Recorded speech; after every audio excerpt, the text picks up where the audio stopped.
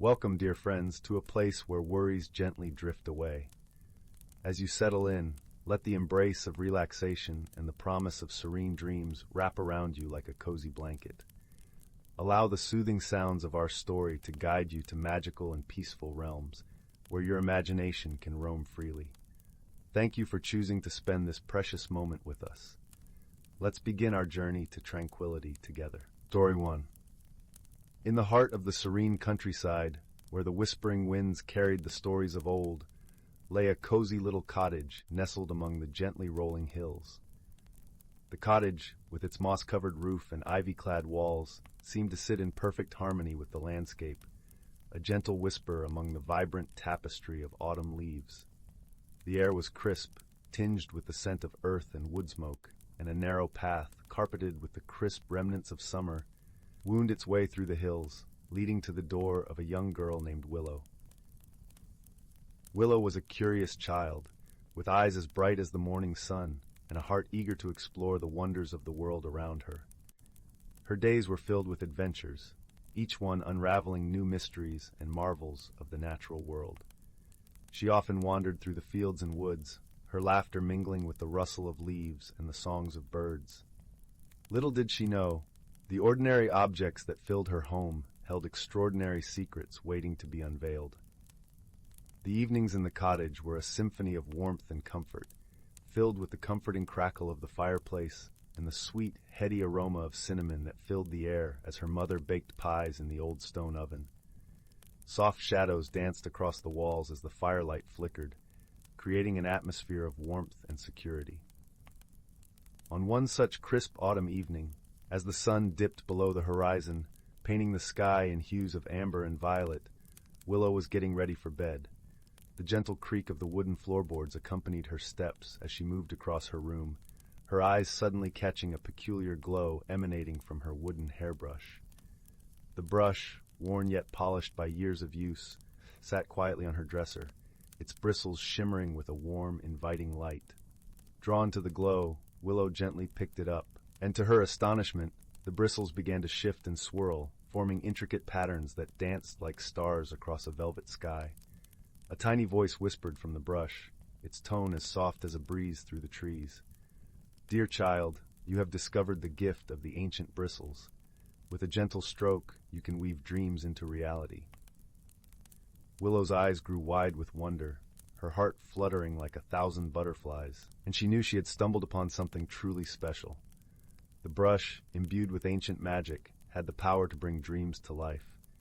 Her mind raced with the possibilities, her heart beating in rhythm with the newfound magic. As the nights passed, Willow's room became a canvas for her imagination. She would sit by her window, the moon casting a silvery glow across her room, carefully brushing her hair and envisioning wondrous landscapes and enchanting creatures. Each dream became a reality, filling her bedroom with vibrant colors and whimsical companions. The walls of her room, lined with books and colorful drawings, transformed into gateways to realms unknown, where each night was a new adventure. One particular night, as she brushed her hair, she dreamed of a magnificent tree with branches that stretched high into the sky, its leaves shimmering like emeralds in the moonlight. As the dream took shape, a tiny fairy named Zephyr appeared, perched on one of the branches. With a mischievous grin, Zephyr introduced herself as the guardian of the enchanted forest, her voice as light and musical as a tinkling bell. Zephyr explained that the ancient bristles were a gift from the forest spirits, meant to remind humans of the magic that surrounds them. However, she warned Willow that a dark force threatened to consume the enchanted realm, and only those with pure hearts could restore the balance. The next morning, Willow awoke with a sense of purpose. She knew then that she had embarked on a journey unlike any other. With Zephyr's guidance and the help of her newfound friends, a wise old owl named Horace, whose feathers were as soft as the finest silk, and a playful rabbit named Thistle, with fur as white as freshly fallen snow, she set out to explore the enchanted forest and unravel its mysteries. The forest was unlike anything Willow had ever seen, its beauty both breathtaking and humbling. Towering trees with trunks as wide as doorways formed a canopy overhead, their leaves whispering secrets in the gentle breeze. Sunlight filtered through the branches, casting a dappled pattern on the forest floor, where flowers bloomed in vibrant hues and streams gurgled with laughter. The air was filled with the melody of birdsong and the rustle of leaves, a symphony of nature that resonated with Willow's very soul. As they ventured deeper into the forest, Willow noticed the subtle details that brought this magical world to life. The trees were not just silent sentinels, but living beings with bark etched with ancient runes that glowed softly under her touch. The forest floor was a tapestry of colors, with mushrooms that glimmered in the twilight and flowers that sang gentle lullabies to the wind. Each step into this realm felt like a dance with the very essence of nature, a world woven with threads of magic and wonder. Along the way, they encountered challenges that tested their wisdom and courage. From navigating treacherous paths that twisted and turned like the branches of ancient oaks, to solving riddles posed by mischievous woodland creatures, each obstacle taught Willow valuable lessons about perseverance, friendship, and the power of imagination. Each challenge brought them closer together, forging bonds that were as strong as the roots of the mighty trees surrounding them. One evening, as they rested by a bubbling brook under a sky strewn with stars, Willow shared her fears with Zephyr. "What if I'm not strong enough to face the darkness?" she asked, her voice barely a whisper above the sound of the water. Zephyr fluttered to her side, placing a gentle hand on Willow's shoulder. "Strength does not always come from might, dear Willow. It comes from love, hope, and the bonds we share with those around us." Bolstered by her friend's support, Willow continued her journey with renewed determination. One day, they came upon a towering mountain, its peak shrouded in darkness, casting an eerie shadow over the land. Zephyr explained that this was the lair of the Dark Force, a being consumed by greed and envy, who sought to extinguish the magic of the forest. As they drew closer, the Dark Force unleashed its wrath, sending shadowy tendrils to ensnare them. But Willow remained calm, remembering the wisdom of her friends. With a gentle stroke of her brush, she wove a dream of warmth and light, creating a radiant shield that repelled the darkness. In that moment, Willow realized that true magic didn't come from force or power, but from the purity of one's heart and the strength of friendship. The Dark Force, unable to withstand the brilliance of their united light, dissolved into nothingness, restoring peace and balance to the enchanted forest. As the sun rose over the treetops, painting the world in gold, Willow and her friends celebrated their victory, basking in the beauty of the rejuvenated realm. Zephyr thanked Willow for her courage and reminded her that the magic of the ancient bristles would always be a part of her, a reminder to never lose sight of the wonder and possibilities that surround us. The forest, with its vibrant life and endless mysteries, became a symbol of the boundless potential within Willow and the world itself. On their way back to the cottage, the group stumbled upon a clearing where a gathering of forest creatures awaited them. There, the animals, from the smallest mouse to the grandest stag, bowed in gratitude. A majestic stag with antlers that glistened like silver approached Willow, its eyes reflecting the wisdom of ages. "Thank you, brave one," it intoned, its voice as deep and resonant as the echo of the forest. "You have restored hope to our land." The moment was both humbling and exhilarating for Willow. She realized that while she had set out to explore a magical realm, she had also discovered a deeper connection to the world around her. The enchanted forest was not just a place of mystery, but a part of her own story, intertwined with her dreams and aspirations. From that day on, Willow understood that even the most ordinary objects could hold extraordinary secrets, and that true magic lies within the heart and the power of imagination. Each step through the forest, each gentle brushstroke, became a testament to the beauty of dreams and the strength of her spirit. And so, with her enchanted brush in hand, she continued to weave dreams into reality, spreading joy and wonder wherever she went. Her story becoming a legend, whispered among the leaves and echoed in the laughter of children who dared to dream. The cottage, nestled between the hills, stood as a beacon of hope and magic, a reminder of the adventures that awaited those brave enough to seek them. As Willow grew, so did her understanding of the world and her place within it. She learned that magic was not just a tool for adventure, but a means to connect with the world, to protect it, and to inspire others to find the magic in their own lives. The tales of her bravery and kindness spread far and wide, becoming stories that were passed down through generations, a testament to the enduring power of dreams and the magic that lies within every heart. Story 2. The Whispering Ferns. In the heart of a lush emerald forest where sunlight danced through the leafy canopy, there lay a hidden world untouched by the hurried footsteps of time. This secret realm was known only to those who listened to the whispers of the ferns and followed the moonlit paths that wound like silver ribbons among ancient trees. At the edge of this enchanted place lived a young girl named Lila, with eyes like polished pebbles and a spirit as bright as the morning sun. Lila's village nestled quietly along the forest's edge, a place where chimneys puffed gentle wisps of smoke into the sky and the scent of fresh bread lingered in the air. Her days were spent exploring the forest, her heart attuned to the symphony of nature, the rustling leaves, the babbling brooks, and the songs of the birds that flittered above. Yet beneath her carefree smiles lay a wish, a yearning for something extraordinary to lift her from the ordinary cycle of days. One balmy afternoon, as the sun began its descent, casting golden hues across the sky, Lila stumbled upon an old, moss-covered stone standing alone among the ferns. It was unlike anything she had seen before, and her curiosity was piqued. As she approached, she noticed a faint, shimmering light emanating from behind the stone. Intrigued, Lila pushed aside the ferns to reveal a small, ornate box, its surface etched with intricate patterns that glowed softly in the waning light. Tentatively, she opened the box and, to her amazement, found a delicate glass vial filled with a swirling, iridescent liquid. As she held it up to the light, the liquid seemed to hum with a gentle energy, casting a kaleidoscope of colors around her. Attached to the vial was a tiny note, written in an elegant hand that read, "For those who seek with a pure heart, the way shall be revealed." Lila's heart quickened with excitement and wonder. Clutching the vial tightly, she felt a warmth spread through her, as if the very essence of the forest was speaking to her. She knew, without understanding how, that this magical object held the power to unveil secrets beyond this world. With the vial safely tucked away, Lila's nights were filled with dreams of moonlit adventures and hidden realms. Each morning, she awoke with the certainty that something wonderful was about to happen. And so, she set off into the forest, determined to unravel the mystery of the vial and discover the wonders it promised. As she ventured deeper into the woods, the familiar sounds of her forest playground shifted into an ethereal melody, guiding her steps.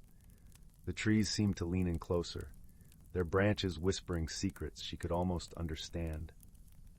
The air was thick with the scent of pine and earth, grounding her as she moved through the underbrush with grace and purpose. After what felt like hours, Lila arrived at a small clearing bathed in the silvery light of the moon. In the center stood a magnificent oak tree, its trunk wide and gnarled, its branches stretching skyward like ancient arms. She felt drawn to it, as though the tree itself beckoned her closer. With a steady hand, Lila uncorked the vial and poured a single drop onto the roots of the oak. Instantly, the ground beneath her feet shimmered, and the air was filled with a soft, melodious hum. The tree's bark began to glow, revealing a hidden door that creaked open with a gentle sigh. Heart pounding with anticipation, Lila stepped through the doorway and into a world that seemed to pulse with life. She found herself in an enchanting glade, where the colors were more vivid and the air hummed with magic.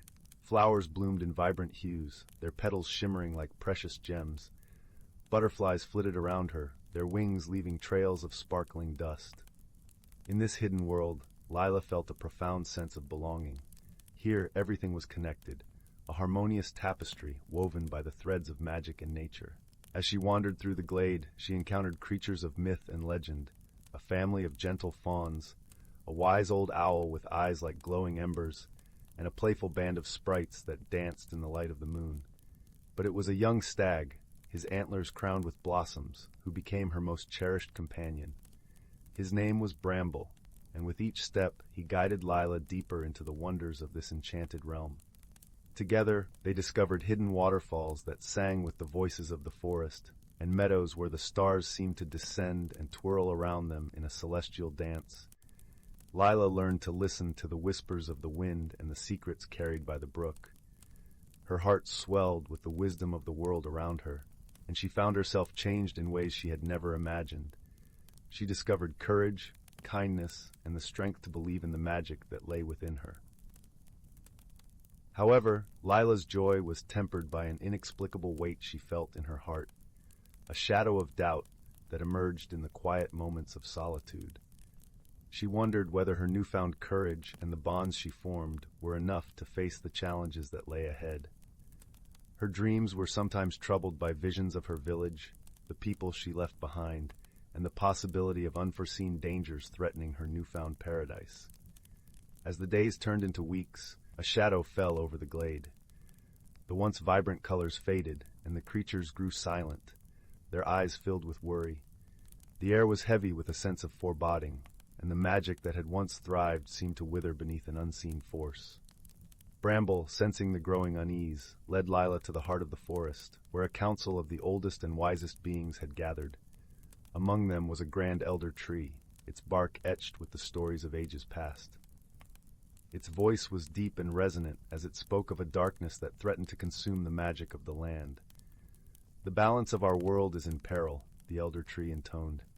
"An ancient shadow has awoken, seeking to unravel the harmony we hold dear.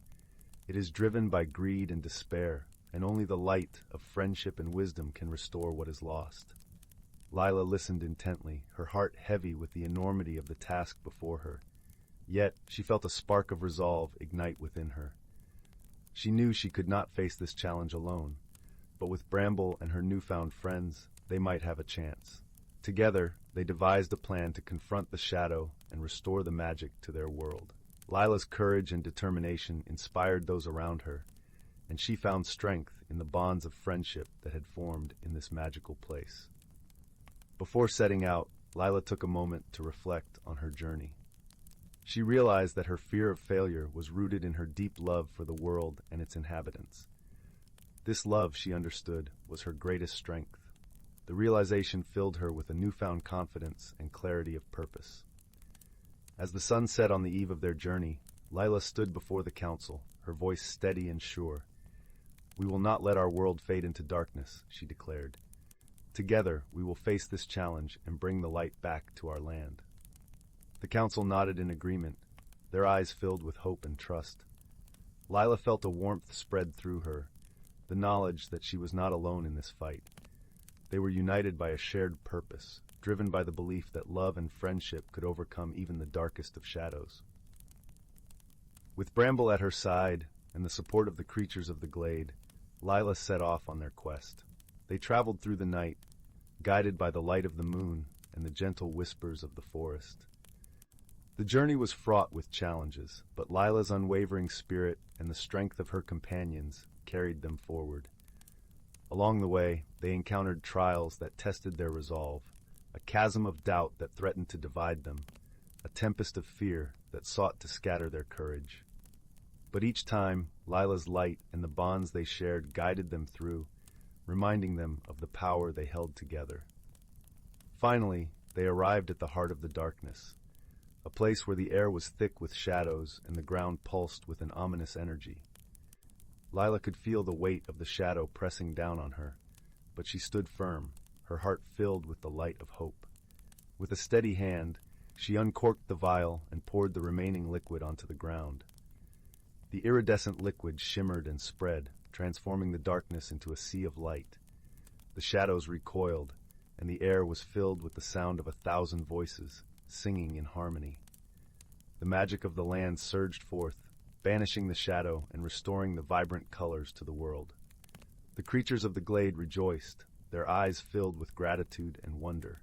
Lila felt a profound sense of peace, knowing that they had saved their world from the brink of darkness.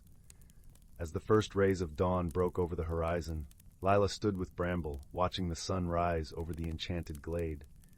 The air was filled with the sweet scent of blooming flowers, and the gentle hum of magic wove through the trees. In that moment, Lila knew she had found her place in this hidden world. She had discovered the strength within her and the power of friendship and love. The journey had changed her, teaching her that even the smallest light could banish the darkest shadow. With a heart full of gratitude and love, Lila turned to Bramble, her eyes shining with joy.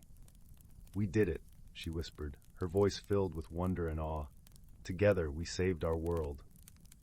Bramble nuzzled her gently, his eyes filled with warmth and pride. The bond they had forged was unbreakable, a testament to the power of friendship and the magic that lay within them all. As the sun rose higher, casting its golden light across the glade, Lila knew that her adventures were far from over. There were still mysteries to uncover, hidden paths to explore, and stories to share. But for now, she was content to bask in the beauty of the world she had helped save, her heart filled with the light of 1,000 stars.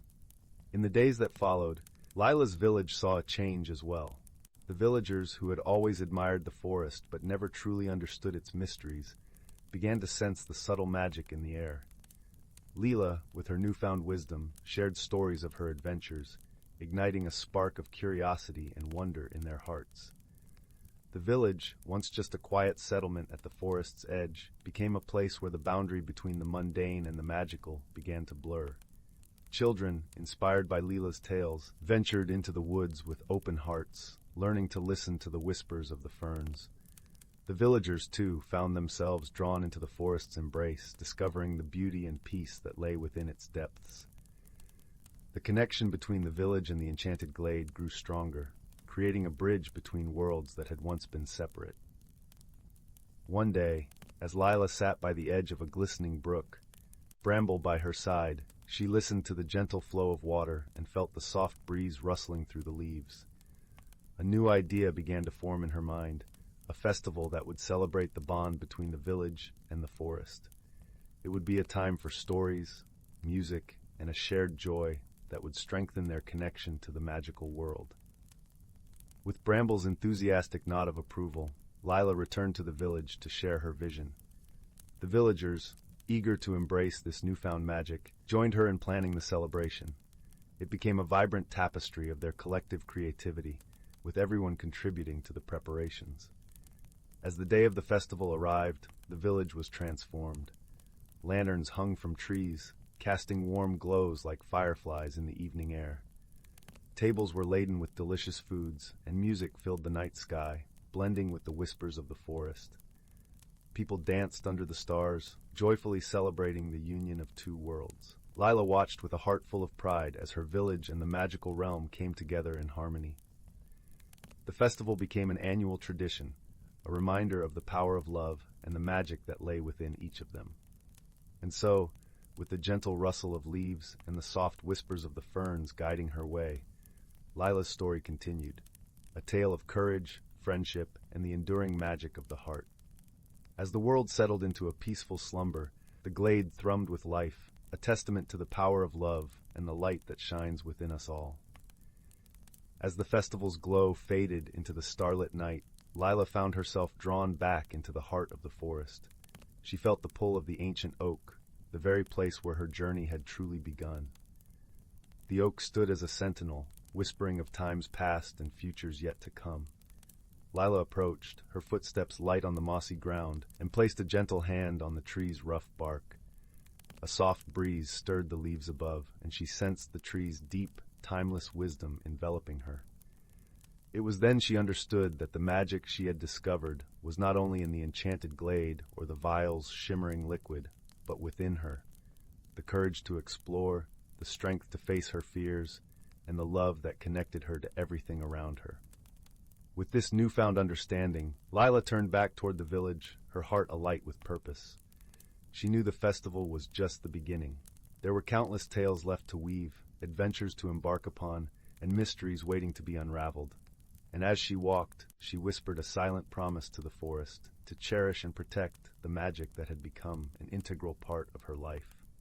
The sun rose once more, bathing the village and the forest in a warm golden light. Lila, with Bramble always at her side, was ready to embrace whatever wonders lay ahead, guided by the whispers of the ferns and the wisdom of the ancient trees. In the weeks following the festival, Lila's bond with the forest deepened as she and Bramble ventured further into the unexplored depths. One day, they came across an archway of ancient stones, covered in glowing runes that pulsed with an energy Leela had never felt before. Intrigued, she traced her fingers over the runes, feeling a connection to the past and the secrets it held. As she did, the air around her shimmered, and a vision unfolded, a glimpse into the history of the enchanted realm.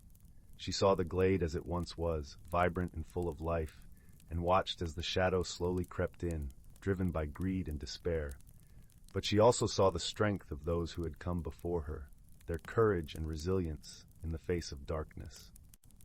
The vision faded, leaving Lila with a sense of purpose and a deeper understanding of her role in this magical world. She knew now that her journey was not just about discovering magic, but about protecting and nurturing it, ensuring that the balance of the world remained intact. With renewed determination, Leela returned to the village, eager to share what she had learned.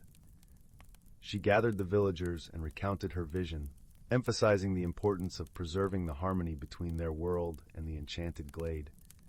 Inspired by her words, the villagers pledged to honor the magic of the forest, fostering a relationship of respect and stewardship. Together, they created a council dedicated to the care and protection of the forest, ensuring that its secrets and wonders would be preserved for generations to come. Lila, as the youngest member, was entrusted with the role of storyteller, charged with keeping the tales of the forest alive and inspiring future generations to seek the magic within themselves. As the years passed, Lila's village flourished, and the bond with the enchanted glade grew stronger. The festival became a cherished tradition, a celebration of the magic and love that united their worlds. Lila's stories, woven with the wisdom of the forest, became a source of inspiration and hope, reminding all who heard them of the power of friendship and the light that shines within us all. And so, Lila's legacy endured, a testament to the courage, love, and magic of the heart, echoing through the whispers of the ferns and the timeless embrace of the enchanted glade. Story 3. In the quaint village nestled at the foot of the Whispering Woods, life moved at a gentle pace, each day unfolding like the pages of a well-loved book. The village was a sanctuary where the outside world seemed a distant echo. Here, cottages wore layers of ivy like cozy blankets, hugging the stone walls that had stood for generations. The cobblestone paths wound through fields of wildflowers, which danced with the breeze, releasing a symphony of scents, lavender, chamomile, and wild mint, that filled the air, an orchestra of nature's own design. The village was cradled by the Whispering Woods, a lush expanse of ancient trees that held secrets in their rustling leaves and dappled shadows. The forest was a tapestry of rich greens and earthy browns, where sunlight filtered through the canopy, creating pools of light that seemed to breathe with the forest's rhythm. It was a place where time stretched languidly, where the air hummed with stories waiting to be heard, tales of old whispered by the wind and carried through the branches. At the heart of this village lived Clara, a young woman whose life had always mirrored the gentle rhythm of her surroundings. She was a tapestry weaver by trade, her craft as meticulous and thoughtful as the life she led. Her days were filled with tasks as familiar as the creak of the old oak door that led into her cottage. Mornings began with the soft glow of dawn, light filtering through the lace curtains, casting delicate patterns on the floor. Her cat, Luna, a sleek gray with eyes like polished amber, would be curled beside her, a constant companion in her life's journey. Clara cherished the predictability of her routines, finding solace in the steady cadence they provided. Each afternoon, she would weave delicate tapestries, her hands moving with practiced grace, threads of gold and emerald reflecting the hues of the changing seasons. Yet as autumn's golden cloak settled over the land, Clara felt a stirring within her, a yearning for something beyond the confines of her well-trodden path. The village, with its familiar faces and comforting routines, seemed to press in on her, a cocoon she felt ready to outgrow. The restlessness was a new companion, a whisper at the edge of her consciousness, urging her to seek the unknown. It was the gentle breeze that nudged a forgotten wind chime, its melody both haunting and inviting. Clara found herself gazing out of her window more often, her thoughts wandering to the forest that lay beyond the village, where mysteries whispered among the ancient trees. Her soul seemed to echo with the forest's song, a call to adventure she could no longer ignore. One crisp evening, as the sky blushed with the last light of day, Clara decided to venture beyond her familiar world. Enveloping herself in a woolen shawl, its fibers rich with the scent of lavender, she stepped out into the cool embrace of the evening. The path she chose led her to the edge of the Whispering Woods, a place both revered and respected by the villagers for its magical aura and the secrets it held. As Clara wandered deeper into the woods, a serene peace enveloped her, a sensation as comforting as the embrace of an old friend. The trees, towering and ancient, whispered their secrets through rustling leaves, a language she longed to understand. The forest floor was a tapestry of soft moss and fallen leaves, each step a gentle reminder of the life that thrived beneath her feet. Clara paused to touch a tree's rough bark, feeling the pulse of life that coursed through its veins, a silent promise of strength and endurance. Suddenly, Clara noticed a shimmering light ahead, flickering like a candle in the breeze. Curiosity, gentle yet insistent, drew her closer. There, in a clearing bathed in moonlight, she discovered a small pond. Its surface was a perfect mirror, reflecting the starlit sky above in a shimmering dance of light. Beside the pond sat an elderly woman, her hair as silver as the moonlight that bathed the clearing. Her eyes twinkled with warmth and wisdom, like stars that had witnessed the passage of countless seasons. Her name was Marin, a guardian of the woods known for her gentle magic and kind spirit. "Good evening, dear one," Marin greeted, her voice as soothing as a lullaby. "What brings you to this enchanted place?" Clara hesitated, her fingers playing with the fringe of her shawl, a gesture of searching for words yet unspoken. "I don't quite know," she admitted softly. "I feel unsteady, as if I'm caught between who I am and who I might become." Marin nodded, her gaze understanding, as if she could see the threads of doubt and hope woven into Clara's heart. Change can be like the forest at dusk, mysterious and a little frightening, but within it lies the path to discovering our true selves. As they spoke, Marin wove her fingers through the air, and the pond began to glow with a gentle light. From its depths rose a mist, swirling and shifting until it formed a vision of a butterfly emerging from its chrysalis. The transformation was slow and delicate, yet undeniably beautiful. "Like the butterfly," Marin continued, "we all have the power to transform, to embrace the changes that life brings. It takes patience and courage, but the journey is worth every uncertain step." Encouraged by Marin's words, Clara returned to the village with a new sense of purpose. She decided to embrace the changes within her, to explore the possibilities that lay beyond the familiar.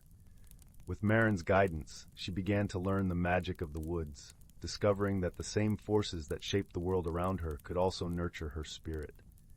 Each day, Clara ventured into the forest, her heart open to the wonders it held. She learned to listen to the whispers of the trees, to feel the pulse of the earth beneath her feet. As she embraced these lessons, she found herself growing in ways she had never imagined. Her tapestries became more vibrant, infused with the colors and textures of her newfound experiences. One morning, as Clara set out on her usual path, she noticed something peculiar, a trail of tiny, glittering stones that seemed to beckon her deeper into the woods. Intrigued, she followed the trail, feeling the thrill of discovery fluttering within her chest. The path led her to a secluded glen, where the air shimmered with an otherworldly light. At its center stood a magnificent tree, its twisted branches reaching skyward, adorned with blossoms of every hue imaginable. As Clara approached, she felt an inexplicable pull, as though the very essence of the tree resonated with her soul. She sat beneath its canopy, feeling the gentle caress of its leaves against her skin. It was here, in this hidden sanctuary, that Clara began to understand the true nature of the magic that surrounded her. It was not merely the enchantment of the woods or the wisdom of Marin. It was the realization that the magic lay within her, waiting to be awakened. During one of her forest visits, Clara stumbled upon an ancient stone circle, hidden beneath a canopy of towering oaks. Intrigued by its presence, she spent hours tracing the intricate carvings etched into the stones, feeling a connection to the past and a sense of belonging that resonated deep within her soul. It was here that she began to understand the stories of those who walked before her, their hopes and dreams etched into the very fabric of the land. In the evenings, as Clara wove her tapestries, Luna would curl beside her, purring softly, a constant source of comfort and companionship. The cat seemed to understand her journey, its presence a reminder of the bond they shared, unspoken yet profound. Marin, too, remained a steadfast presence, offering guidance and wisdom whenever Clara felt unsure. "Remember," she would say, "true growth comes from within, and the magic you seek is already a part of you." One afternoon, as Clara explored the woods, she encountered a wandering minstrel named Elias, whose songs were as captivating as the forest itself. His melodies spoke of distant lands and adventures untold, stirring something deep within Clara's heart. Elias, with his easy smile and twinkling eyes, became a friend and a fellow seeker of life's mysteries. Through his stories, Clara learned of the world beyond the village, of places where mountains kissed the sky and rivers sang their way to the sea. As the seasons changed, so did Clara. She learned to welcome the ebb and flow of life, to see each challenge as an opportunity for growth. Her heart, once heavy with uncertainty, blossomed with newfound confidence and joy. One day, as winter began to melt into spring, Clara returned to the pond where her journey had begun. The air was fragrant with the promise of new beginnings, and the forest hummed with life. Standing at the water's edge, Clara gazed at her reflection, seeing not only the woman she had been, but also the woman she had become. In that moment, Clara understood the true magic of transformation. It was not about changing who she was, but embracing the fullness of her being, the beauty of her journey. With a heart full of gratitude, she whispered a silent thank you to the forest, to Marin, and to herself. And so, Clara continued her life in the village, no longer bound by the comfort of routine, but guided by the wisdom she had gained.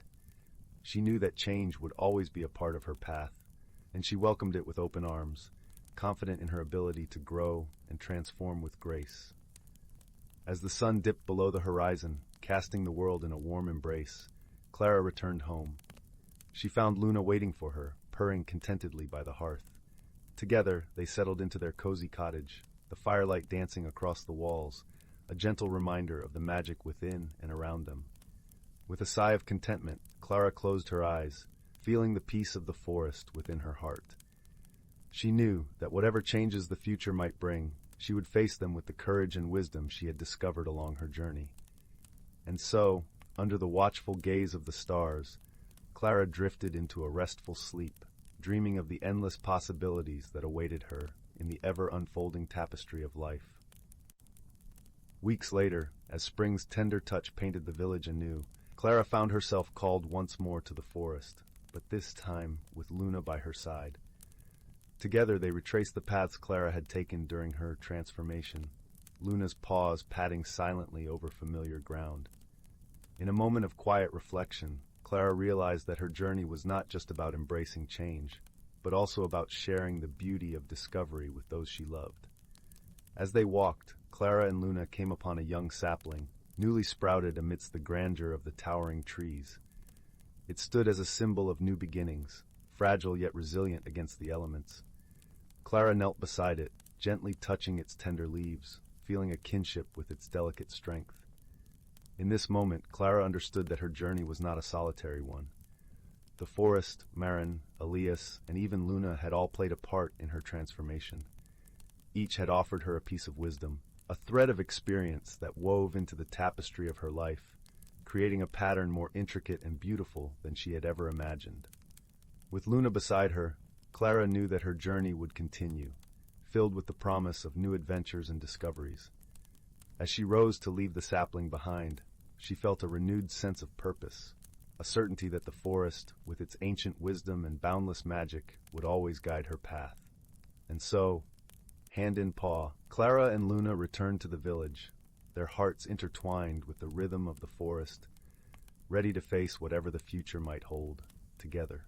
Story 4.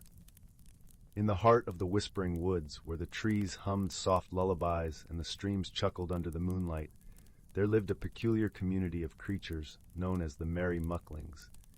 Each muckling was no taller than a teapot, with skin as smooth as polished pebbles and hair that sparkled like starlit cobwebs. Their village, nestled among the roots of an ancient oak haven, was a tapestry of colors and sounds, with homes made from acorns and leaves, and lanterns that glowed with the gentle light of fireflies. The woods were alive with the scent of moss and wildflowers, a peaceful perfume that intermingled with the earthy aroma of the forest floor. A gentle breeze carried with it the crispness of pine, and if one listened closely, the rustle of leaves whispered old, forgotten folk tales. It was a place of both mystery and comfort, where the very air seemed to vibrate with the promise of magic. Among the mucklings was a particularly quirky fellow named Wilbur Whimsy. Wilbur had the most extraordinary ears that twitched in time with his thoughts, and he wore a waistcoat sewn from the petals of wildflowers.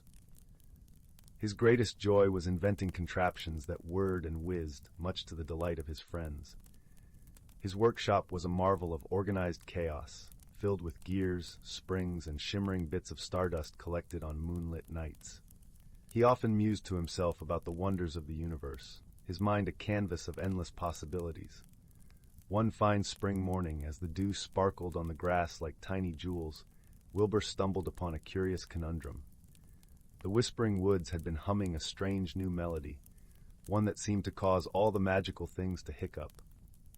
The streams would occasionally leap into the air, the fireflies blinked in a syncopated rhythm, and the trees would lean amusingly to one side, as if listening intently.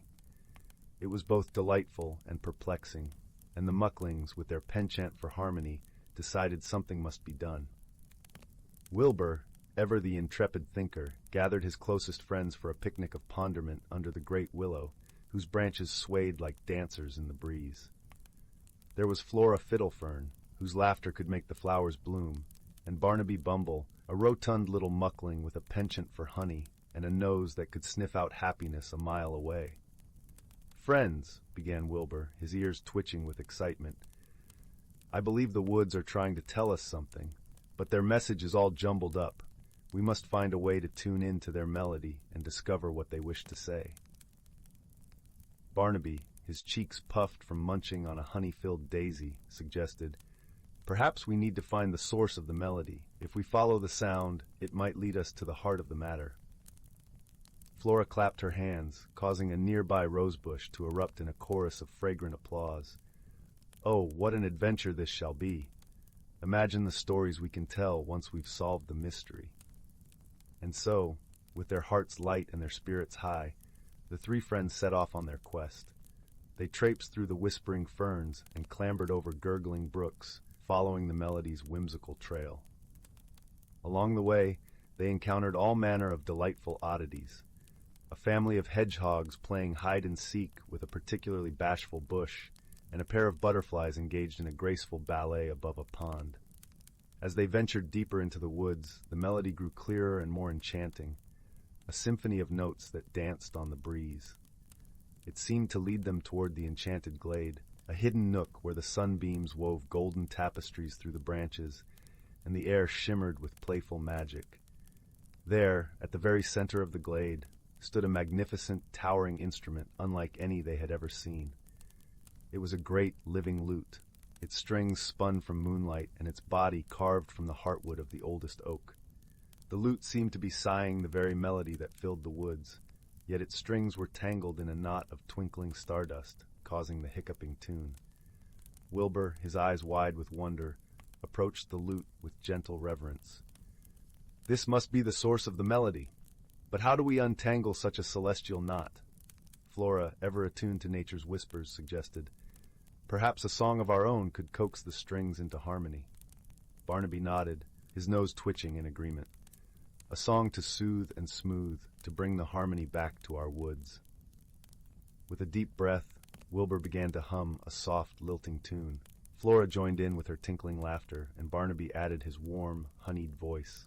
Together, their song wove through the air, a gentle caress that wrapped around the lute's strings.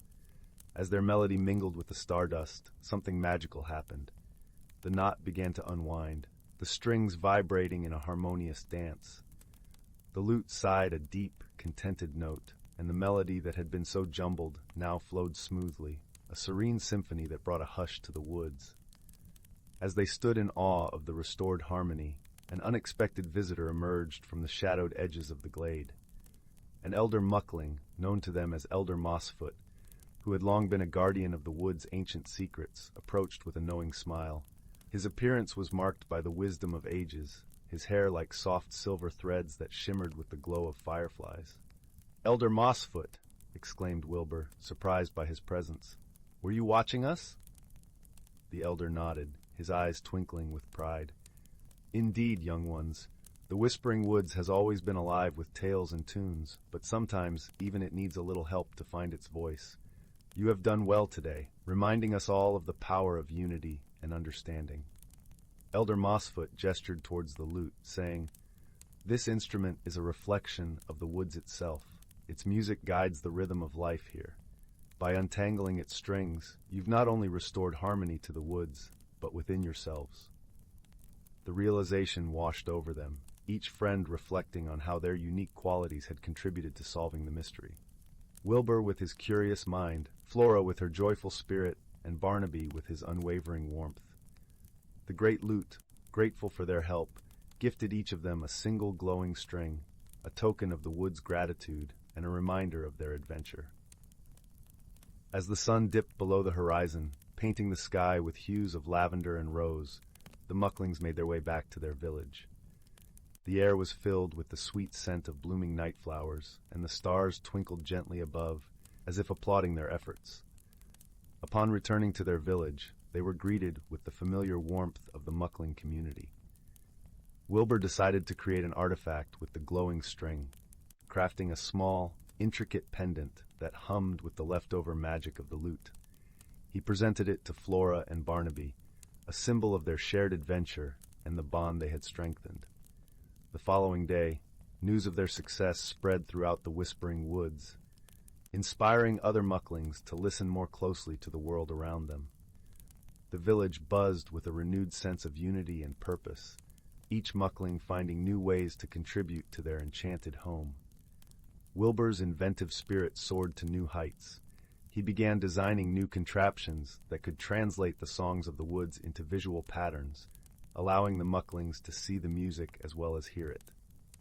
Flora organized gatherings where stories and songs were shared, weaving new tales from the old, while Barnaby, ever the gatherer of happiness, initiated a tradition of nightly gatherings where Mucklings shared their daily joys.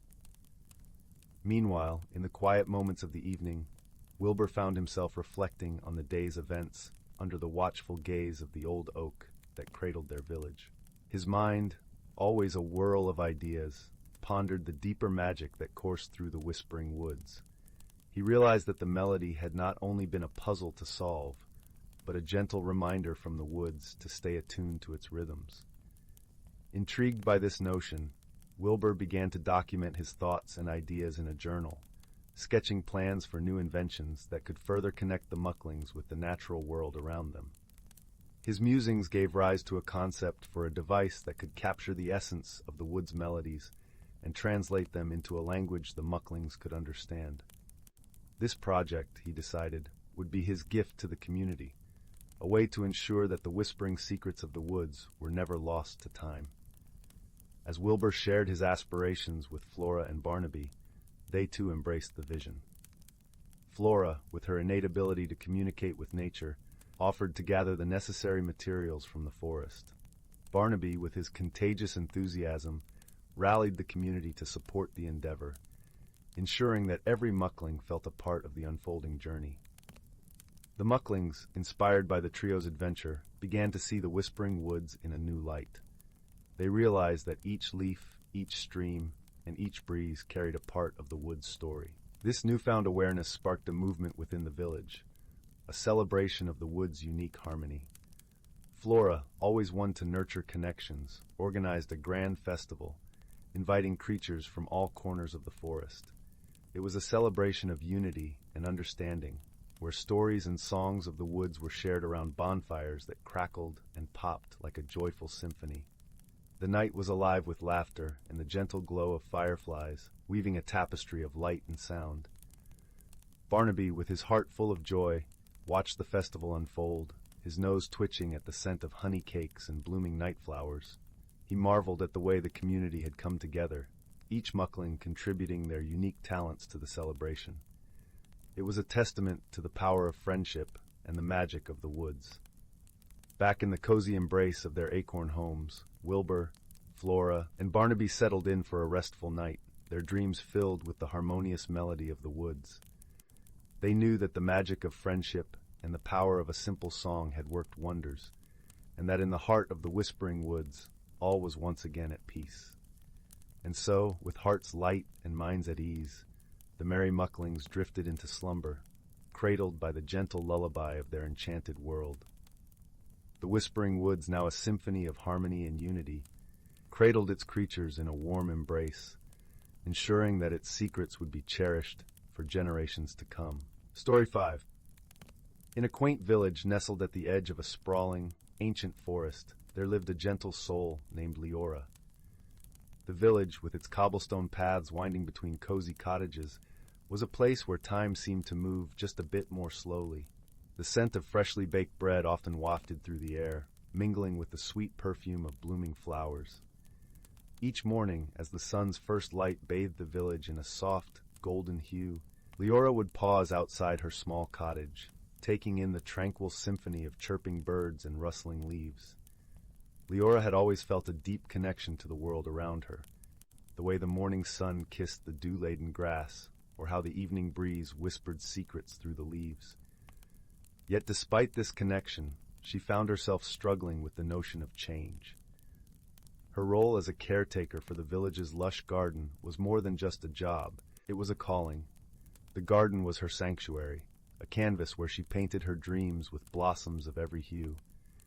In the garden, the scent of lavender mixed with the earthy aroma of fresh soil and the vibrant colors of tulips and roses created a kaleidoscope that danced in the sunlight.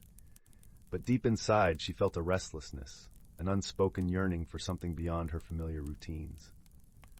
Change, however, was something that unsettled her. She feared the unknown, clinging to the comfort of what she knew, even as her heart pulled her towards something new. On days when the sky was a perfect azure, Leora would often find herself lost in thought, her hands working the soil while her mind wandered to distant horizons. She imagined herself visiting bustling markets filled with exotic spices and vibrant textiles, or standing atop cliffs overlooking endless oceans. These dreams were like stars, distant yet constant, illuminating her heart with possibilities she dared not voice. One crisp autumn morning, as the village was blanketed in a golden glow, Leora decided to take a walk through the forest. The air was filled with the sweet, earthy scent of fallen leaves, and the path was adorned with a rich mosaic of amber and crimson. As she walked, her mind wandered to dreams she had long tucked away, dreams of exploring far-off lands and discovering new wonders. Yet, fear of leaving the safety of her home always held her back. As she ventured deeper into the forest, Leora noticed an unusual shimmer in the distance. Curiosity piqued. She followed the glimmering trail until she stumbled upon a hidden grove. The grove was an oasis of tranquility, with sunlight filtering through the canopy in golden streams, casting playful shadows on the forest floor. At its center stood a magnificent, ancient tree, its bark etched with runes that glowed softly like embers. The tree pulsed with a gentle energy, and as Leora approached, she could feel warmth radiating from its core, wrapping her in a comforting embrace. Suddenly a soft voice echoed in the grove. "Welcome, dear one," it said, resonating like a melody carried by the wind. Startled yet intrigued, Leora looked around and noticed a small creature perched on a low-hanging branch. It was a fox, its fur tinged with silver and eyes as deep as the night sky, brimming with wisdom. "I am Aelith," the fox introduced herself, bowing her head slightly. "I have watched over this grove for many moons, and I see the uncertainty in your heart." Leora nodded, her voice barely a whisper. "I am afraid of change, afraid of losing what I have if I seek something more." Aelith's eyes sparkled with understanding. Change is the essence of life, like the seasons flowing one into the next. It is not something to fear, but to embrace, for it leads to growth and transformation. Leora pondered these words, feeling them resonate within her. "But how do I find the courage to step into the unknown?" The fox smiled, a gentle, reassuring smile. "Perhaps the tree can guide you," Aelith suggested, gesturing towards the ancient sentinel. "It has stood here for centuries, witnessing the dance of change all around." At that moment, the tree's runes glowed brighter, and a soft breeze rustled through its branches, carrying the scent of wildflowers and fresh rain. Leora felt a tingling sensation in her fingertips, and as she reached out to touch the tree, images flooded her mind. She saw herself exploring verdant valleys, scaling misty mountains, and sailing across shimmering seas. Each vision was filled with a sense of wonder and belonging, a feeling of coming home to herself. As the visions faded, Leora realized that the tree was sharing its wisdom, showing her that change was not something to be feared, but rather a path to discovering her true self. With newfound clarity, she understood that she could carry the essence of her home within her, and that exploring the world did not mean losing what she held dear. Feeling lighter than she had in years, Leora thanked Aelith and the ancient tree for their guidance. She returned to the village, her heart brimming with excitement and wonder. As she tended to the garden, she noticed how each plant embraced change. Buds blossomed into flowers, leaves turned from green to gold, all in perfect harmony with the cycles of nature. Her friends, noticing the change in Leora, gathered one evening around a crackling fire. They listened as she shared her experience in the grove, speaking of the fox in the tree and the visions that had shown her the beauty of embracing change. The fire's warmth mirrored the warmth growing in her heart, a flame kindled by the courage she was beginning to embrace. Among her friends was Alara, a weaver with an eye for patterns. She spoke of how she had always longed to weave stories into her tapestries, to let her threads tell tales of distant lands and ancient legends. Inspired by Leora's courage, Alara decided to embark on her own journey, gathering tales from travelers to weave into her art. Another friend, Tomas, a gentle blacksmith with hands hardened by years of labor, shared his dream of crafting something beyond the utilitarian items he made daily. He wanted to forge pieces that sang of beauty and elegance, reflecting the artistry within his soul. Leora's newfound bravery sparked a determination in him to pursue this dream.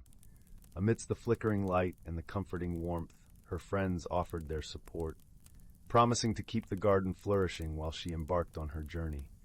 Together they spoke of their own dreams and the changes they wished to embrace, inspired by Leora's courage. As the flames danced and the stars twinkled overhead, Leora felt a deep sense of peace. She had learned that change, while daunting, was a gateway to growth and self-discovery. With her friends by her side, she knew she could face whatever lay ahead. As the conversations deepened, a new voice joined the circle. Mira, the village storyteller, who had been listening quietly. She had seen the world beyond the village, traveled to lands far and wide, and now returned to share her experiences. Mira spoke of distant deserts where the sand sang in the wind, of cities where night never truly fell, and forests older than time itself. Her stories were rich with the vibrant colors of life, painting pictures that danced in the minds of her listeners. Mira's tales captured Leora's imagination, feeding the flame of her own dreams. She realized that each story held a lesson, a piece of wisdom that she could carry with her. Mira, seeing the spark in Leora's eyes, offered her an old map, a treasure from her travels. "This map," Mira explained, "is filled with places I have visited, but there are still many paths left unexplored. Let it guide you to those distant lands, and may you find your own stories to tell." Leora accepted the map with gratitude, tracing her fingers over its worn edges. It felt like a key to the world, a promise of adventures yet to come. With it, she could chart her own course, follow the trails of stars she had always dreamed of. A few days later, as she prepared for her journey, Leora revisited the garden, filled with a sense of nostalgia and anticipation. She noticed a small, unassuming plant she had not seen before, its leaves of vibrant green with tiny buds about to blossom. It seemed to symbolize her own state of being, on the cusp of change, ready to bloom. As she knelt beside it, she heard a rustle behind her. It was Aelith, the silver-tinged fox, who had come to bid her farewell. "Remember," Aelith whispered, her eyes filled with a gentle kindness, "every step you take is part of your journey. Embrace each moment, for they are the threads that weave your story." With a final look at her beloved garden, Leora turned away, carrying the memories of her home as she stepped onto the path that would lead her to new horizons. The village, with its cobblestone paths and gentle rhythms, would always be her home, a place she would carry within her as she explored the world beyond. And though she traveled far and wide, she always carried with her the warmth of the village, the wisdom of the ancient tree, and the gentle friendship of Aelith, the fox who had taught her to see change not as an ending, but as a beautiful beginning. Before leaving, Leora took a moment to visit her favorite spot in the garden, a secluded corner where a small pond reflected the sky like a mirror. She knelt by the water, watching as ripples spread across the surface, each one a reminder of how even the smallest change could create something beautiful. She whispered a silent promise to return, to share the tales of her journeys with the friends who had encouraged her to embrace the unknown. In the end, Leora discovered that true transformation came from within, and that the world was a tapestry of possibilities, waiting to be woven into her own story. Each new day was a blank canvas, vibrant with potential, and she embraced it with an open heart, knowing that she was exactly where she needed to be. Story 6. In a quiet village, nestled between lush, rolling hills and a serene, sparkling lake, lived a young girl named Amara. She was a curious soul, with eyes that shone like stars and a heart as vast as the sky. Amara was known for her kindness and her ability to find wonder in the simplest of things. Her days were spent exploring the meadows and forests that surrounded the village, always looking for something new and magical. One crisp autumn morning, as the leaves turned shades of amber and gold, Amara set out on her daily wanderings. The air was filled with the earthy scent of fallen leaves and the gentle whisper of the breeze. As she strolled through the forest, her feet crunching softly on the leaf-strewn path, she noticed a peculiar glimmer in the underbrush. Her heart skipped a beat with excitement as she knelt down to investigate. There, nestled among the roots of an ancient oak tree, lay a small, intricately carved wooden box. It was adorned with delicate vines and tiny, shimmering stones that seemed to capture the light in a most enchanting way. Amara, with her natural sense of adventure, carefully picked up the box. It felt warm in her hands as if it were alive with a gentle, pulsing energy. Gingerly, she opened the lid and found inside a tiny, brilliantly glowing crystal. It emitted a soft, soothing light that bathed her face in a warm glow.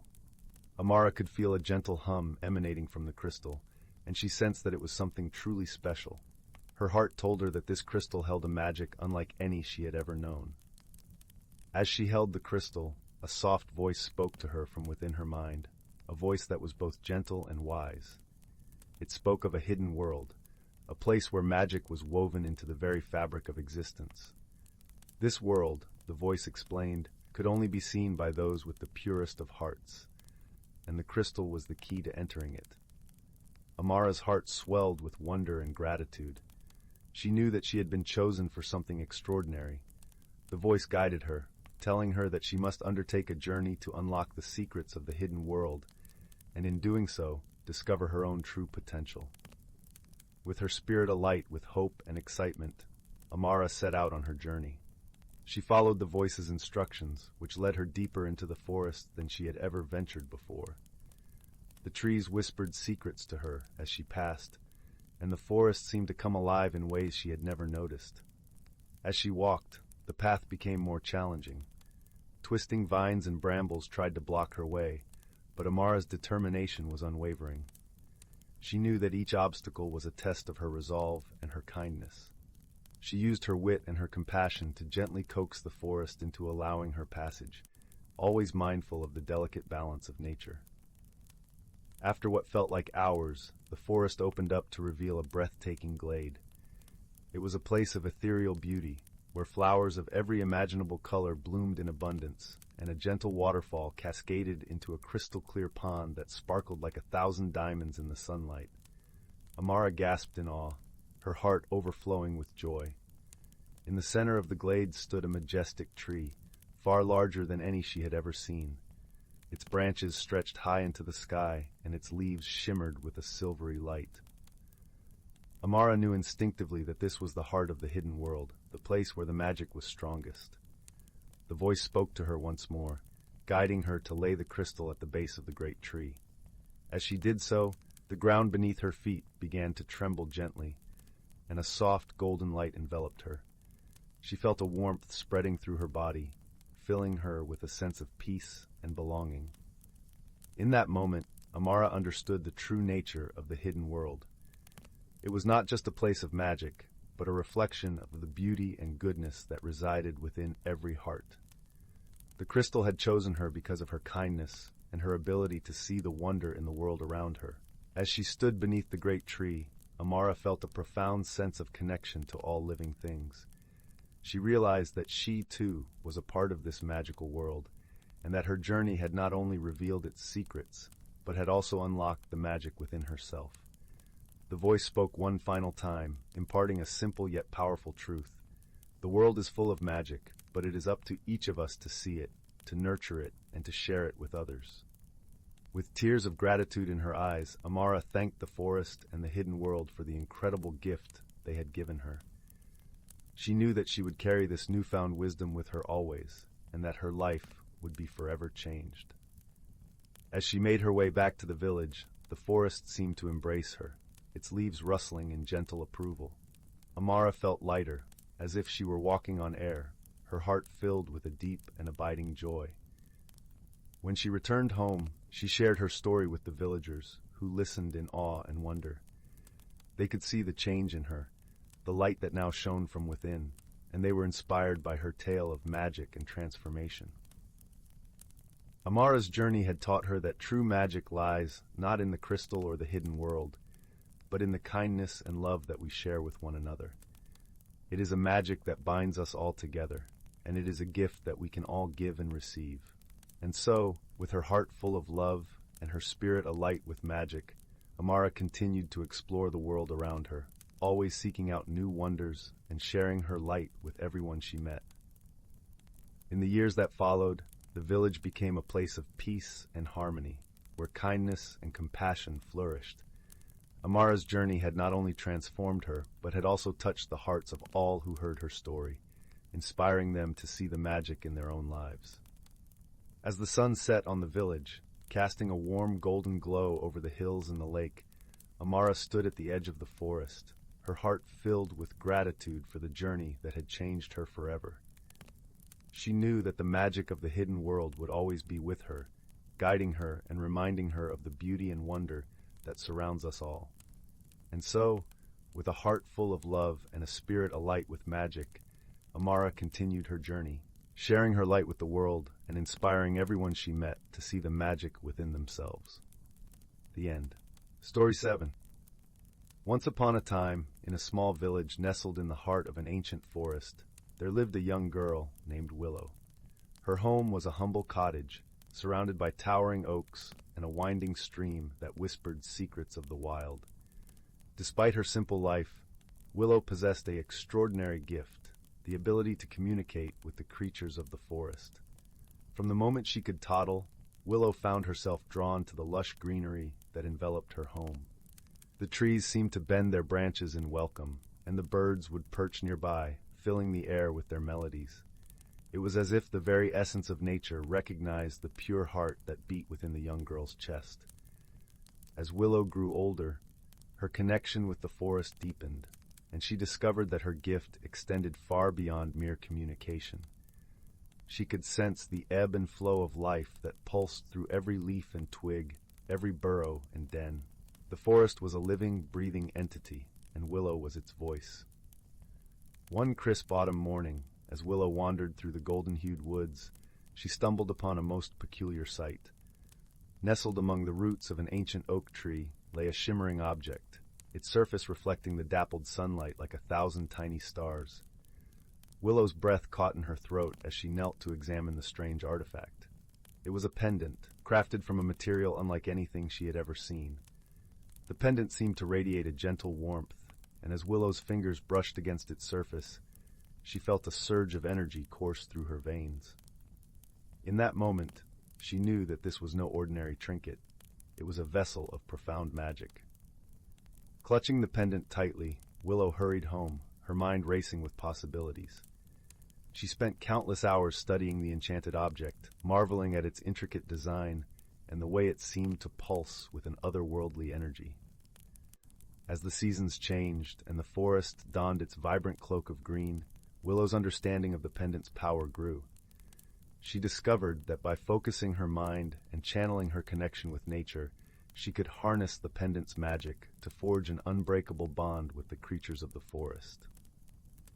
With the pendant's aid, Willow could now not only converse with the animals, but also glimpse into their thoughts and experiences. She learned of the secret paths that wound through the ancient woods, the hidden glades where fairies danced beneath the moonlight, and the underwater kingdoms that thrived beneath the placid surface of the forest streams. Willow's days were filled with wonder and adventure as she explored this hidden realm, guided by her newfound animal companions. She followed the fleet-footed deer to secluded meadows where rare wildflowers bloomed, and soared alongside majestic eagles, marveling at the breathtaking vistas that stretched out beneath their wings. Yet, as Willow's knowledge of the forest's mysteries deepened, she also became aware of a growing threat that loomed over this enchanted realm. Whispers carried on the wind spoke of a darkness that was slowly spreading, casting a pall over the once vibrant woodland. Determined to unravel this mystery and protect the forest she loved, Willow embarked on a journey that would test her courage and resolve. Accompanied by a loyal wolf named Soren and a wise old owl named Amara, she ventured deep into the heart of the forest, following the trail of darkness. Their quest led them through treacherous ravines and across roaring rivers, past ancient ruins that hinted at long-forgotten civilizations. Willow relied on the pendant's magic to navigate the perilous terrain, forging bonds with the creatures they encountered and gleaning invaluable insights into the workings of this mystical realm. At last, after countless trials and tribulations, they discovered the source of the darkness, a twisted, malevolent entity that had taken root in the very heart of the forest. This sinister force was leeching the life from the surrounding flora and fauna, slowly strangling the vibrant ecosystem that Willow held so dear. In a desperate bid to vanquish this evil, Willow called upon the magic of the pendant, unleashing its full power in a blinding torrent of light and energy. The ensuing battle was fierce, the forces of light and darkness clashing in a spectacular display of raw elemental power. Just when it seemed that all hope was lost, Willow's bond with the forest creatures proved to be her greatest strength. Answering her call, a mighty army of animals, from the mightiest bears to the most diminutive field mice, rallied to her side, their combined spirits fueling the pendant's magic. In a final, earth-shattering clash, the darkness was banished, its corrupting influence purged from the forest forever. As the last tendrils of evil dissipated, the woods seemed to exhale a collective sigh of relief, the vibrant hues of life returning to every leaf and petal. Willow's journey had not only saved the enchanted realm, but had also transformed her in ways she could never have imagined. She had grown from a wide-eyed young girl into a powerful guardian, her bond with nature stronger than ever before. As the years passed, Willow became a legend among the forest creatures, her name spoken with reverence and awe. She continued to wander the ancient paths, her pendant ever present, serving as a beacon of hope and a reminder of the enduring magic that dwelled within the heart of the wild. And on quiet evenings, when the moon cast its silvery glow over the slumbering woods, one could sometimes glimpse a solitary figure moving through the trees, surrounded by a veritable menagerie of animal companions, a testament to the enduring power of friendship, courage, and the unbreakable ties that bind all living things together. Story 8. In a village cradled by the gentle embrace of rolling hills and lush emerald fields, there lived a young girl named Leela. The village was quaint, with cobblestone paths and houses that seemed to lean into each other for warmth. It was a place where the air was filled with the sweet scent of blooming wildflowers and the distant symphony of birdsong. Lila, with her bright eyes and curious heart, often wandered the fringes of the village, where the world seemed to stretch out in endless possibility. Beyond the village lay the Whispering Wood, a forest wrapped in legends and shrouded in mystery. The villagers spoke of it in hushed tones, telling tales of magical creatures and ancient secrets hidden beneath its canopy. Lila was drawn to the woods, not out of fear, but out of a yearning to understand its whispers and the stories it held. One crisp morning, as the sun spilled golden light across the land, Lila set out on a journey she felt she must undertake. With a small satchel slung over her shoulder, filled with provisions and a well-worn journal, she stepped into the forest. The path beneath her feet was soft with moss, and the air was cool and inviting, laced with the earthy scent of pine and damp leaves. As she ventured deeper, the forest seemed to come alive. The rustling of leaves in the gentle breeze sounded like 1,000 voices, whispering secrets just beyond her understanding. Sunlight filtered through the branches, casting playful patterns on the forest floor. Lila felt a sense of wonder and belonging, as if the forest itself was welcoming her into its fold. After walking for some time, Lila came upon a clearing bathed in sunlight. In the center stood an ancient oak, its branches stretching wide, offering shelter and shade. Beneath its boughs, she saw something glimmer, a small, ornate box, half buried in the earth. Intrigued, Lila knelt down and carefully unearthed it. The box was intricately carved, adorned with symbols she couldn't recognize but felt drawn to. With a sense of reverence, Lila opened the box. Inside lay a shimmering stone, its surface swirling with colors that seemed to shift like a living rainbow. As she held it in her hand, she felt a warmth spread through her, filling her with a sense of peace and clarity. It was as if the stone was whispering to her, not with words, but with emotions and images. Lila realized that this stone was the heart of the Whispering Wood, a magical object that held the essence of the forest itself. It was a gift, a connection to the natural world and the mysteries it harbored. She understood then that her journey was just beginning, that the stone would guide her in ways she could not yet foresee. As she sat beneath the oak, she heard a rustling in the underbrush. From the shadows emerged a creature she had only ever heard of in stories, a fox, its fur as red as autumn leaves, eyes bright with intelligence and curiosity. The fox approached cautiously, sniffing the air around her. Lila held out her hand. The stone nestled in her palm. The fox regarded her with a knowing gaze, as if recognizing the bond she had formed with the forest. In that moment, Lila and the fox formed an unspoken friendship, a partnership grounded in mutual trust and understanding. The fox, whom she named Ember, became her guide and companion in the Whispering Wood, leading her to hidden groves, sparkling streams, and towering cliffs that overlooked the vast, endless stretch of forest. Together, they discovered a world teeming with life and magic. They met creatures of legend, wise old owls who shared the secrets of the night, playful otters who taught them the joy of living in the moment, and graceful deer who showed them the beauty of silence and stillness. Each encounter enriched Lila's understanding of the world and her place within it. As the days turned into weeks, Lila felt herself changing. The stone's magic was subtle, yet profound, awakening within her a deeper connection to the earth and its rhythms.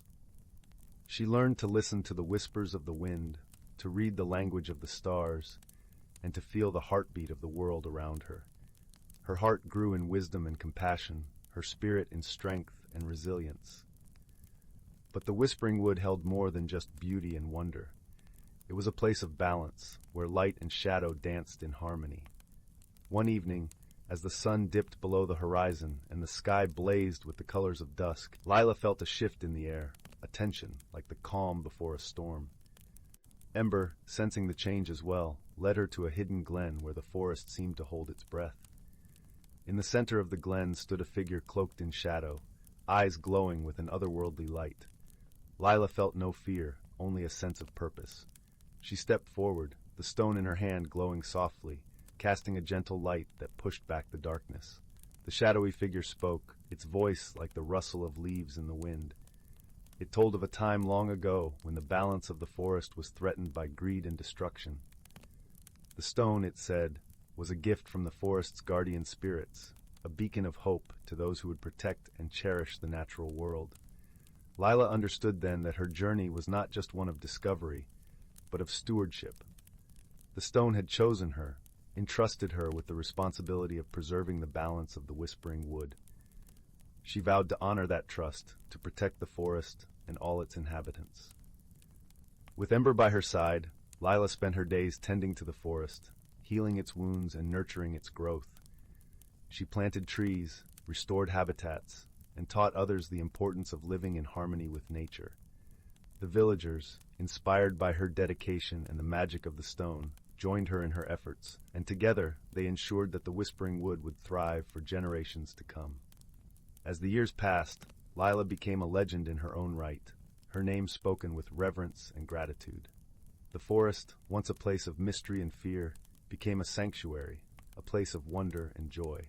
And though Lila eventually grew old, her spirit remained forever entwined with the Whispering Wood, a guardian and friend to all who called it home.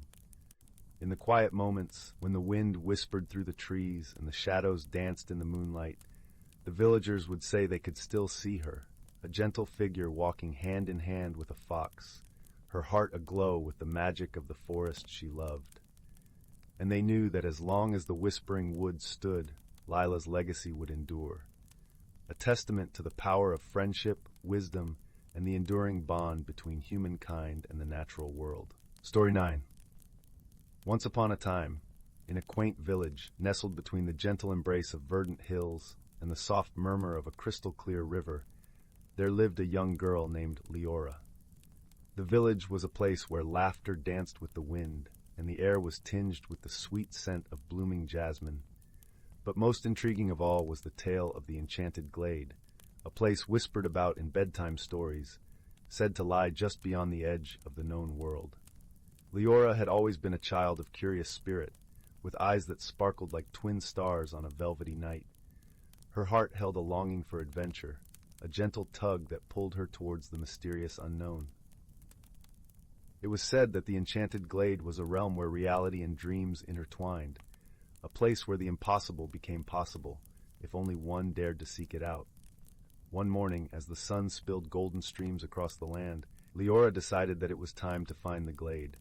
She packed a small satchel with a loaf of warm bread, a flask of sweet apple cider, and a knitted shawl her grandmother had made, soft and comforting as a summer breeze. With a heart full of courage and a mind brimming with wonder, she set out on the path that wound through her village and into the Whispering Woods. The forest was alive with the symphony of nature.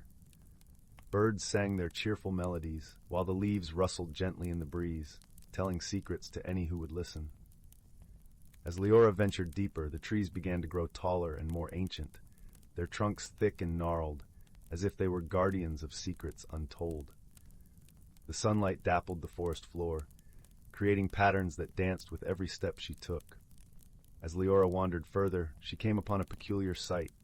A circle of mushrooms, each more vibrant than the last, formed a perfect ring upon the mossy ground. At its center stood a rabbit, not ordinary by any means, for its fur shimmered with a silvery hue, and its eyes glowed like tiny moons.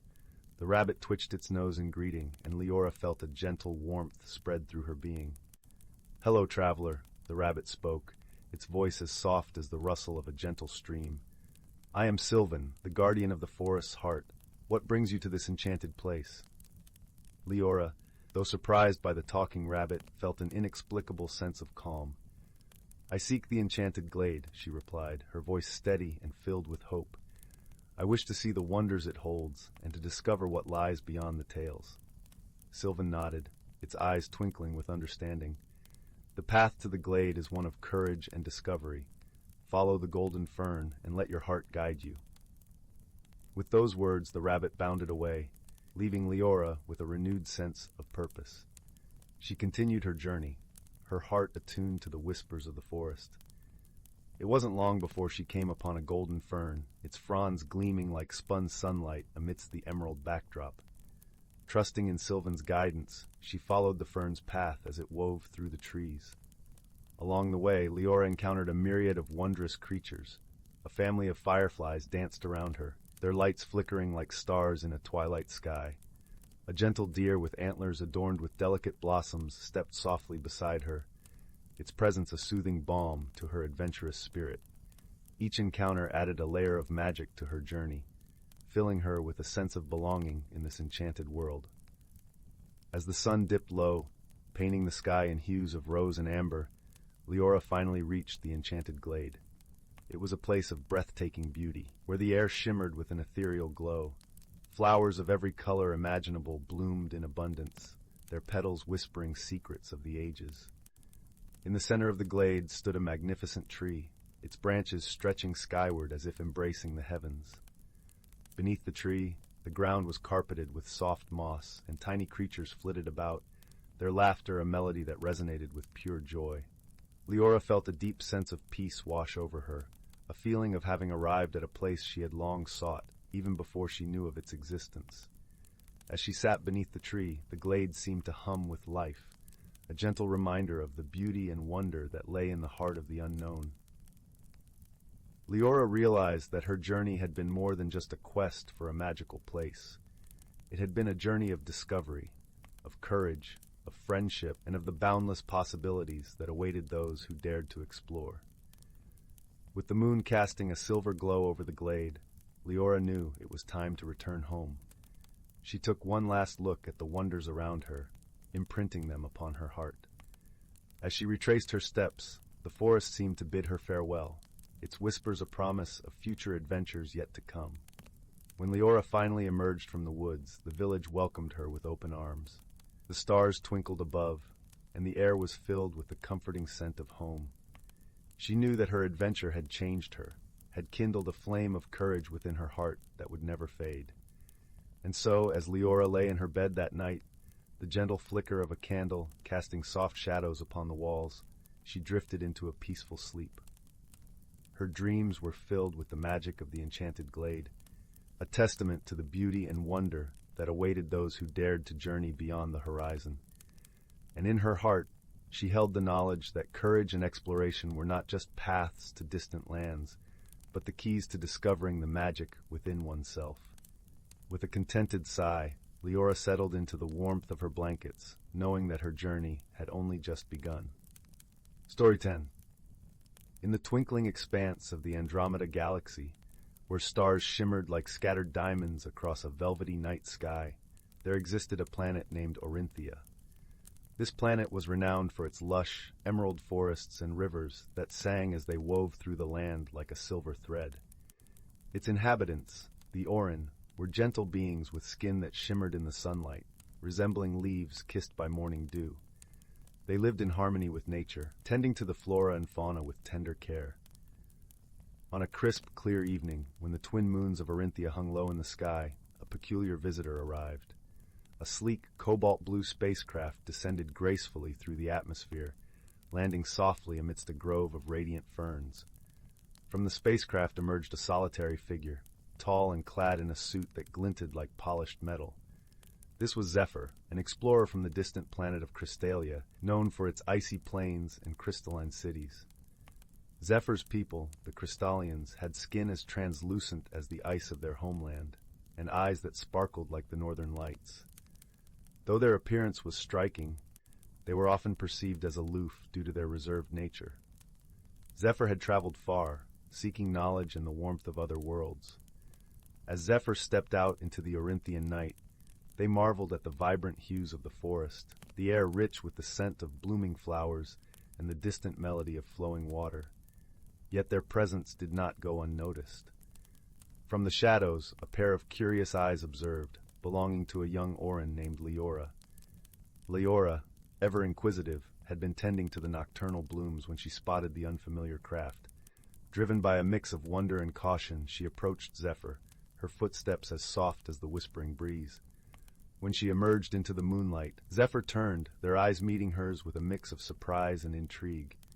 "Greetings," Zephyr spoke, their voice carrying the crispness of a winter morning. "I am Zephyr, an explorer from Crystalia." Leora hesitated, her heart fluttering like the wings of a startled bird. "Welcome to Orinthia," she replied, her words gentle as the rustling leaves. "I am Leora." Their initial meeting was tinged with a hint of awkwardness, for neither understood the other's world. Zephyr, used to the stillness of ice, found the vibrant life of Orinthia overwhelming. Leora, on the other hand, was perplexed by Zephyr's calm demeanor, mistaking it for indifference. Despite their differences, a spark of curiosity lingered between them. Leora offered to guide Zephyr through the forest, eager to share the wonders of her home. As they walked, she pointed out the luminescent flowers that glowed softly in the dark, and the gentle creatures that peeked from behind moss-covered trees. Zephyr listened intently, their initial reservations melting away like frost under the morning sun. They began to appreciate the warmth of Orinthia's life, finding comfort in Leora's enthusiasm and kindness. In return, Zephyr shared tales of Crystallia, of its shimmering ice towers and the auroras that danced across the sky in a symphony of colors. Their conversations wove a tapestry of understanding, knitting together the disparate threads of their backgrounds.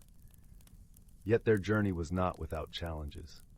A few days into Zephyr's stay, a sudden storm swept across Orinthia, fierce and unrelenting.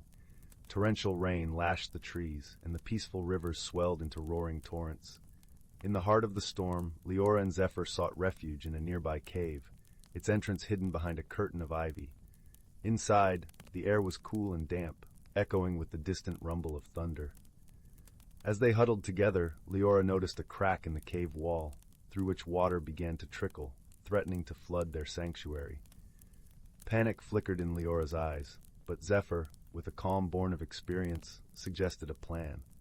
Using their crystalline suit, which could generate a protective barrier, Zephyr sealed the crack, stemming the flow of water. Leora watched in awe, her fear transforming into admiration. "Thank you, Zephyr," Leora murmured, her voice barely audible over the storm. "I feared we would be swept away." Zephyr smiled, a warmth spreading through them despite the chill. "We are companions now, Leora. We face challenges together." As the storm raged on, they shared stories to pass the time. Leora spoke of the Oran's tradition of planting a tree for each new friendship, a symbol of growth and connection. Zephyr, touched by the gesture, promised to plant a tree with her once the storm had passed. In the quiet moments between stories, they found comfort in each other's presence, a silent understanding blossoming in the shared space. The storm, fierce though it was, became a crucible in which their friendship was forged, stronger than before. When the skies finally cleared, the world emerged anew, washed clean and glistening under the sun's tender gaze. True to their word, Leora and Zephyr planted a small sapling at the edge of the forest, its leaves shimmering with the promise of new beginnings. As they stood side by side, the sapling swaying gently in the breeze, they realized the depth of their bond. Though from different worlds, they had found a common ground in their hearts. Their friendship was a testament to the power of understanding, a bridge built not from similarity, but from a willingness to embrace differences. In learning from each other, they had discovered the true meaning of companionship, a lesson as timeless as the stars themselves. With a heart full of gratitude, Zephyr prepared to return to Crystallia, their journey complete. Leora watched as the cobalt-blue spacecraft lifted into the sky, knowing that though Zephyr would be far away, their friendship would endure, like the sapling they had planted together. And so, in the quiet corners of the universe, under the watchful gaze of the stars, two unlikely companions found their paths intertwined, forever changed by the warmth of friendship. The lessons they learned echoed through the cosmos, a gentle reminder that even the most different souls can find harmony and strength in each other. Story 11. Once upon a time, in a serene village cradled by lush emerald hills, there lived a gentle soul named Mira. Mira was known for her love of tending the village's abundant gardens, where vibrant flowers and plump vegetables flourished under her care. Despite her talent, Mira felt a lingering unease. She feared change, clinging to the familiar contours of her life as if they were the petals of a beloved bloom. Every morning Mira would wander through the dew-kissed gardens, her fingertips brushing against the velvety leaves, and her nose tickled by the sweet fragrance of honeysuckle. The gardens were her sanctuary, a place where time seemed to pause and the world was as it should be. Yet deep within, she sensed the whispers of something more beckoning her beyond the garden gates. One evening, as the sun dipped below the horizon, painting the sky in hues of lavender and rose, Mira sat by the crackling warmth of her fireplace. Shadows danced on the walls, and the soft hum of the wind through the trees lulled her into a peaceful reverie. It was then that she noticed a peculiar glow emanating from the corner of her room. Following the light, Mira discovered a small, intricately carved wooden box that she had never seen before. Gingerly opening it, she found a single, shimmering seed that pulsed with an ethereal glow. Beneath the seed lay a note, written in flowing script. Plant this seed and nurture the change within. Curiosity piqued, yet apprehensive, Mira decided to plant the seed in a secluded corner of her garden, where the sun's rays trickled gently through the canopy of leaves.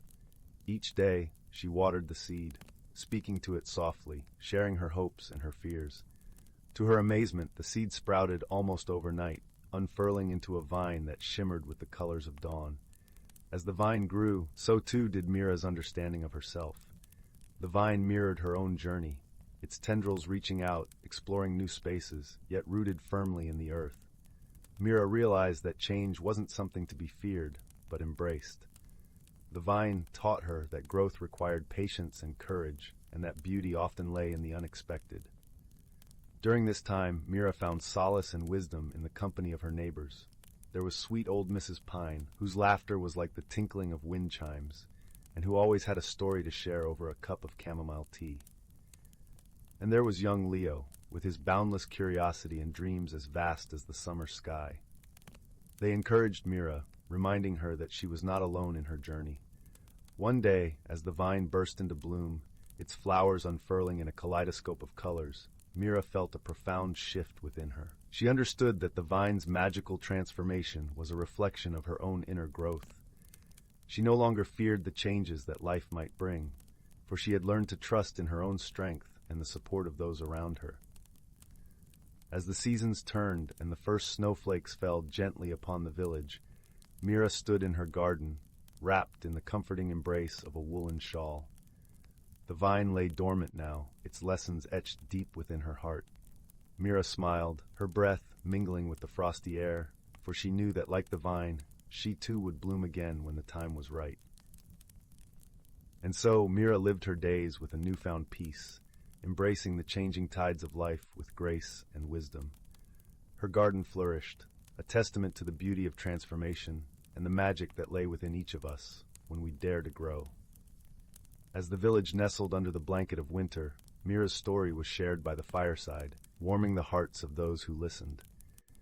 And in this tale, they found comfort and inspiration, knowing that the journey of personal discovery was a path worth taking, leading to the most wondrous of places, home, within oneself. And with that, Mira's tale of growth and transformation came to a gentle close, leaving behind a legacy of courage and hope that lingered in the hearts of all who heard it, like the sweet scent of honeysuckle on a summer's breeze. Story 12. In the heart of a quaint little village, nestled between rolling hills and whispering woods, there stood a modest, old-fashioned shop named The Curious Curio. Its wooden sign creaked softly in the breeze, and its windows gleamed with the promise of hidden treasures. Inside the shop was a cozy labyrinth of shelves stacked with peculiar objects, each whispering its own tale. The owner, an amiable elderly man named Mr. Whitaker, had a twinkle in his eye and a kind word for everyone who entered. He had spent a lifetime gathering the most unique artifacts from far and wide, each with a story to tell. His favorite piece, however, was a small, unassuming brass key that hung on a red velvet ribbon behind the counter.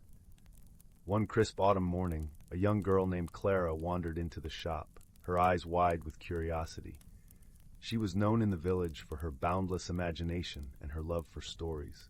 Clara was drawn to the curious curio by tales of its wonders and the warmth that seemed to radiate from its very walls. As she browsed through the shelves, Clara's gaze settled on the brass key.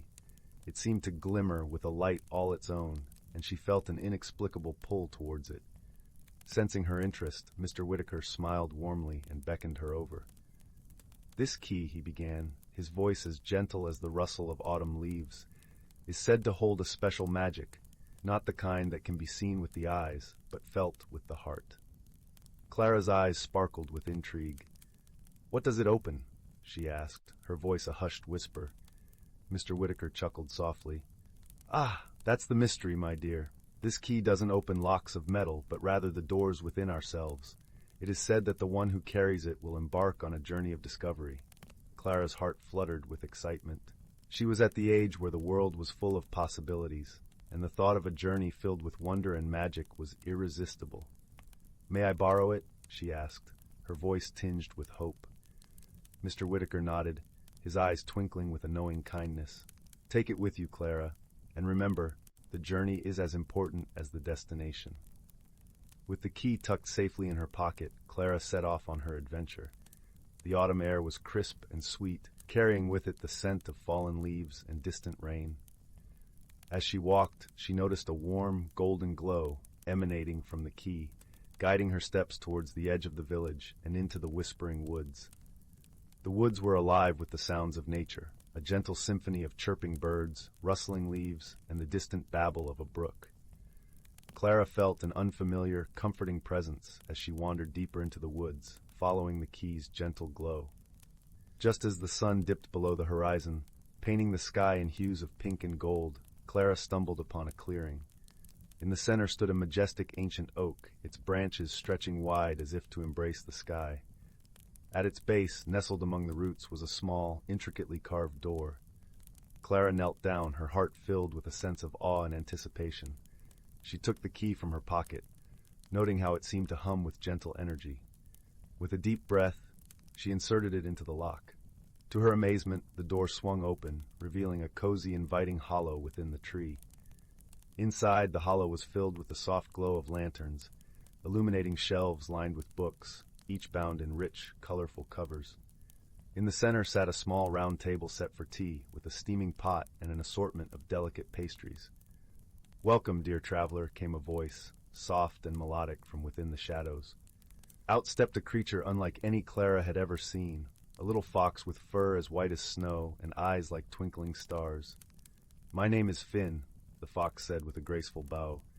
"I am the guardian of this place, and I am here to help guide you on your journey."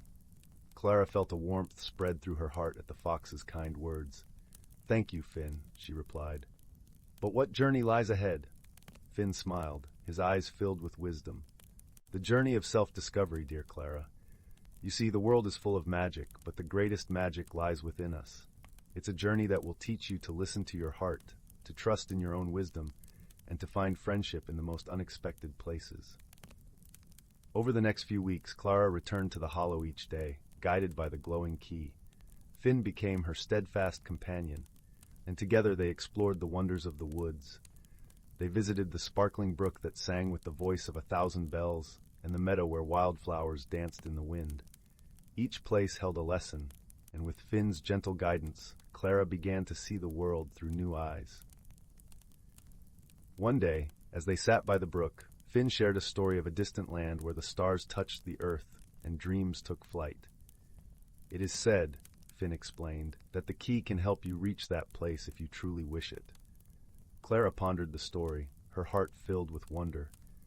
"I would love to see such a place," she mused. "But how do I get there?"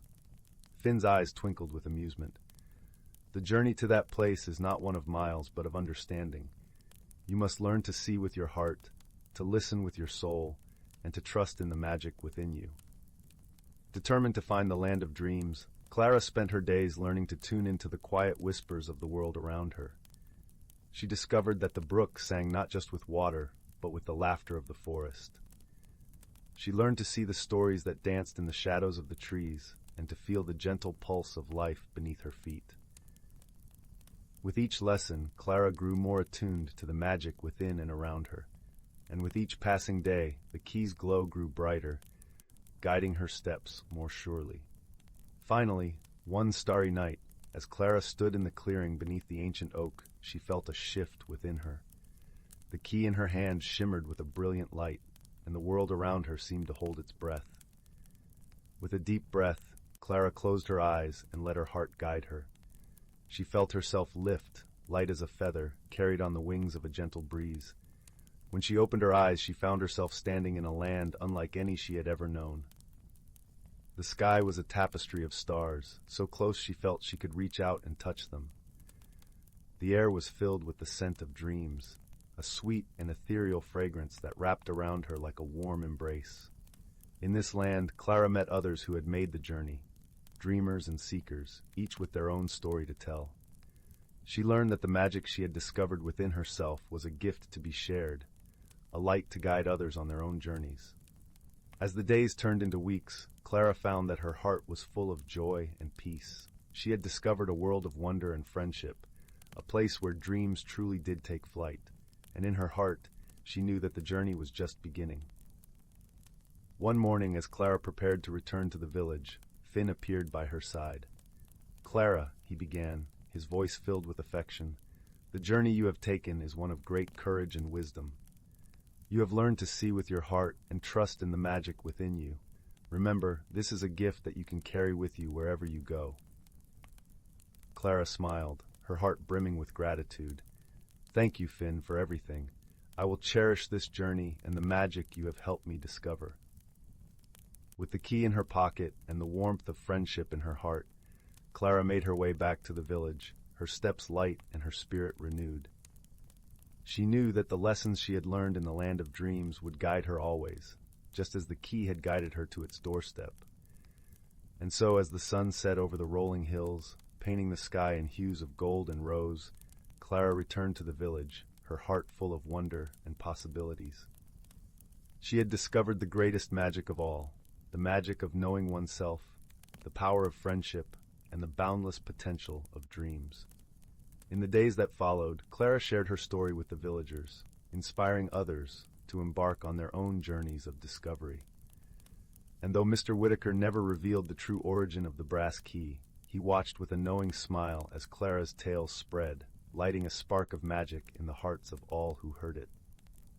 For in a world where ordinary objects hold extraordinary secrets, it is the journey of the heart that leads to the most wondrous discoveries of all. And somewhere, in a quaint little village, beneath a sky full of dreams, Clara's story continued to unfold, a testament to the magic within us all. Story 13. Once upon a time, in a small village nestled between rolling hills and lush forests, there lived a young girl named Marielle. The village, though quaint and simple, was surrounded by an air of enchantment that whispered through the leaves of ancient oaks and shimmered on the surface of the babbling brook that wound its way through the heart of the land. Marielle was known for her boundless curiosity and the way her laughter seemed to blend with the songs of the birds. Marielle's village was a place where the ordinary often mingled with the extraordinary. The villagers were familiar with tales of magical creatures and mysterious happenings, but such occurrences were often viewed as distant echoes of a bygone era. Nevertheless, Marielle never dismissed these stories. Instead, she cherished them in her heart, believing that magic was just a part of the world waiting to be discovered. One crisp autumn morning, as the first golden leaves began their gentle descent from the trees, Marielle set out on her usual exploration. She loved to wander through the forest, where the air was thick with the earthy scent of fallen leaves and the chatter of woodland creatures. Her favorite place was a secluded glen where the brook widened into a small, clear pool. The water there was so still and reflective that it seemed to hold secrets of its own. On this particular day, as Marielle approached the glen, she noticed something unusual. There, nestled among the mossy stones at the edge of the pool, lay a small, intricately carved box. Its wood was dark and polished, adorned with delicate silver inlays that formed a pattern resembling a starry sky. Her heart quickened with the thrill of discovery, and she knelt beside the box, hesitating for just a moment before gently lifting its lid. Inside, she found a small, shimmering stone that glowed with a soft, ethereal light. It was unlike anything she had ever seen, and as she held it, a warmth spread through her body, filling her with a sense of calm and wonder. Marielle's eyes widened with awe, and she carefully placed the stone back in its box, deciding to take it home to show her grandmother, who was known for her wisdom and knowledge of ancient lore. Her grandmother, a gentle woman with eyes that sparkled like the night sky, listened intently as Marielle recounted her discovery. She examined the stone with a thoughtful expression, her fingers tracing the delicate carvings on the box. After a moment, she spoke in a voice that was both soft and sure. "This, my dear, is a moonstone," she explained.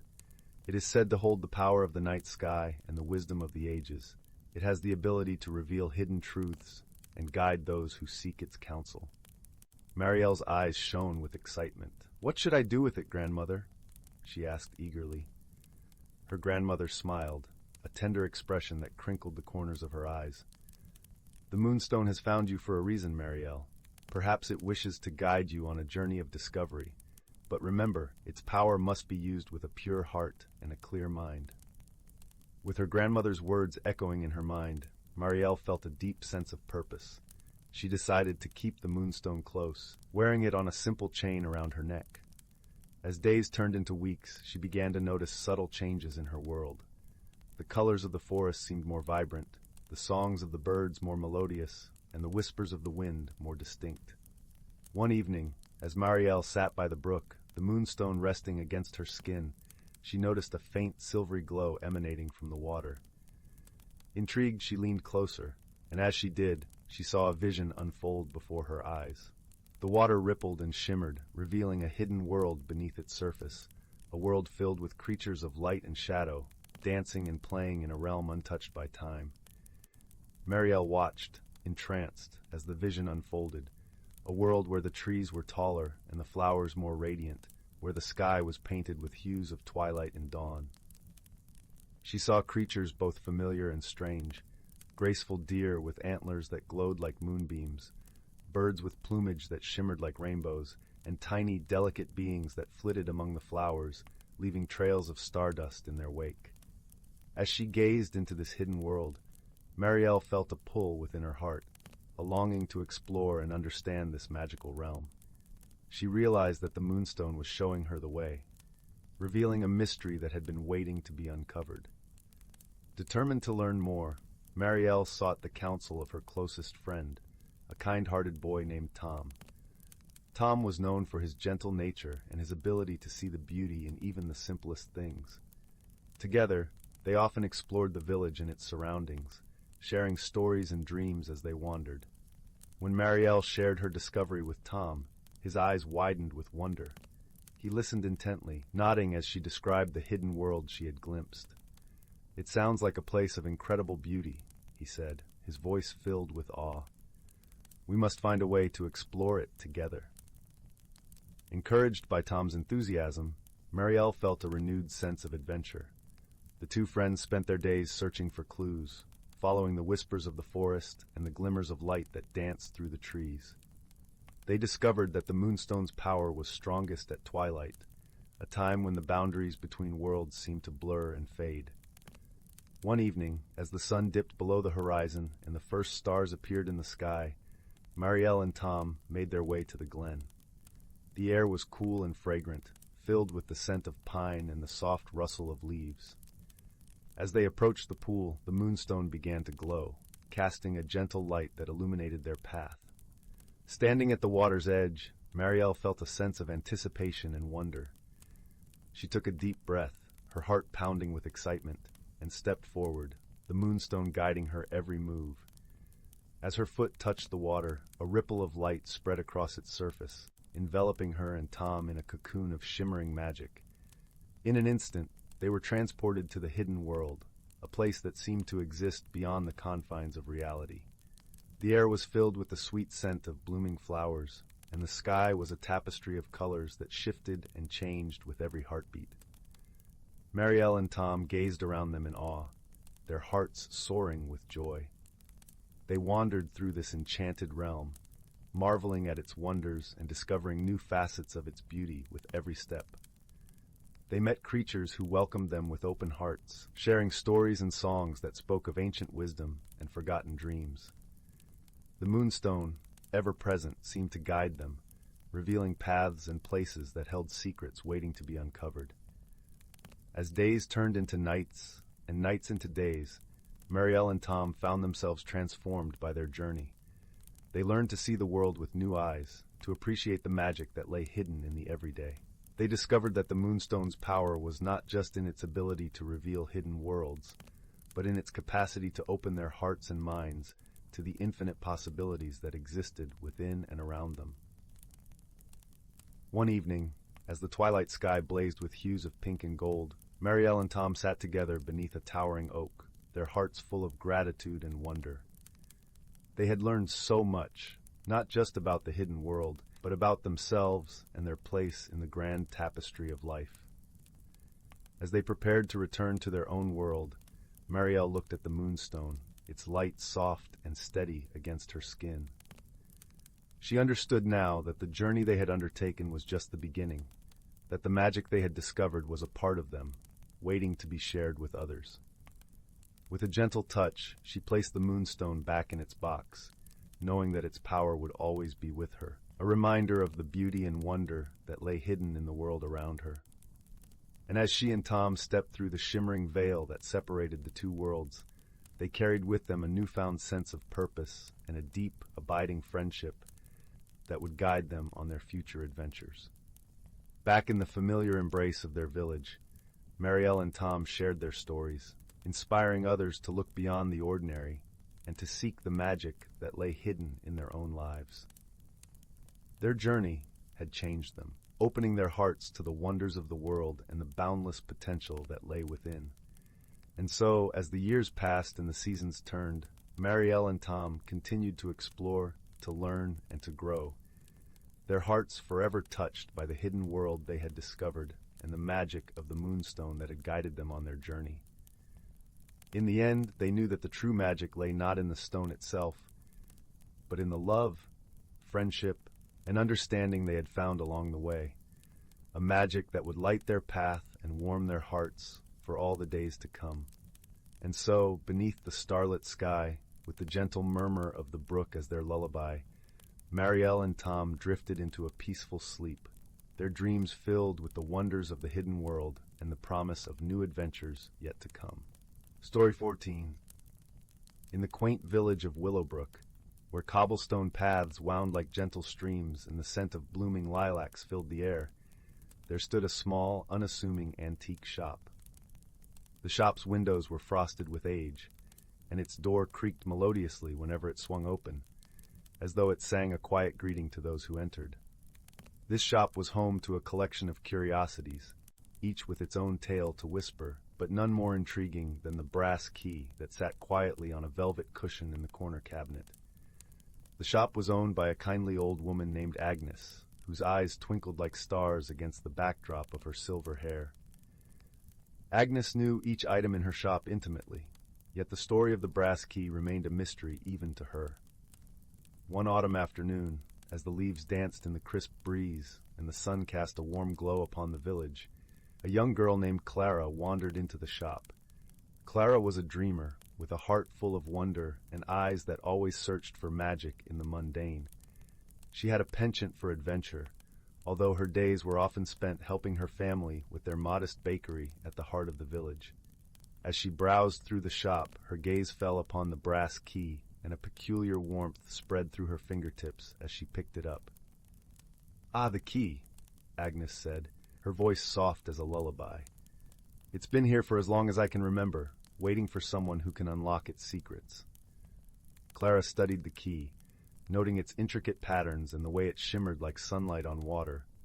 What secrets could a simple key hold? She wondered aloud.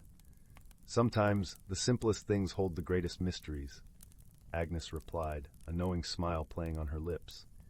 Intrigued, Clara tucked the key into her pocket and thanked Agnes, promising to visit again soon.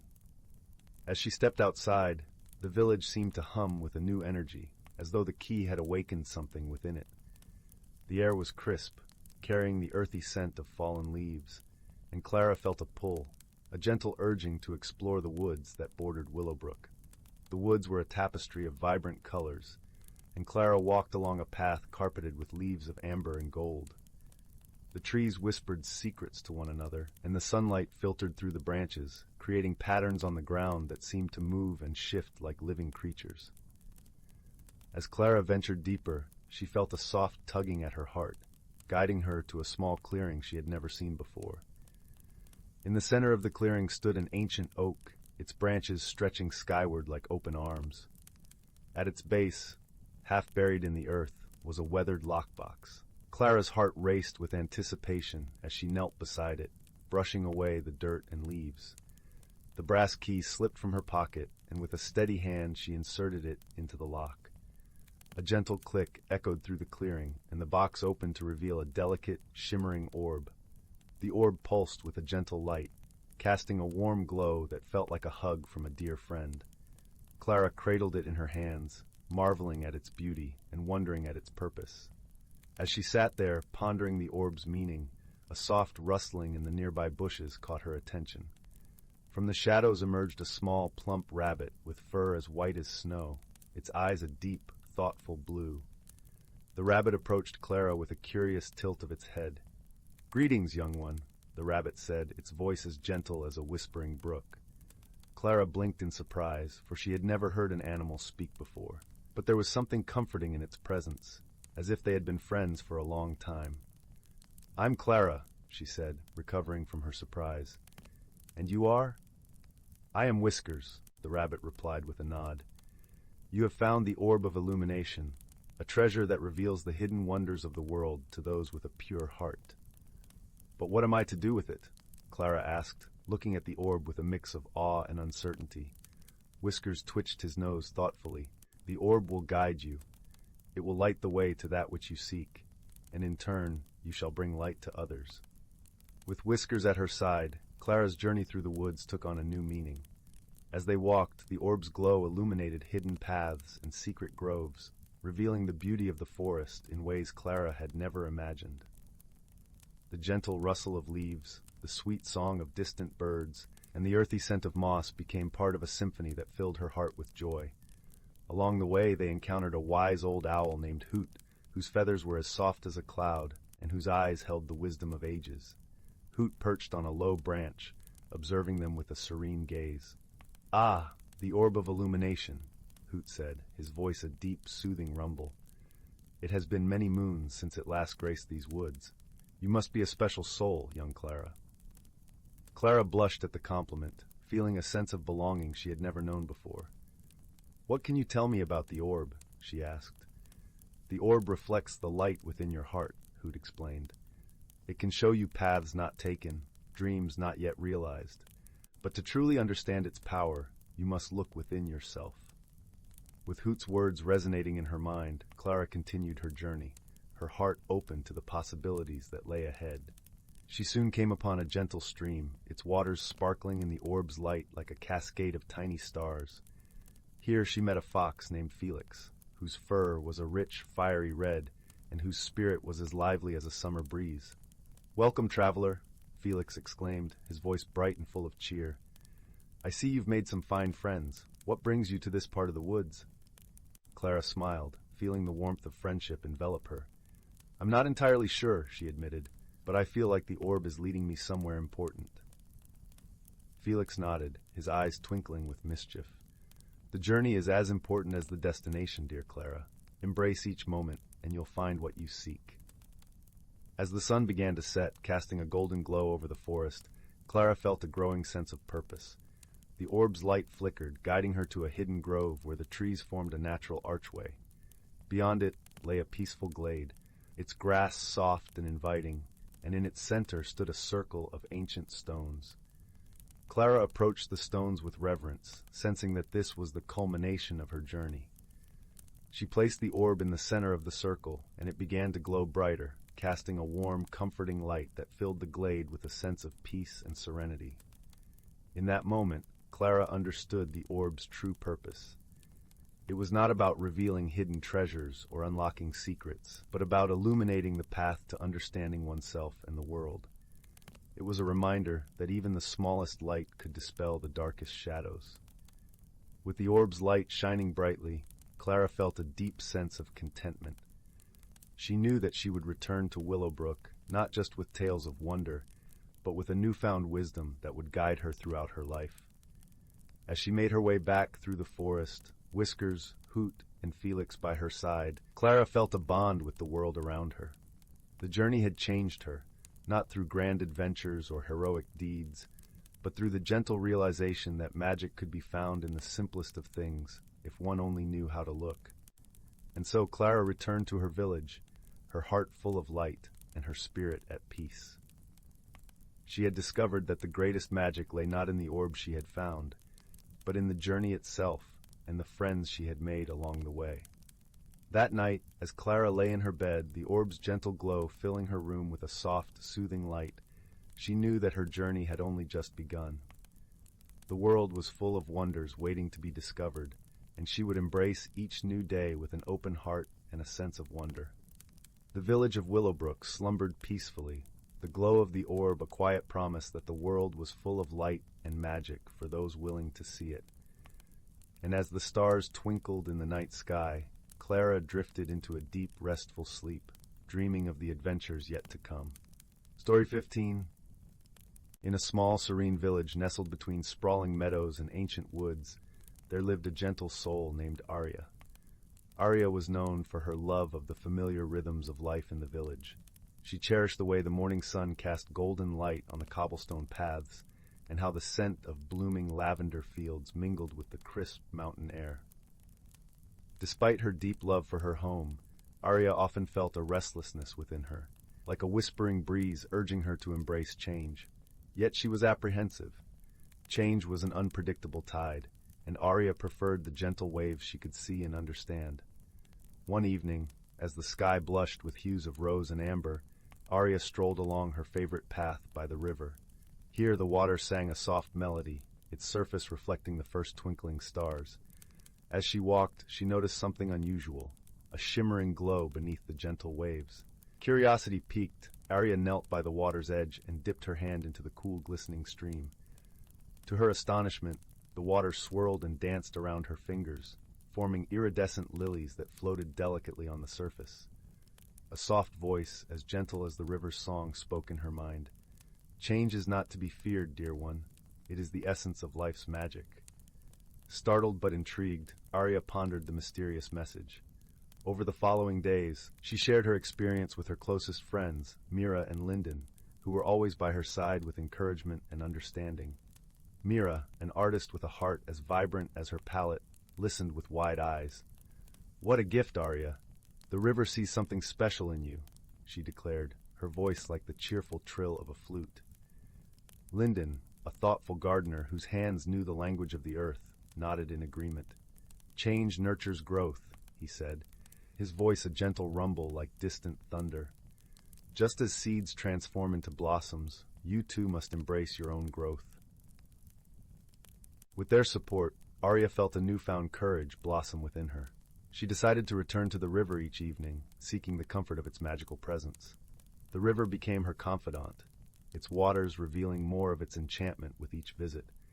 Sometimes it painted pictures with its currents, images of vibrant forests, bustling cities, and vast oceans, places Arya had only dreamed of. As the days turned into weeks, Arya noticed changes within herself. She began to experiment with new things, learning to play the harp, painting with Mira under the open sky, and helping Lyndon cultivate a new garden filled with exotic herbs and flowers. Each new endeavor was like a petal unfurling, revealing a part of herself she hadn't known before. Her transformation did not go unnoticed by the villagers. They saw her newfound confidence, the lightness in her step, and the joy that radiated from her like a warm summer breeze. Inspired by her journey, they too began to explore new paths, weaving a tapestry of change throughout the village. One evening, as Arya sat by the river, she noticed a familiar shimmer beneath the surface. This time, the water rose to form a graceful figure, a spirit of the river. Its presence was soft and radiant, like moonlight dancing on the water. "You have embraced the magic within you, Arya," the spirit said, its voice as soothing as the lullaby of the stream. "Remember, true transformation comes from the heart." Moved by the spirit's words, Arya thanked the river for its wisdom and guidance. She realized that change wasn't something to be feared but celebrated. It was a dance, a gentle unfolding of life's mysteries, leading to discovery and growth. As the village settled into the gentle embrace of twilight, Arya made her way home, her heart full of gratitude. She knew that wherever life's currents would take her, she was ready, like the river, ever flowing, ever changing, yet always true to herself. And so, under the watchful gaze of the stars, Arya drifted into a peaceful sleep, cradled by the comforting knowledge that she was part of something beautiful and ever unfolding. The world was her canvas, and she, its gentle painter, ready to embrace each stroke of change with open arms and a hopeful heart. Story 16.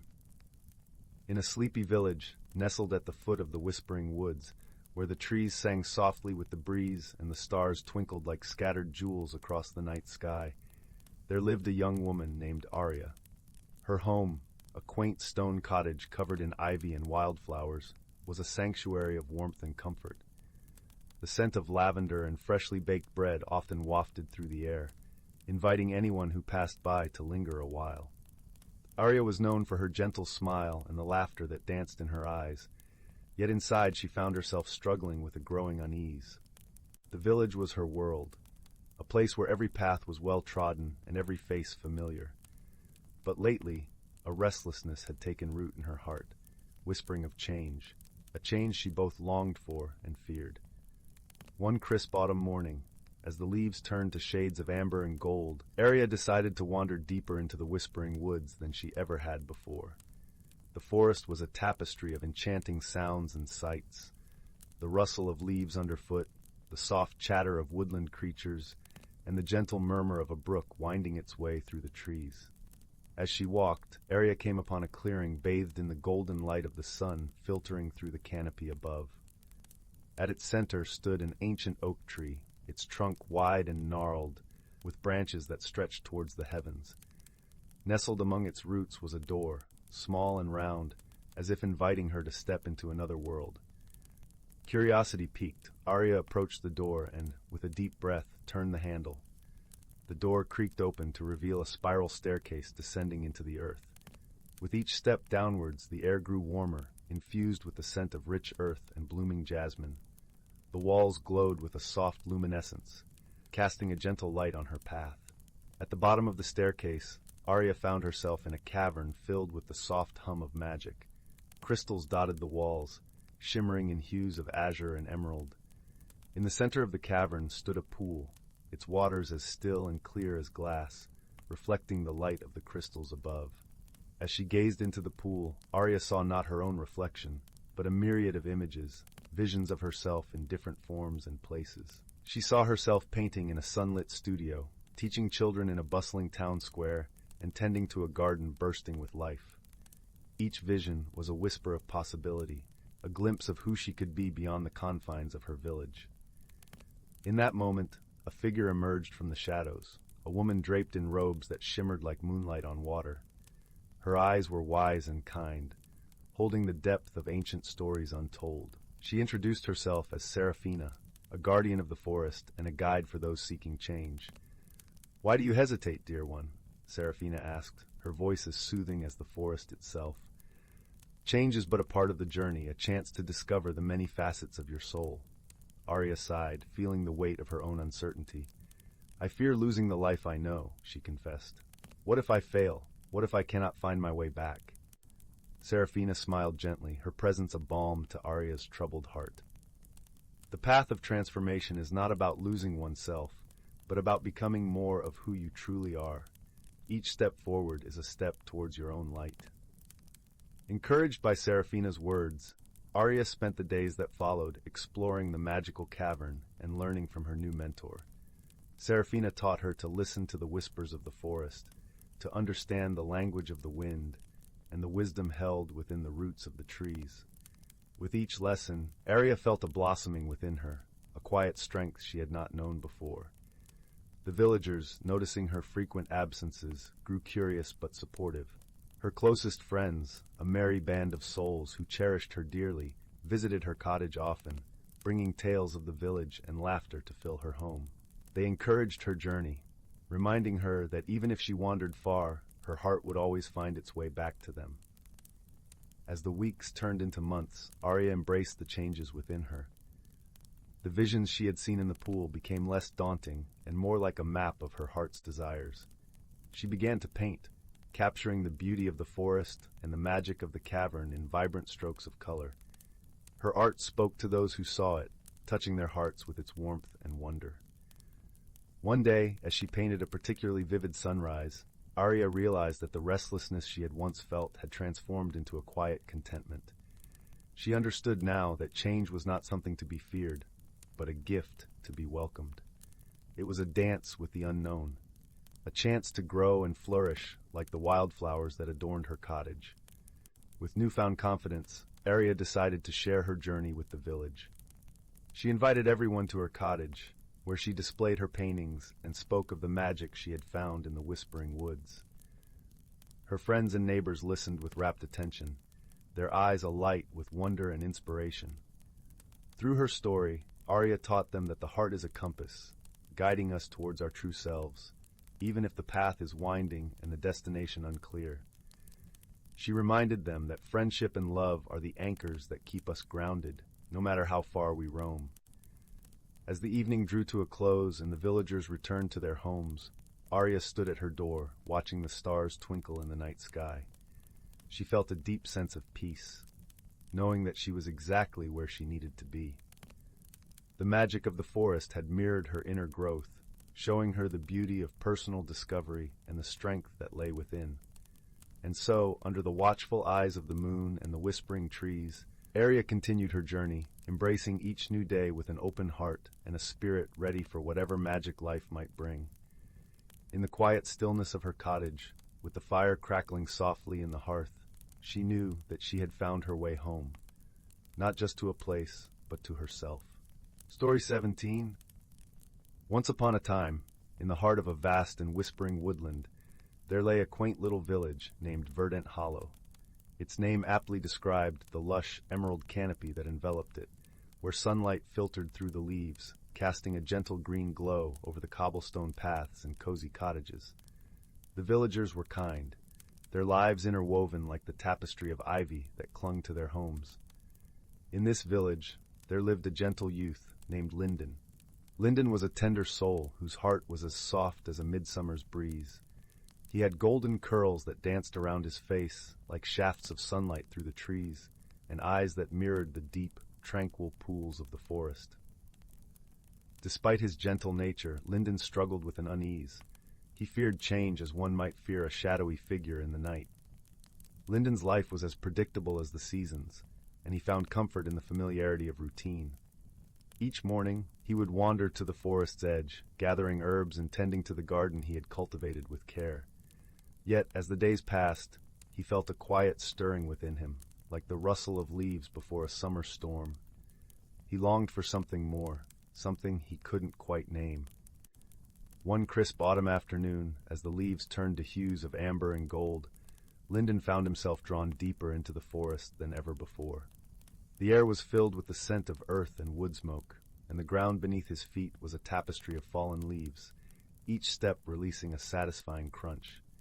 There, in a small clearing bathed in dappled sunlight, stood an ancient oak tree, its gnarled branches reaching skyward like welcoming arms. At the base of the oak, nestled among the roots, Lyndon discovered a peculiar sight, a small, intricately carved wooden box. Its surface was adorned with delicate patterns of vines and stars, glinting softly in the fading light. Overcome with curiosity, Lyndon reached out and lifted the lid. Inside, resting upon a bed of moss, was a shimmering, iridescent feather.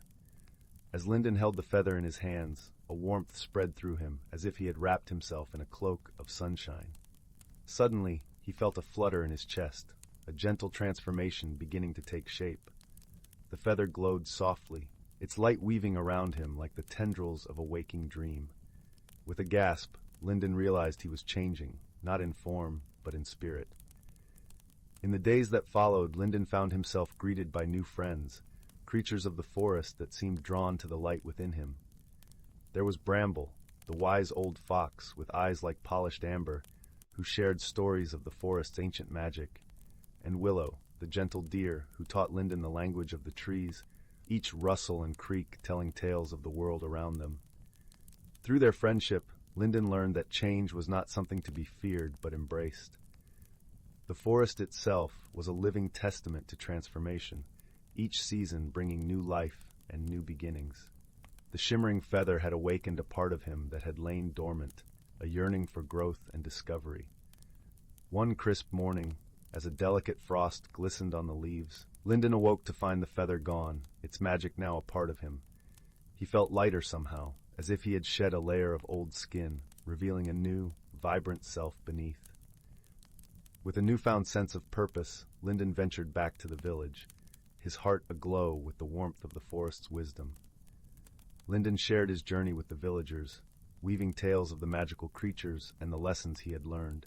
In doing so, he discovered that the true magic lay not in the feather itself, but in the courage to embrace change and the beauty of personal growth. The villagers, inspired by his transformation, found themselves more open to change, their lives enriched by the stories Lyndon shared.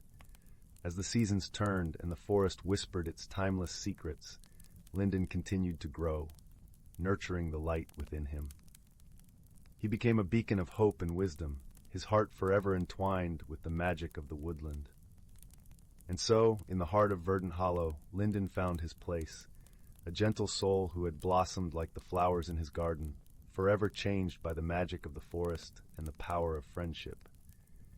And so, beneath the watchful gaze of the ancient oak, the village of Verdant Hollow thrived, its people forever entwined with the woodland's magic, their hearts open to the beauty of change and the endless possibilities of personal discovery.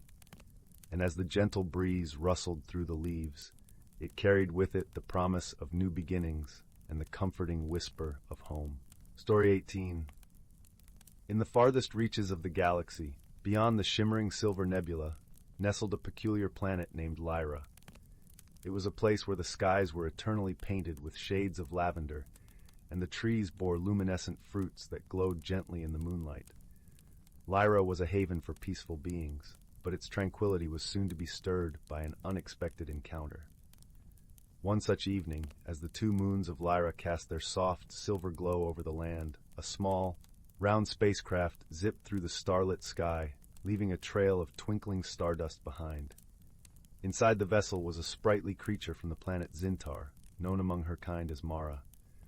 Mara was covered in soft, emerald fur, and her eyes glistened like polished agates. She was on a mission to explore the neighboring planets, a task she had dreamed of since she was a child nestled in the rolling turquoise hills of Zintar. As she piloted her craft through the tranquil skies of Lyra, the serene beauty below captivated her. Yet, a sudden gust of cosmic wind sent her spiraling off course.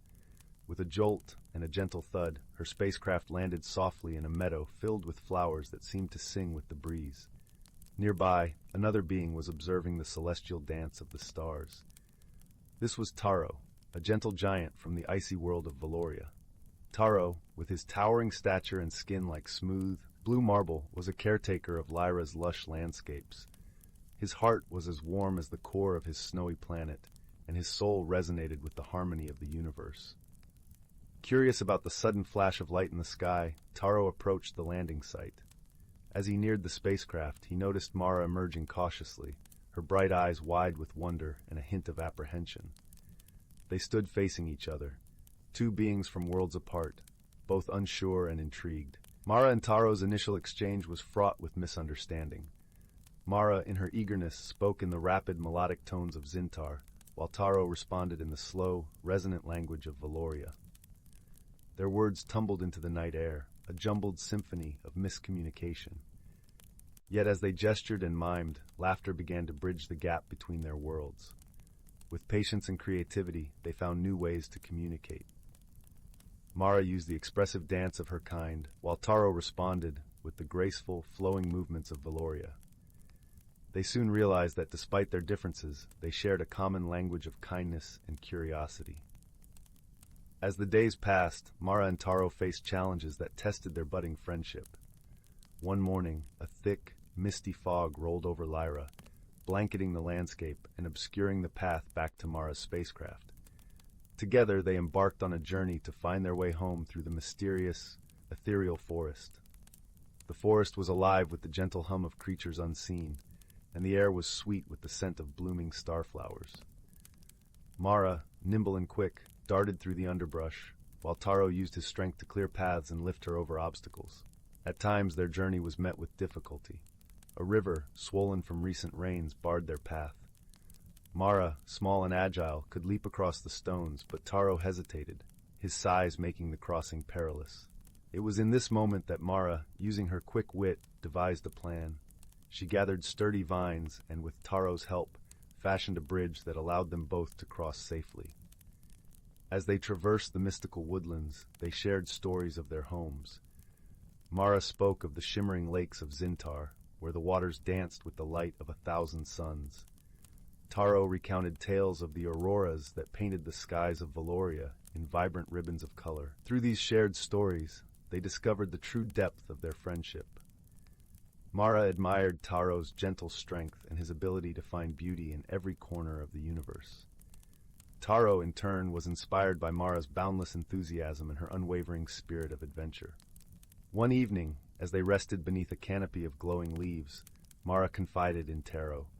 She spoke of her fear of never returning home and the loneliness that sometimes crept into her heart during her travels. Taro listened with empathy, his deep voice offering comfort.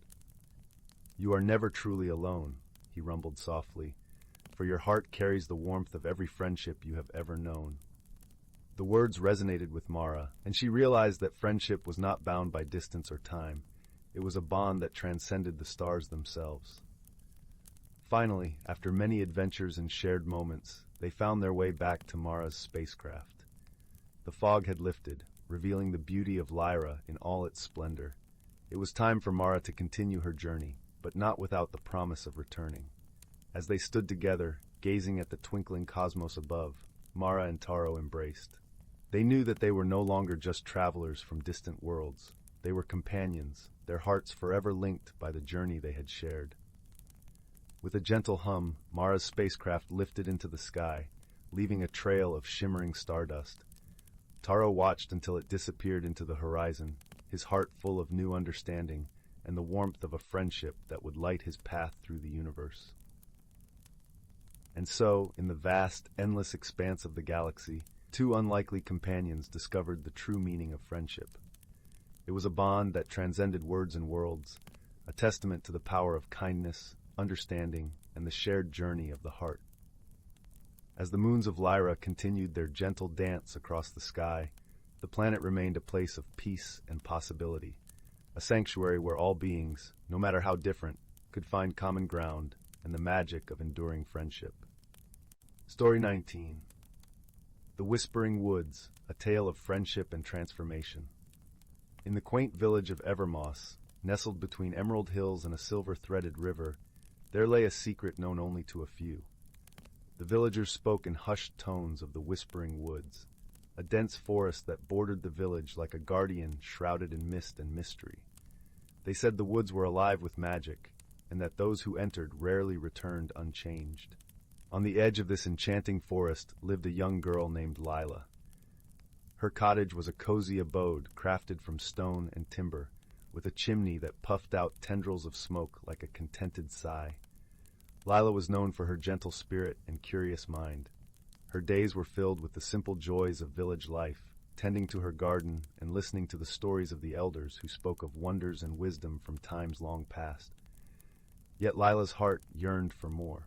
Each evening, as she gazed out her window, she felt the pull of the woods, like a silent call only she could hear. It was said that the Whispering Woods held a secret, a hidden world where the trees could speak and the rivers sang tales of old. One crisp autumn morning, when the world was aglow with the fiery hues of falling leaves, Lila decided to follow the call. She packed a small satchel with bread, cheese, and a flask of warm tea, and set off towards the forest's edge, her heart a fluttering bird in her chest. As she stepped under the canopy of the woods, the air changed. It was as if she had entered another realm, where the sunlight danced in golden beams, and the air was sweet with the scent of pine and earth.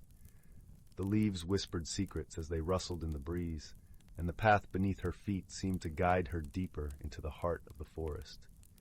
Lila walked for what felt like hours, the world around her alive with the hum of nature. She paused by a babbling brook, its water clear and cool, reflecting the sky like a mirror. She took a sip, feeling the chill of the water tingle on her tongue, and continued her journey with renewed vigor. As the sun dipped lower in the sky, casting long shadows that stretched like fingers across the forest floor, Lila came upon a clearing. In the center stood a magnificent oak tree, its branches reaching for the heavens, its trunk wide and welcoming, and there beneath its boughs sat a peculiar sight, a small round creature with fur as soft as the clouds and eyes that sparkled like stars. "Hello," Lila said softly, her voice barely above a whisper. The creature looked up, its eyes meeting hers with a gaze full of warmth and curiosity. "Hello," it replied, its voice a gentle melody that seemed to harmonize with the rustling leaves. "I am Lila," she introduced herself, her heart swelling with the wonder of this unexpected encounter. "What are you?" "I am Bramble," the creature replied, with a nod that sent a ripple through its fluffy coat. "A guardian of these woods." Lila smiled, feeling a kinship with Bramble that was as natural as the air she breathed. The villagers speak of the magic here, of a hidden world within the woods. Is it true? Bramble's eyes twinkled with a knowing light. Indeed, there is magic here, Lila, but it is not the kind of magic that can be seen with the eyes. It is felt with the heart, understood with the soul. Intrigued, Lila sat beside Bramble, leaning against the sturdy trunk of the ancient oak. As they talked, the world around them seemed to fade away, leaving only the gentle murmur of the forest and the warmth of newfound friendship. Bramble spoke of the whispering woods, of its secrets and stories, of the creatures that dwelled within its depths, creatures that could change their shape like the shifting winds, rivers that carried the wisdom of ages, and trees that held the memories of the earth. Lila listened with rapt attention, her imagination weaving pictures of this hidden realm. As night fell and the stars began to twinkle in the velvet sky, Lila knew it was time to return home. Yet she felt a sense of wonder and peace, as if the forest had shared a piece of its soul with her. "Will you return, Lila?" Bramble asked, his voice gentle and hopeful.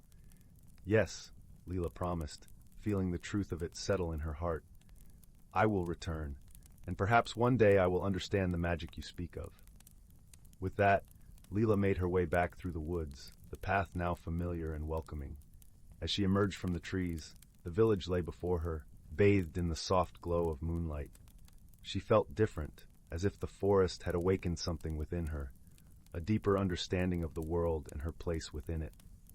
Over the following weeks, Lila returned to the Whispering Woods, each visit deepening her bond with Bramble and the magic of the forest. She learned to listen to the whispers of the trees, to feel the pulse of the earth beneath her feet. The woods became her haven, a place where she could be her truest self. One day, as she and Bramble sat together, Lila noticed a change in the forest. The leaves seemed to shimmer with a golden light, the air was filled with a gentle hum, and the creatures of the woods gathered around them in a circle of quiet anticipation. "What is happening?" Lila asked, her heart pounding with a mixture of excitement and trepidation. Bramble looked at her with a smile full of wisdom. "It is time, Lila. The forest has chosen you." "Chosen me for what?" she asked, her voice barely a whisper. "To be its guardian, to protect and nurture the magic that resides here," Bramble explained. "You have shown kindness and understanding, embraced the wisdom of the woods. The forest sees your heart and knows you are worthy." Lila felt a warmth spread through her chest, a sense of belonging that was as profound as it was unexpected. She looked around at the creatures in the trees, at the rivers and the sky, and knew that this was where she was meant to be. "I accept," she said, her voice steady and sure. With those words, the forest seemed to sigh in contentment, the golden light enveloping her like a gentle embrace. Lila felt a transformation within her, as if the essence of the woods had become a part of her soul. From that day on, Lila became the guardian of the Whispering Woods, her heart intertwined with the magic of the forest. She watched over its creatures and cared for its trees, ensuring that the hidden world remained a place of wonder and peace. And though she still lived in the village, tending to her garden and listening to the stories of the elders, she knew that her true home was within the woods, where the whispers of the trees and the song of the rivers were her constant companions. Through her journeys into the forest, Lila understood that the magic of the Whispering Woods was not just a gift, but a responsibility. It taught her to see the beauty in the world, to cherish the connections that bound all living things together. It was a lesson she carried with her always, a gentle reminder that the greatest magic of all was the power of kindness and friendship, and the ability to see beyond the surface to the heart of the world. And so the Whispering Woods thrived under Lila's care, its magic a beacon of hope and wonder for all who dared to seek it. And in the heart of the forest, beneath the ancient oak, Lila and Bramble sat side by side, their friendship as enduring and vibrant as the woods themselves. As the years passed, the villagers spoke of Lila with awe and admiration, her story becoming a part of the tapestry of their lives. They too began to visit the Whispering Woods, drawn by the tales of its hidden wonders and the gentle magic that resided there.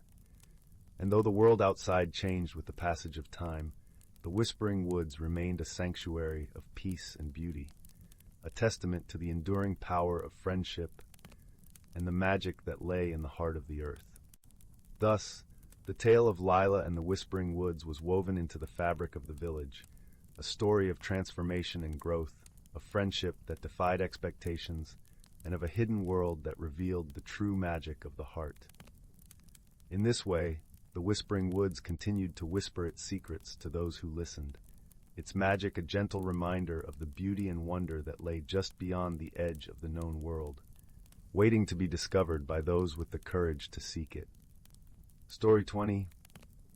In a galaxy far, far away, there was a planet called Eldora, where the gentle Eldorans lived in harmony with nature. Among them was a young Eldoran named Astra, whose curiosity about the cosmos knew no bounds. One night, as Astra gazed up at the twinkling stars, a strange light streaked across the sky. Overcome with wonder, she followed the trail, which led her to a crash site in the nearby forest.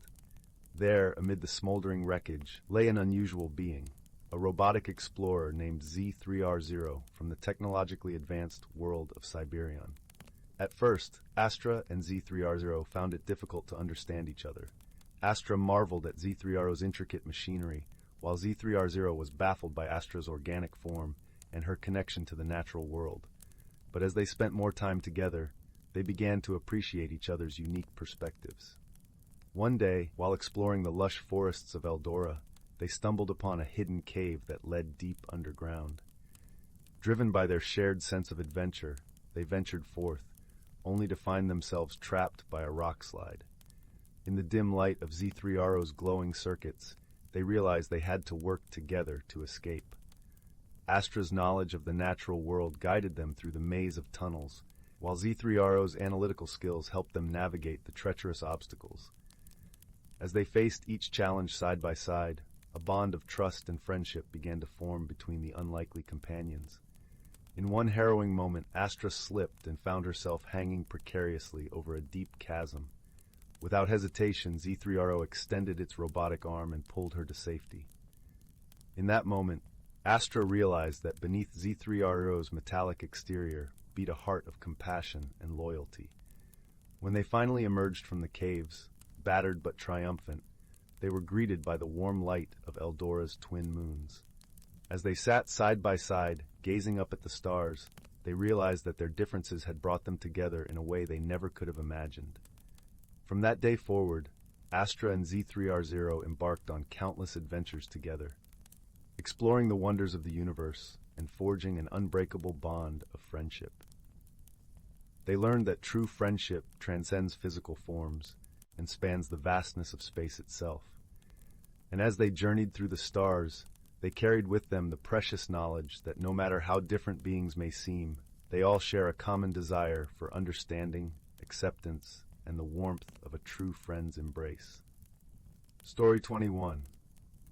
In a distant corner of the galaxy where stars twinkled like scattered diamonds on a velvet canvas, lay the verdant planet of Etheria, known for its lush landscapes and whispering winds that carried songs of ancient times. Here, in a small village nestled between the soaring emerald mountains and the shimmering sapphire lakes, lived a gentle being named Leora. Leora was an Etherian, a creature of light and air, with skin that glowed softly like moonlight and hair that flowed like molten silver.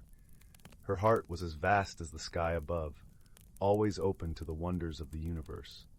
On this particular evening, Leora stood on the edge of the village, her luminescent eyes scanning the heavens, where the great cosmic tapestry unfolded.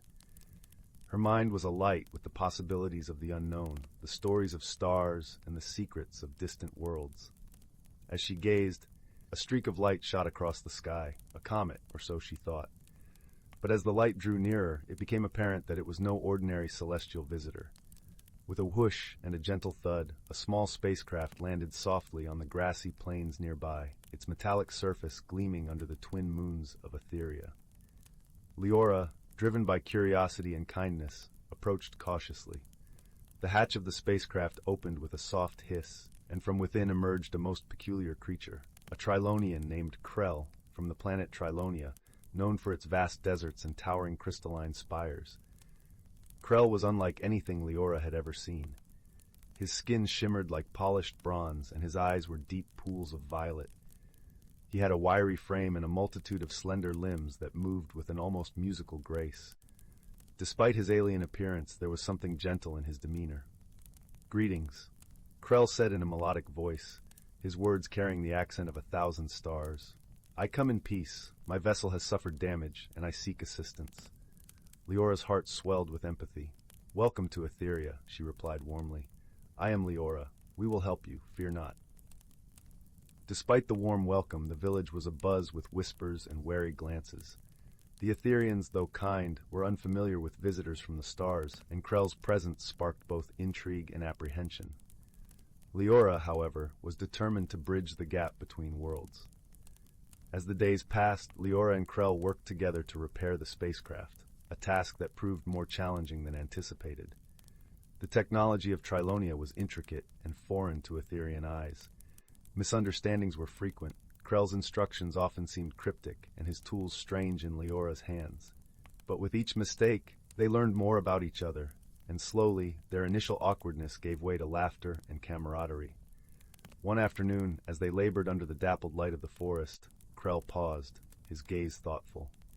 "On Trilonia, we believe that every challenge is a lesson in disguise," he mused.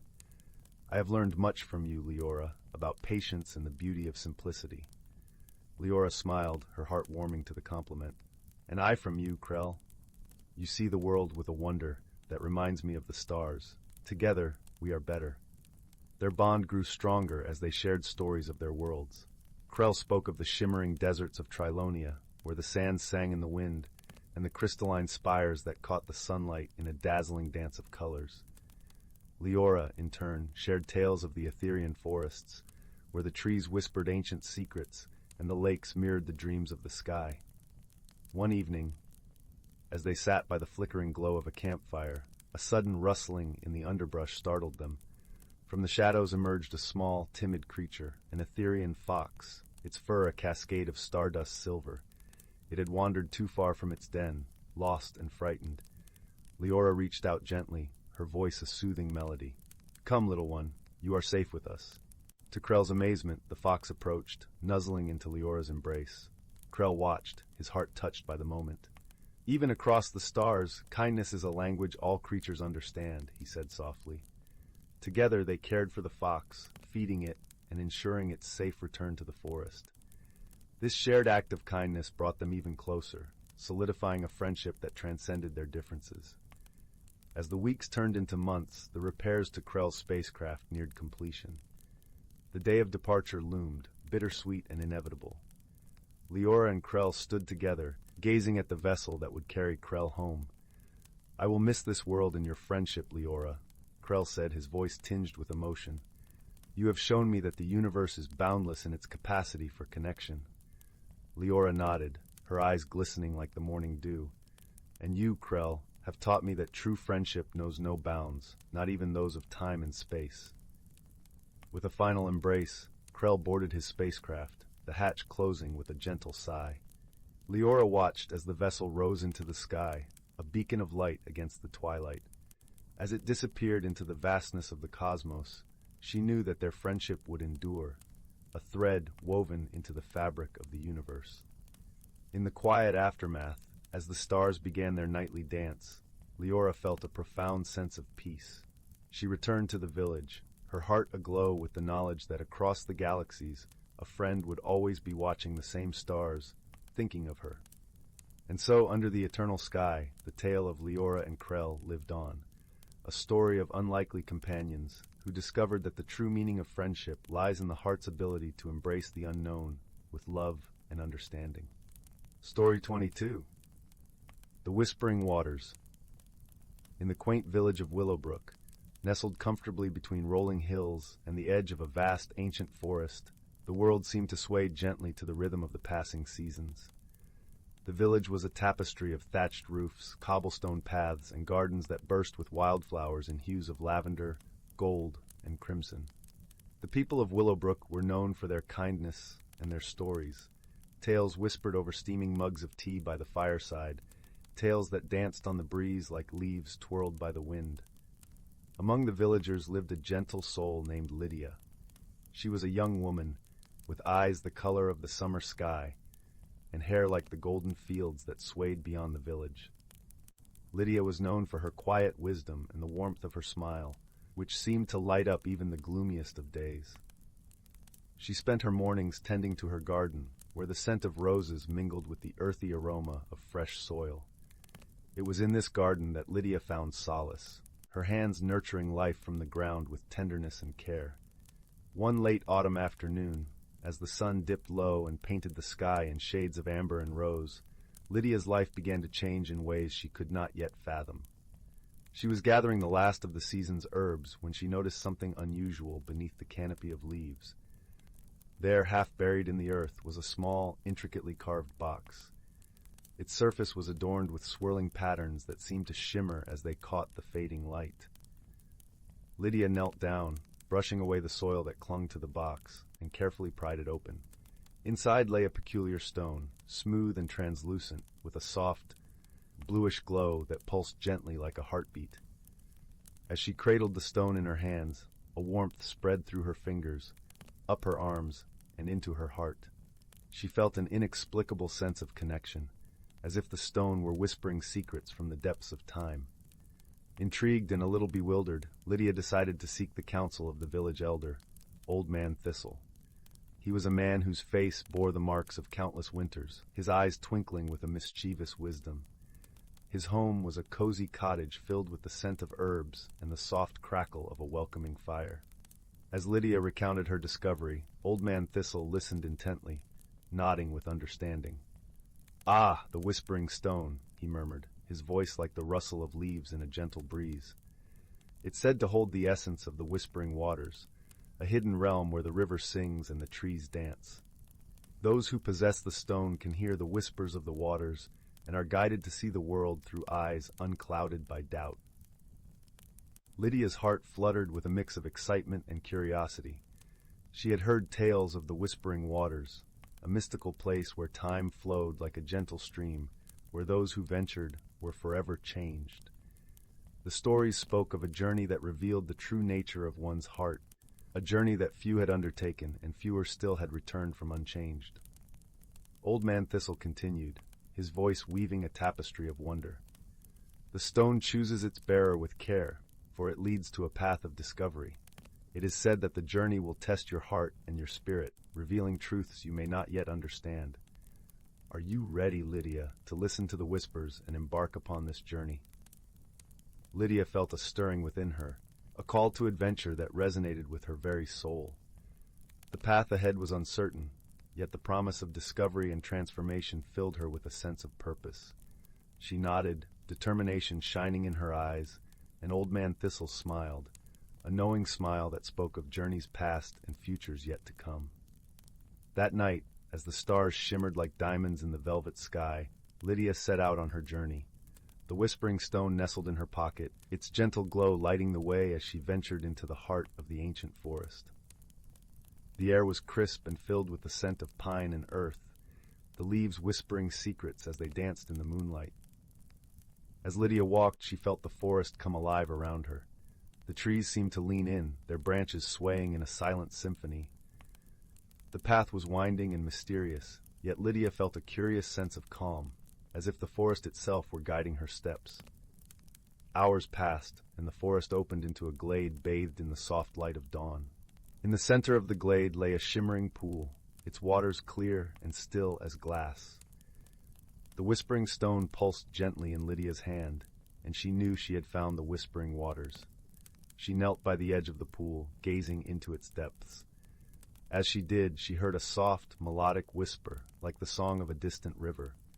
The waters seemed to speak to her, weaving stories of the forest, of the creatures that called it home, and of the journey she had undertaken. Lydia listened intently, her heart open to the whispers. She saw visions of her past, moments of joy and sorrow, of love and loss. The waters showed her the threads that wove together the tapestry of her life, revealing the strength and kindness that lay within her. As the whispers faded, Lydia felt a deep sense of peace. She understood now that the journey was not just about discovering the hidden world of the whispering waters, but about discovering the hidden depths of her own heart. She rose, her spirit renewed, and turned to leave the glade. On her journey back to Willowbrook, Lydia noticed the world with new eyes. The colors seemed more vibrant, the air more alive with possibility. She greeted each creature she met with a smile, her heart full of gratitude for the wisdom she had gained. When she returned to the village, Lydia was met with warmth and celebration. Her friends and neighbors gathered around, eager to hear of her adventure. As she shared her story, she wove the lessons she had learned into her words, speaking of the strength found within and the beauty of seeing the world with open eyes. In the days that followed, Lydia continued to tend to her garden, her heart full of the whispers of the waters. She found joy in the simple moments, in the laughter of friends, and in the quiet beauty of the world around her. The Whispering Stone remained with her, a reminder of the journey and the wisdom she had gained. And so, in the village of Willowbrook, under the watchful gaze of the ancient forest, Lydia's story became a part of the tapestry of tales shared by the fireside. It was a story of discovery, of friendship with the world around her, and of the quiet strength that lay within. As the seasons turned and the years passed, the whispers of the waters continued to guide Lydia, their gentle song a constant reminder of the journey that had changed her life. And in the hearts of those who listened, the story of Lydia and the Whispering Waters became a source of inspiration, a tale of transformation and growth that would be told for generations to come. Story 23. Once upon a time, nestled in the gentle embrace of an ancient forest, lay the village of Willowbrook. This village was known for its whispering trees and the soft glow of fireflies that danced like tiny lanterns in the night air. In Willowbrook, every day began with the mellow song of the thrush and ended with the serene lullaby of the crickets. In this village lived a young woman named Alina. Alina was known for her kindness and gentle heart, but lately she had been feeling restless, as if a change was stirring within her that she couldn't quite understand. Though the villagers adored her, Alina often found herself gazing out across the horizon, feeling a pull towards something unknown. One evening, as the sky blushed with twilight hues, Alina wandered into the forest. Her feet seemed to know the way, leading her deeper into the woods until she stumbled upon a secluded glade. There, she found a pond with water so clear it mirrored the sky. As she knelt beside it, she saw not just her reflection, but something more, a flicker of light that seemed to dance just beneath the surface. Curious, Alina reached out, brushing the water with her fingertips. The pond rippled, and from its depths rose a soft, shimmering mist. The mist coiled gently around her, whispering in a voice as soft as a summer breeze, "Do not fear change, for it is the path to discovering your true self." Startled, yet comforted by the words, Alina watched as the mist transformed into a small, glowing orb, flitting around her like a curious firefly. She named it Lumina, and from that moment they became inseparable companions. Lumina seemed to understand Alina's unease and began guiding her through the forest, revealing its hidden wonders. Each day, Alina learned something new. She discovered that the leaves whispered stories of old, that the brooks sang of distant places, and that even the smallest creatures carried wisdom within their tiny hearts. As they wandered, Alina met other beings of the forest. There was Bramble, the wise old badger, who taught her the value of patience and perseverance. "Every burrow takes time," he would say, "but each one is a safe haven when completed with care." Then there was Thistle, the sprightly squirrel, who showed her the joy of living in the moment and the importance of storing happy memories, just as she stored acorns for the winter. Alina also met Fennel, a gentle deer with eyes like pools of calm. Fennel showed her the beauty of stillness, teaching her to pause and appreciate the world around her. "Change is like the turning of seasons," Fennel explained, "inevitable and necessary, bringing growth and renewal." With each encounter, Alina felt a piece of her puzzle falling into place. She began to understand that change, though daunting, was not something to fear. Instead, it was a journey of discovery, a path leading her to her true self. One particular day, as the sun dipped low and painted the sky in shades of amber and rose, Alina and Lumina stumbled upon an ancient oak tree. Its branches stretched wide, and its trunk was marked with the passage of time. Lumina hovered beside it, casting a warm glow on the bark that seemed to pulse with life. Alina touched the tree and felt a deep connection, as if the tree was speaking to her in a language older than time. Within you lies the power to change, to grow, and to become who you are meant to be, the tree seemed to say, its voice a gentle rustle of leaves. With the support and wisdom of her new friends, Alina felt her fears begin to fade. She realized that just as the forest transformed with each season, so too could she transform. Embracing change would allow her to bloom, just like the wildflowers that dotted the forest floor. As Alina spent her days learning from the forest, she noticed subtle changes within herself. She felt more at peace, more confident, and more in tune with her surroundings. She began to share her newfound wisdom with the villagers, who marveled at the calm, radiant presence she had become.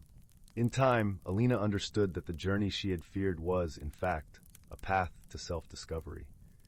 She learned that magic existed, not just in the flutter of lumina or the whispers of the forest, but within her heart, a magic that grew stronger with each step she took towards embracing change. And so, as the seasons turned and the forest whispered its secrets, Alina found her place among the trees. She became a beacon of light and wisdom, guiding others on their journeys and helping them see that change, though sometimes daunting, was a beautiful part of life.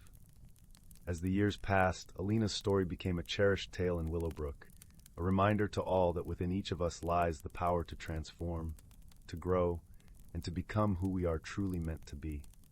And in the quiet, magical heart of the forest, Lumina continued to dance, a gentle reminder of the light that resides in every soul, waiting to illuminate the path ahead. Story 24. In a distant corner of the universe where stars twinkled like scattered jewels across the velvet expanse of space, two planets orbited a sun that glowed with a gentle, golden light. These planets, Vin and Leora, were as different as night and day. Vin was a land of towering forests and deep emerald seas where the air hummed with the soft songs of the wind. Leora, in contrast, was a world of crystalline deserts and glowing luminescent flora, where the sands sparkled under a sky perpetually painted in hues of violet and indigo. It was on these two worlds that our story begins, with two unlikely inhabitants destined to meet. From Leora came Solon, a being with skin that shimmered like the sands of his homeland, eyes the color of a setting sun, and a heart full of curiosity. From Vun came Talia, a creature with hair like flowing streams, eyes as green as the leaves of her forest, and a spirit as gentle as a summer breeze. Their paths crossed in the vastness of space aboard the SS Harmony, a spacecraft designed for interplanetary diplomacy and exploration. The ship was a marvel of engineering, its corridors lined with panels that glowed softly underfoot, casting a warm light that made every step feel like a journey through the stars. Solon and Talia had been selected for a joint mission, to explore an uncharted moon on the edge of their solar system. Their initial meeting, however, was fraught with misunderstanding.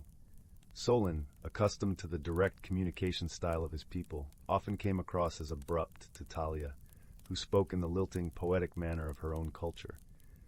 Their first interaction was over a simple task of organizing supplies. Solon, eager to make progress, suggested they split the work. "You take the left, I'll take the right," he said, his voice steady and sure. Talia, interpreting his tone as dismissive, hesitated. "Perhaps if we work together we can find harmony in our efforts," she suggested softly, her words weaving through the air like a gentle melody. Solon paused, his brow furrowing. He had not meant to be brusque, yet he realized he had much to learn about collaboration and patience. "I would like that," he replied, softening his stance, his eyes meeting hers with a newfound understanding.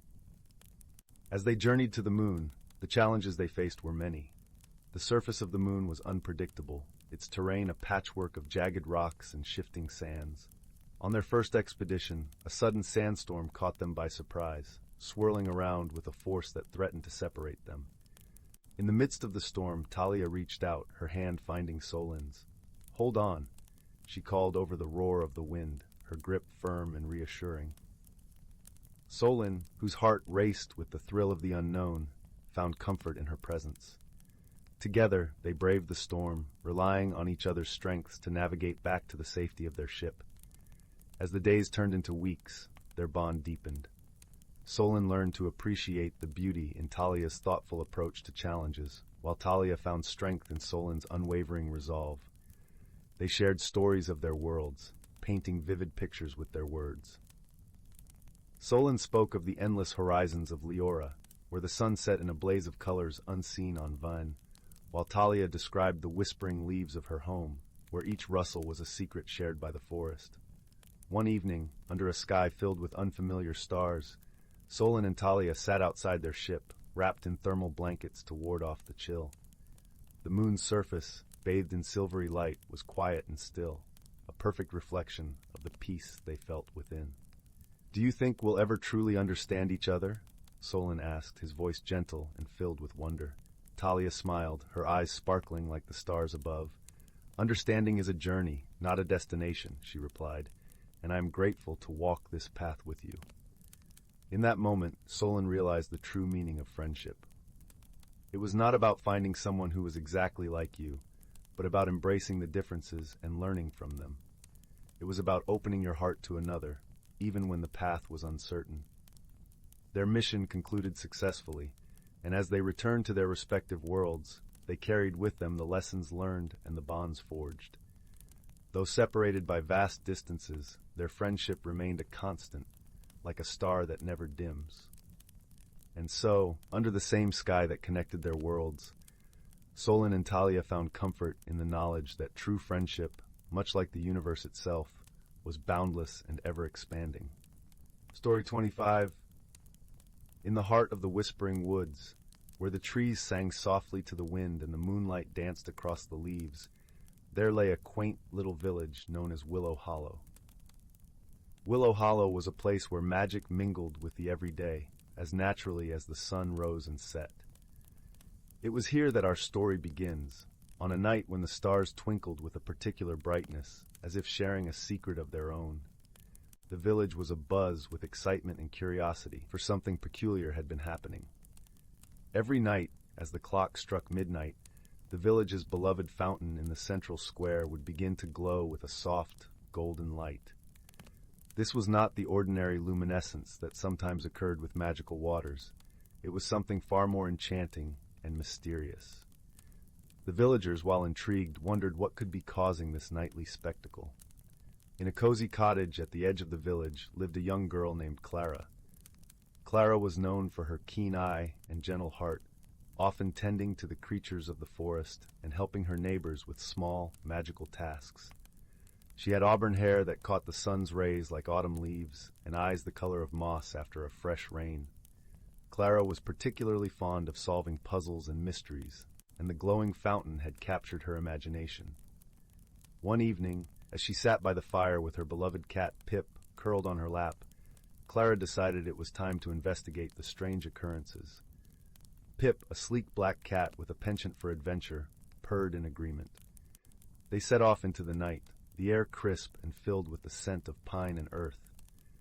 As they approached the village square, the fountain shimmered under the moon's gaze.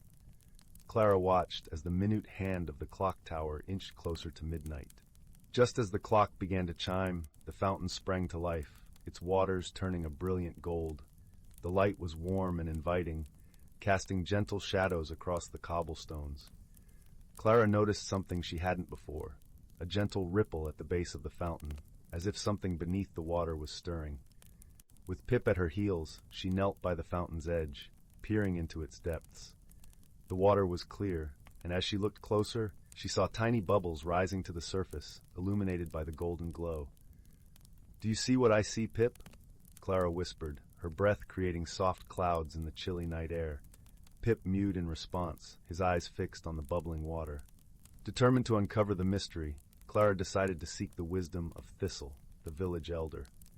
Thistle was a kind and wise woman, known for her affinity with the forest and its creatures. Her home, a cozy cottage nestled between two ancient oaks, always smelled of herbs and fresh bread. The next morning, Clara and Pip made their way to Thistle's cottage. They found her tending to her herb garden, her hands moving deftly among the plants. "Good morning, Thistle," Clara called out, her voice bright with the morning light. "Good morning, dear Clara. What brings you and Pip to my neck of the woods?" Thistle replied, her eyes twinkling like the stars at night.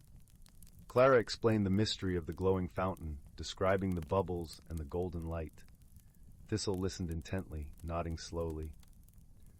"Ah, I have heard tales of such things," Thistle mused, her voice as soothing as the rustle of leaves. "It is said that deep beneath the fountain lies a hidden spring, connected to the heart of the whispering woods. The glow is a sign of magic awakening, a rare occurrence indeed." Clara's eyes widened with wonder. "But what could be awakening the magic?" Thistle smiled, a gentle, knowing smile. "Perhaps it is not what, but who.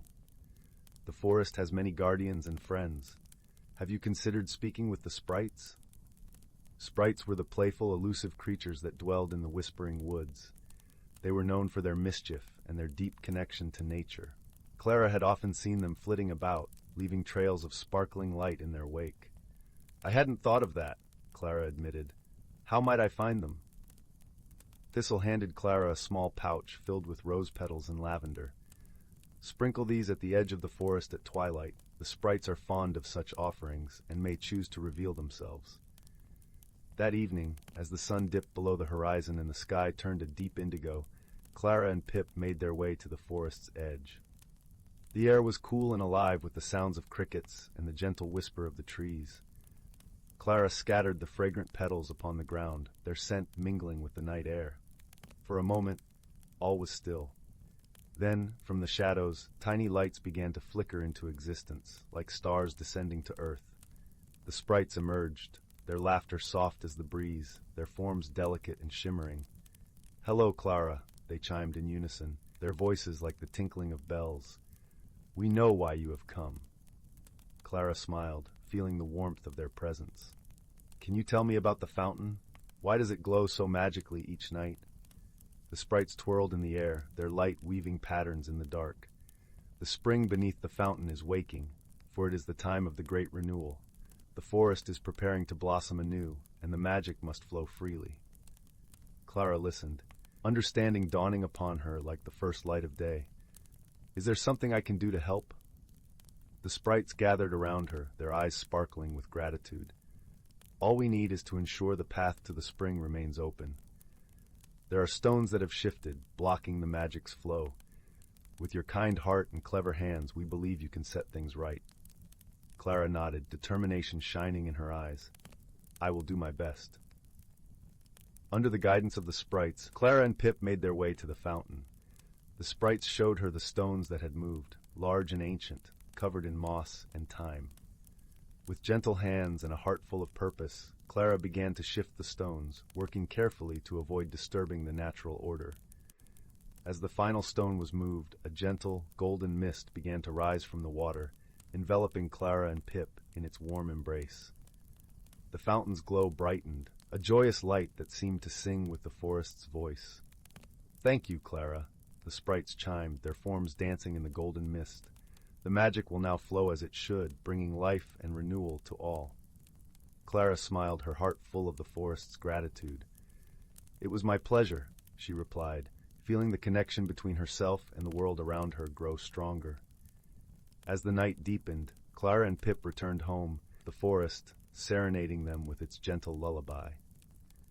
When they reached their cottage, the warmth of the hearth welcomed them, promising rest and comfort. Clara settled into her favorite chair, Pip curling up beside her, his purrs a soothing melody. As she closed her eyes, she thought of the golden light and the magic that flowed through the heart of the whispering woods, and she knew, deep in her soul, that all was right with the world. In Willow Hollow, under the watchful gaze of the moon and stars, peace reigned once more. The mystery of the glowing fountain had been solved, not through force or haste, but with wisdom, kindness, and the gentle touch of friendship. And as Clara drifted into dreams, the forest whispered its thanks, carrying her softly into the night. Story 26. Once upon a time, in a village cradled by the gentle embrace of rolling hills and whispering woods, there lived a curious young soul named Finn.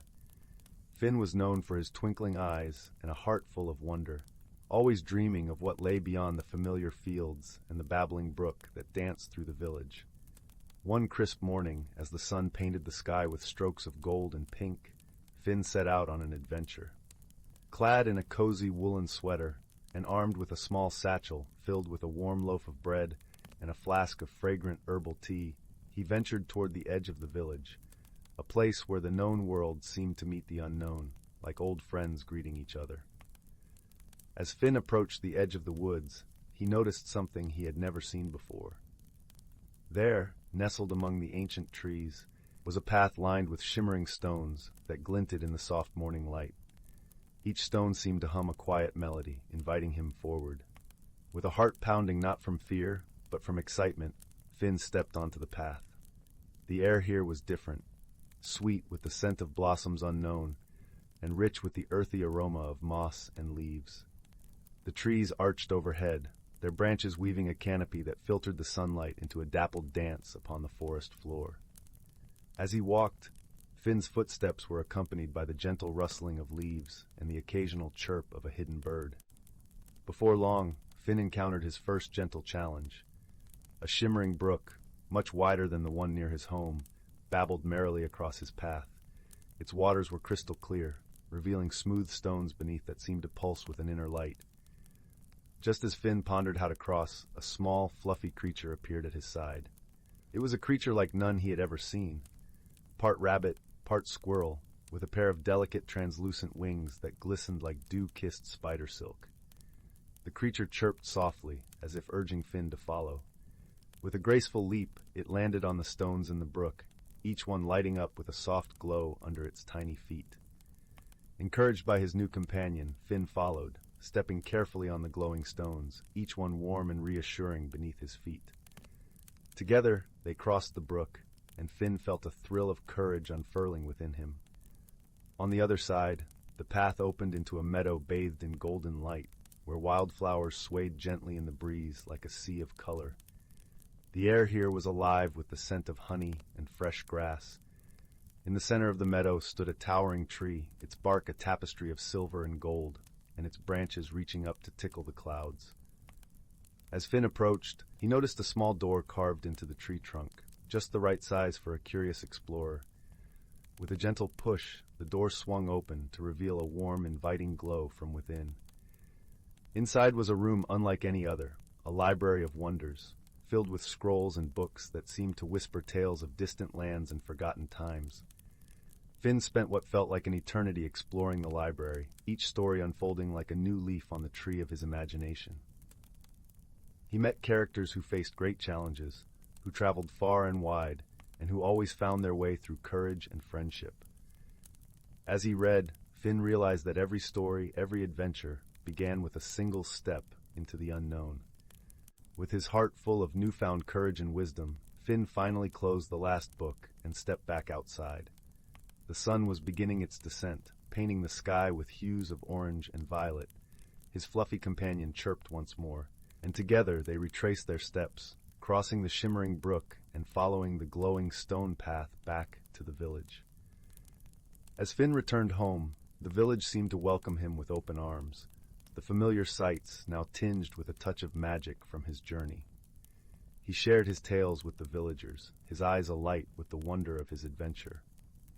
And as he lay in bed that night, wrapped in the warmth of his cozy quilt, Finn knew that while his journey had come to an end, the courage and curiosity he had discovered would stay with him forever. And so, under a sky sprinkled with stars and accompanied by the gentle song of the night breeze, Finn drifted into a peaceful sleep, dreaming of the endless possibilities that awaited beyond the edge of the woods. Story 27. Once upon a time, in a quaint little village nestled between rolling emerald hills and a sky that blushed with twilight, there lived a young dreamer named Lydia. Lydia had eyes as bright as the morning sun and a heart full of wanderlust. She spent her days listening to the tales of travelers and her nights dreaming of distant lands and forgotten realms. One evening, as the village was bathed in the soft glow of the setting sun, Lydia stumbled upon an old map tucked away in her grandmother's attic. The edges of the parchment were frayed, and the ink had faded to a gentle sepia.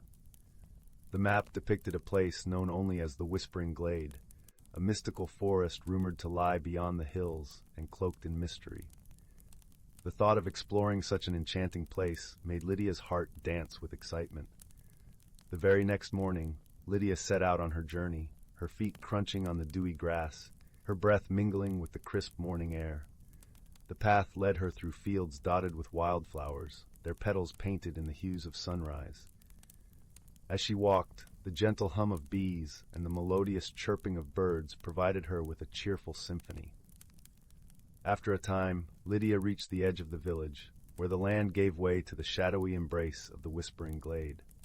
The trees stood tall and ancient, their branches interwoven like the fingers of old friends. The air here was cool and fragrant, tinged with the scent of pine and earth.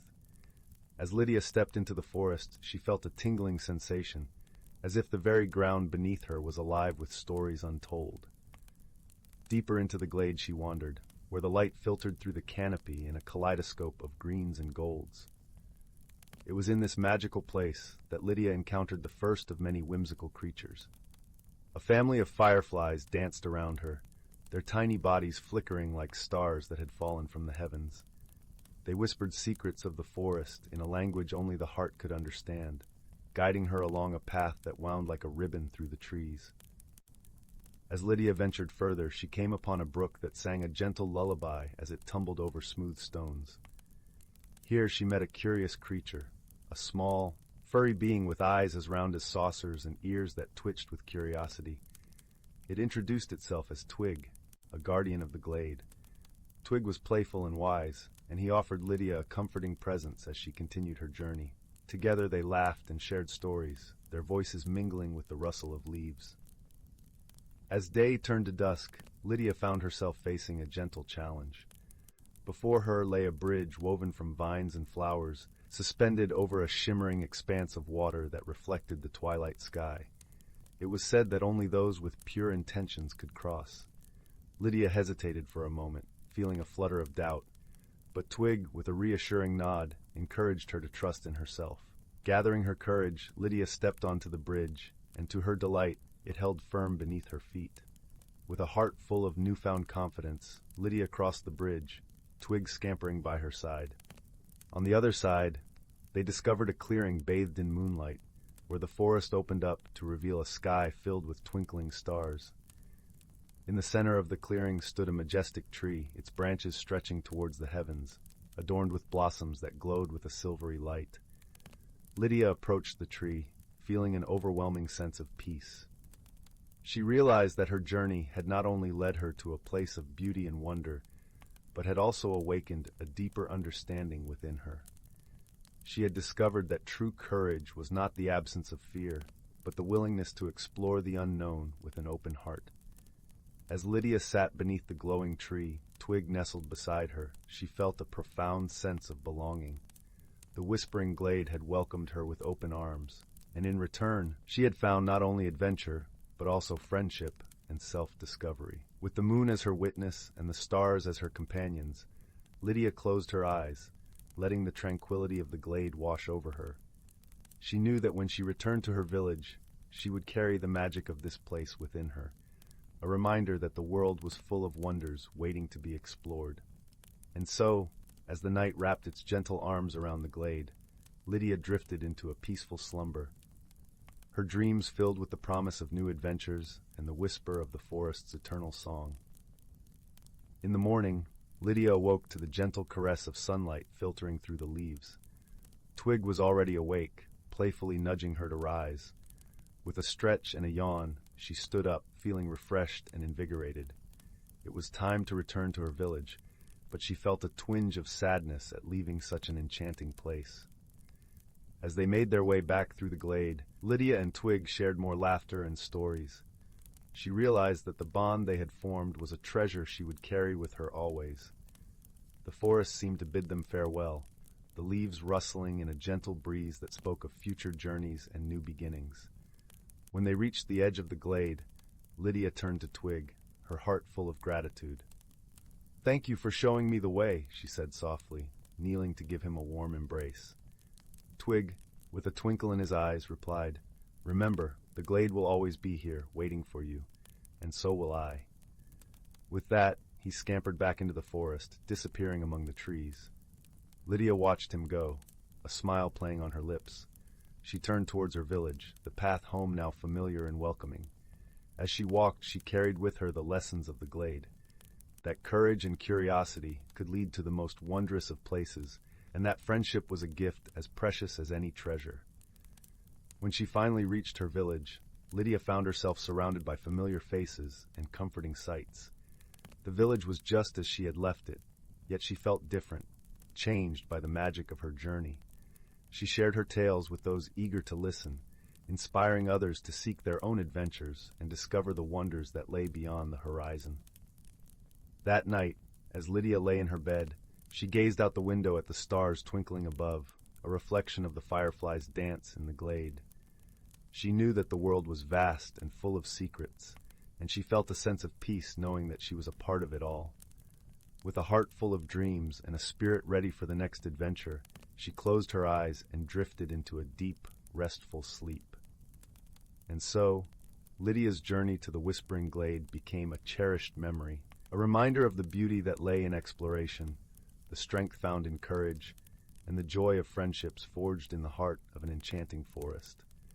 Her story was one of many, a testament to the wonders of the world and the magic that awaited those who dared to dream. Story 28. In the heart of the ancient Whispering Wood, where the trees stood tall like pillars of a great cathedral, and sunlight filtered through the leaves in a dance of golden light, there lived a community unlike any other.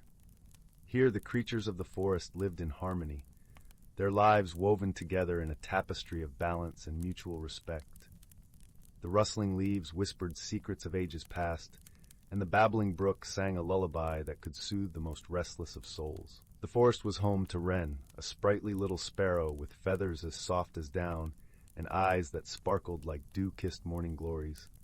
Wren had a song for every occasion, a cheerful trill for the sunrise, a gentle hum for the rain, and a soothing melody for the moonlit nights. Her songs were the threads that tied the community together, reminding everyone of the beauty and magic in the everyday. Not far from Wren's nest, nestled in a cozy burrow beneath the roots of the great oak, lived Thistle, a wise old hedgehog. Thistle's quills were silver-tipped with age, and his eyes held the wisdom of many seasons. He was the keeper of the forest's stories, passed down from generation to generation. The young ones would gather around him, eager to hear tales of the forest's history, from the time when the first sapling broke through the soil to the present day. One brisk autumn evening, as the leaves turned to shades of amber and crimson, Wren flitted over to Thistle's burrow. She found him sipping on a cup of acorn tea, his spectacles perched precariously on his nose as he leafed through a book of ancient tales. "Thistle," Wren chirped, her voice a melody in the cool evening air. "Have you noticed how the winds have changed? They carry a new scent, something unfamiliar." Thistle looked up, his eyes twinkling with curiosity. "Ah, yes, the winds are indeed whispering of change. It is the season of transitions, my dear, the time when the forest must prepare itself for the coming chill." "But there's something more," Wren insisted, her feathers ruffling with concern. "The air feels different, as if a new magic is stirring." Thistle nodded thoughtfully, setting his book aside. "Perhaps it is time for us to seek the counsel of the Evergreen Council. They have guided the forest through many such transformations." The Evergreen Council was comprised of the oldest and wisest trees in the forest, a circle of towering evergreens whose boughs were draped with moss and lichen, their roots intertwined in a dance of ancient unity. It was said that they could hear the whispers of the earth itself and knew the secrets of the seasons. The next morning, as the first light of dawn painted the sky in hues of pink and gold, Wren and Thistle set out for the council.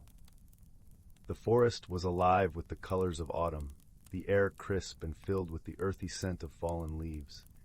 As they journeyed, they were joined by other creatures, Sable, the graceful deer with eyes like pools of wisdom, and Flick, the quick-footed squirrel who knew every branch and bough. Together, they made their way to the heart of the forest where the Evergreen Council stood, their majestic forms towering against the sky. The air around them was filled with a gentle hum, a vibration of ancient energies. As they approached, the leader of the council, a grand old pine named Elder Pine, spoke in a voice that resonated like the deep toll of a bell. "Welcome, children of the forest. What brings you to our circle?" Wren stepped forward, her heart steady with purpose. "Great Elder Pine, we have come to seek your wisdom. The winds have changed, and we sense a new magic in the air. We wish to understand what this means for our home. Elder Pine's branches swayed gently, and a soft murmur passed through the council. Indeed, the winds of change are upon us. It is the cycle of renewal, a rare phenomenon that occurs once in a century. During this time, the forest undergoes a transformation, a reawakening of the ancient magics that sustain our world. Thistle's eyes widened with awe. A cycle of renewal. I have heard of such times in the old stories, but never thought to witness one myself. Elder Pine continued, "It is a time for the forest to shed the old and embrace the new, to restore balance and harmony. But for this to happen, all creatures must work together, blending their strengths and wisdom." The council's words lingered in the cool air, a gentle reminder of the interconnectedness of all things. Wren, Thistle, Sable, and Flick exchanged determined glances, knowing they had a role to play in this magical transition. As the days passed, the forest buzzed with activity. The animals and plants worked together, guided by the council's wisdom. Sable led the efforts in clearing paths for the new growth, her graceful movements creating a pattern of renewal. Flick gathered seeds and acorns, planting them carefully in the fertile earth, while Wren's songs lifted spirits and encouraged the young shoots to reach for the sky. Thistle, with his vast knowledge, shared stories of past renewals, reminding everyone of the resilience and beauty that emerged from change. His tales inspired hope and courage, binding the community with a shared vision of a flourishing future. As the forest embraced the cycle of renewal, a gentle magic wove through the air, touching everything with a soft glow. The leaves shimmered with vibrant colors, and the streams flowed with a crystalline clarity, reflecting the pureness of the forest's new beginning. The animals and plants thrived, their lives intertwined in a symphony of life and growth. One evening, as the golden light of sunset bathed the forest in a warm embrace, the creatures gathered once more beneath the great boughs of the evergreen council. Elder Pine's voice resonated with pride and gratitude. "You have all shown the true spirit of harmony and unity. Through your efforts, the cycle of renewal has been a success, and our forest shall thrive for many more generations." Wren's heart soared with joy as she sang a song of celebration, her sweet notes blending with the rustling leaves and the gentle breeze. Thistle smiled, his wise eyes shining with contentment, knowing that the stories of this renewal would be cherished by future generations. As night fell and the forest settled into a peaceful slumber, the creatures nestled into their homes with hearts full of hope and gratitude. They understood that the forest was not just a place, but a living being, and they were its caretakers, bound by the threads of harmony and friendship. And so, the Whispering Wood continued to thrive, a sanctuary of magic and balance, where the gentle wisdom of the past guided the promise of the future. The creatures lived their lives in harmony with nature, their hearts forever connected to the timeless rhythms of the earth. And in the quiet moments, as they drifted to sleep beneath a canopy of stars, they knew that they were part of something wondrous and eternal. Thus, the story of the cycle of renewal became a cherished tale, passed down through the ages, a reminder of the beauty and magic that exists when all beings work together in unity and love. And in the heart of the forest, the whispers of the wind carried this story to every corner, ensuring that the wisdom of the Whispering Wood would never be forgotten. Story 29. In the quaint village of Willowbrook, where cobblestone paths meandered between cottages adorned with ivy and roses, there lived a young boy named Oliver. Oliver had a curious mind and a heart full of wonder. His favorite place to explore was the sleepy attic of his grandmother's house, a haven of forgotten treasures and whispered tales. One misty afternoon, as the rain pattered softly against the window panes, Oliver climbed the creaking stairs to the attic. The air was filled with the comforting scent of old books and cedar wood. As he rummaged through trunks and boxes, his fingers brushed against something peculiar, a small, ornate box made of polished cherry wood, inlaid with delicate silver filigree. Intrigued, Oliver gently lifted the lid. Inside, nestled upon a bed of velvet, was a simple, unassuming pair of spectacles. Their lenses were clear as mountain streams, and the frames glowed with a warmth that seemed almost alive. Oliver, feeling a strange pull, placed the spectacles upon his nose. Instantly, The world around him shimmered and transformed. Colors deepened, sounds grew richer, and the very air seemed to hum with possibilities. With the spectacles, Oliver discovered he could see the secret lives of everyday objects. The teapot on his grandmother's stove danced merrily as it brewed its aromatic tea. The broom hummed a lullaby as it rested against the wall, and the old grandfather clock ticked with a gentle, knowing rhythm. Eager to learn more, Oliver set off on a journey through the village, the spectacles perched on his nose. As he wandered, he encountered a series of remarkable friends. First was Willow, a wise tabby cat with eyes like emeralds, who had a penchant for riddles and stories. Willow sauntered beside Oliver, her soft purrs blending harmoniously with the music of the rain. Next they met Finn, a cheerful squirrel who delighted in acrobatics among the branches of the village's ancient oak trees. Finn chattered excitedly, offering acorns and laughter in equal measure. As the trio journeyed further, they came upon Daphne, a gentle, soft-spoken turtle who lived by the babbling brook. Her slow, deliberate movements were a study in patience, and her shell was etched with patterns that told of ages past. Together, they ventured to the heart of Willowbrook Forest, a place where magic thrived and the ordinary wove seamlessly with the extraordinary. There, a challenge awaited them, a riddle spoken by the ancient oak, the guardian of the forest's secrets. The oak's voice was like the rustling of leaves in a summer breeze. "Tell me, young ones, what is it that you seek but never find until you stop searching?" Oliver pondered the riddle deeply. He sat beneath the oak's sprawling branches, feeling the earth cool and firm beneath him, and listened to the symphony of the forest. The answer came to him not through force or urgency, but through the gentle wisdom of his heart. "Peace," Oliver replied softly, his voice barely a whisper carried by the wind. "We find peace when we stop searching for it outside of ourselves." The ancient oak creaked in agreement, its branches swaying as if applauding. With a deep, resonant sigh, it revealed its gift, a crystal droplet suspended on a gossamer thread. This droplet, the oak explained, was a tear of joy from the first spring rain, a symbol of serenity and understanding. With this treasure, Oliver and his friends returned to the village. The spectacles had taught him to see the world anew, to appreciate the simple joys and hidden wonders that surrounded him.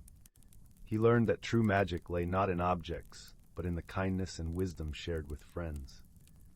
As the sun dipped below the horizon, casting a golden glow over Willowbrook, Oliver placed the spectacles back in their box. He knew he didn't need them to see the beauty and magic in his world.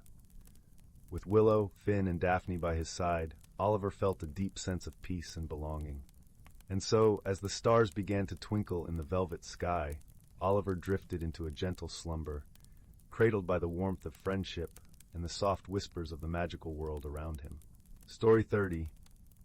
In the heart of a quaint village, nestled between rolling hills and whispering woods, there lived a curious young girl named Clara. Her eyes twinkled with the light of 1,000 stars, and her heart brimmed with an insatiable thirst for adventure.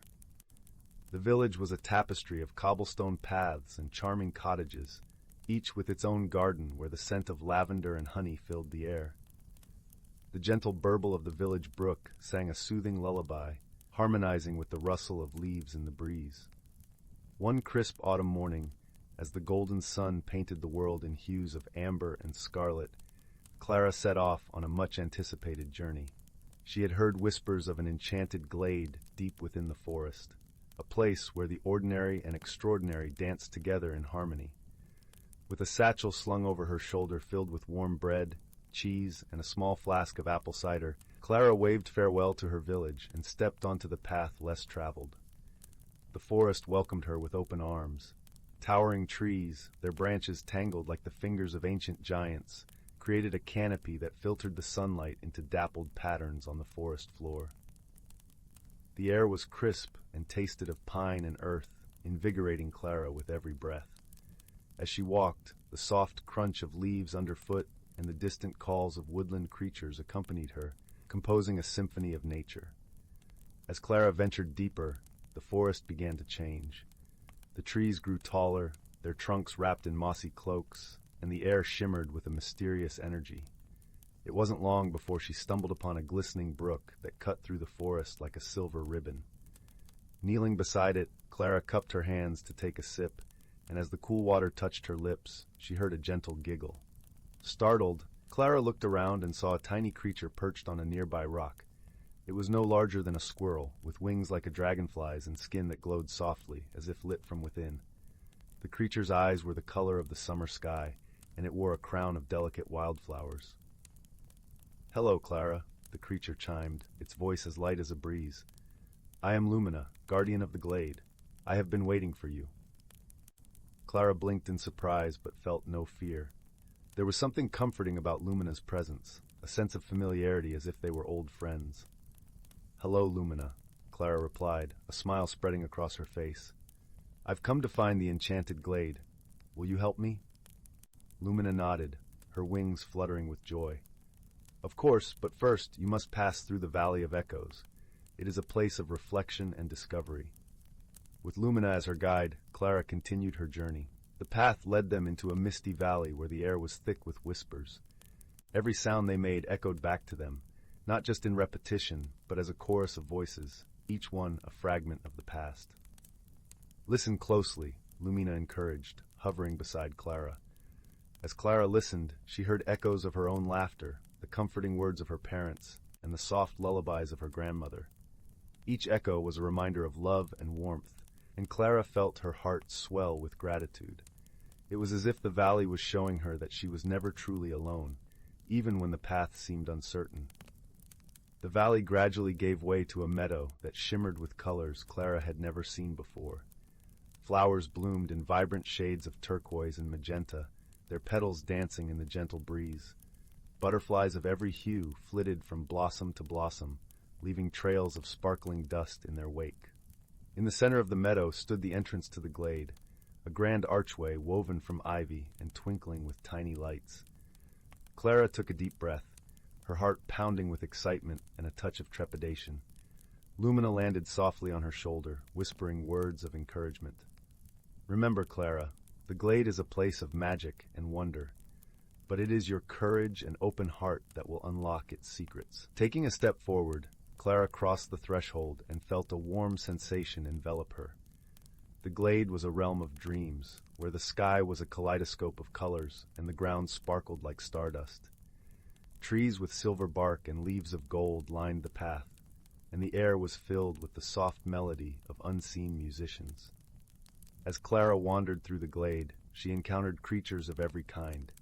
There were rabbits with fur that shimmered like moonlight, birds with feathers like rainbows, and deer whose antlers were entwined with glowing vines. Each creature greeted Clara with kindness, sharing stories of the glade and its wonders. In the heart of the glade, Clara found a crystal-clear pond that mirrored the sky above. She knelt beside it, peering into its depths. The water seemed to call to her, inviting her to see beyond the surface. Leaning closer, Clara saw visions of herself, her past, present, and glimpses of what might be. She saw moments of joy and sadness, triumphs and challenges, each one weaving together the tapestry of her life. As the sun began to dip below the horizon, casting the glade in a warm golden glow, Clara felt a sense of peace settle over her. She realized that the journey had taught her more than she had imagined. The courage to explore the unknown, the strength to listen to the echoes of her heart, and the wisdom to embrace the magic in everyday life were gifts she would carry with her always. With Lumina by her side, Clara made her way back to the village, her heart full of wonder and gratitude. The stars twinkled overhead, guiding her path home. As she reached the edge of the forest, she turned back to see the glade one last time, its beauty etched into her memory. In the quiet of the night, as Clara lay in her bed, she felt the warmth of the glade lingering around her like a comforting blanket. Her journey had ended, but the magic would remain with her always, a reminder that the world was full of enchanting places waiting to be discovered, and that the greatest adventures often began with a single, courageous step into the unknown. Story 31. Once upon a time, in a world where dreams and reality intertwined, there lived a young adventurer named Alia. Her eyes sparkled with curiosity, and her heart yearned for the unknown. One starry night, as Alia gazed up at the twinkling sky, a shooting star streaked across the horizon, leaving a trail of shimmering stardust in its wake. Enchanted, Alia followed the celestial path, her feet leading her deeper into the enchanted forest she had always admired from afar. As she ventured further, the trees seemed to whisper secrets in a language only the wind could understand.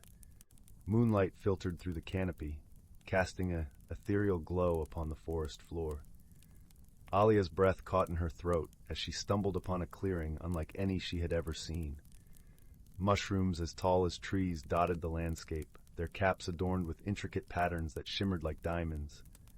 A babbling brook meandered through the midst, its waters shining like liquid silver. And in the center of it all stood a magnificent willow tree, its cascading branches swaying in a rhythmic dance. Alia approached the willow, her fingers brushing against its bark, and gasped as the tree seemed to come alive. Two eyes blinked open, peering down at her with a warm, gentle gaze. "Welcome, young one," the willow spoke, its voice like the rustle of leaves in a gentle breeze. "You have found the enchanted glade, a place where magic dwells in every corner." Alia's heart raced with excitement as she explored the wondrous realm. She encountered whimsical creatures, from giggling pixies that glowed like fireflies to gentle giants made of moss and bark. Each encounter taught her valuable lessons about courage, kindness, and embracing the unknown. One day, Alia found herself caught in a maze of twisting vines, their thorns threatening to impede her path. But instead of turning back, she summoned her inner strength and forged ahead, her determination unwavering. As she emerged from the maze, a shower of fragrant rose petals rained down upon her, a reward for her perseverance. Time seemed to blur in the enchanted glade, and Alia found herself growing wiser with each passing day. She learned to appreciate the beauty in the smallest things, from the intricate patterns on a butterfly's wing to the harmonious melodies of the forest's songbirds. As her journey neared its end, Alia realized that the true magic lay not in the extraordinary sights she had witnessed, but in the courage and wonder she had found within herself. With a heart full of gratitude, she bid farewell to the enchanted glade, carrying its lessons and memories like treasures in her soul. And as she emerged from the forest, a gentle breeze whispered in her ear, "Remember, dear Alia, the greatest adventures are those that shape the heart and open the mind to the wonders of the world." From that day on, Alia embraced every opportunity with a spirit of curiosity and courage, for she knew that the true magic lay in the journey itself and in the lessons learned along the way. Story 32. In the heart of the whispering woods, where the leaves sang secrets to the wind and the moonlight danced upon the dewdrops, there lay a hidden world that few had ever glimpsed. This was a realm where magic breathed softly through the air, and every creature, no matter how small, played a part in the symphony of life. It was here, beneath the ancient boughs of the towering oaks, and amidst the gentle babble of crystal-clear streams, that our story unfolds. On a particularly crisp autumn morning, when the sun's rays filtered through the canopy like golden threads, a young boy named Finn awoke with an air of anticipation. Finn was a curious soul, his heart always yearning for adventure. His eyes, the color of stormy seas, sparkled with the boundless wonder of youth. He lived in a quaint cottage on the edge of the woods, where the scent of pine and earth lingered in the air, and the songs of birds heralded each new day. Finn's father was a woodsman, a gentle giant of a man who knew the forest like the back of his hand. He often spoke of the magic that lay hidden beyond the veil of the ordinary, tales that ignited the flame of imagination in Finn's heart. This day, however, was unlike any other, for Finn had discovered something extraordinary, a peculiar stone, smooth and warm to the touch, nestled amid the roots of an ancient willow. The stone was unlike anything Finn had seen before. It shimmered with a soft iridescence, hues shifting like a rainbow caught in an opal. As he held it, he felt a gentle hum, as if the stone itself was alive, whispering secrets only he could hear. Finn's pulse quickened with the thrill of discovery. He knew, deep down, that this stone was special, and perhaps, just perhaps, it was the key to the hidden world his father had often spoken of. With the stone safely tucked into his satchel, Finn set off into the woods, his heart beating in rhythm with the rustling leaves. The path he chose was one less traveled, winding deeper into the forest, where shadows grew long and the air was thick with the scent of moss and mystery. As he walked, Finn marveled at the world around him, the intricate patterns of lichen on the rocks, the delicate dance of butterflies flitting between sunlit patches. It wasn't long before Finn arrived at the edge of a glade, a place where the trees parted to reveal a meadow bathed in sunlight. At the center stood an ancient oak, its gnarled branches stretching toward the sky like the arms of an old friend. Finn felt a pull toward the tree, an inexplicable urge to draw closer, as if the oak itself was calling to him. As he approached, the stone in his satchel began to glow softly, casting a gentle light upon the ground. Finn's heart soared with excitement and a touch of trepidation. He reached out, placing the stone upon the roots of the oak. In that moment, the air shimmered, and the world around him seemed to hold its breath. Then, as if by magic, the roots of the oak began to part, revealing a hidden stairway spiraling down into the earth. Finn hesitated only for a heartbeat before descending into the unknown, each step echoing softly in the quiet of the subterranean realm. What awaited him was a sight beyond his wildest dreams. The stairway opened into a cavern, vast and awe-inspiring, where stalactites hung like chandeliers from the ceiling and bioluminescent fungi cast a soft, otherworldly glow. The air was cool and fragrant, filled with the scent of damp earth and the faint sweetness of unseen blooms. At the heart of the cavern stood a pool of water, its surface as smooth as glass, reflecting the shimmering lights above. It was here that Finn met the first of many wonders, a creature unlike any he had ever imagined. She was a small, delicate being, her wings iridescent like dragonfly wings, her eyes bright and curious. She introduced herself as Lyra, a guardian of this hidden realm. Lyra's voice was like the tinkling of bells, soothing and melodic. She explained that the stone Finn had found was a keystone, a magical object that allowed entry into places hidden from the eyes of the ordinary world.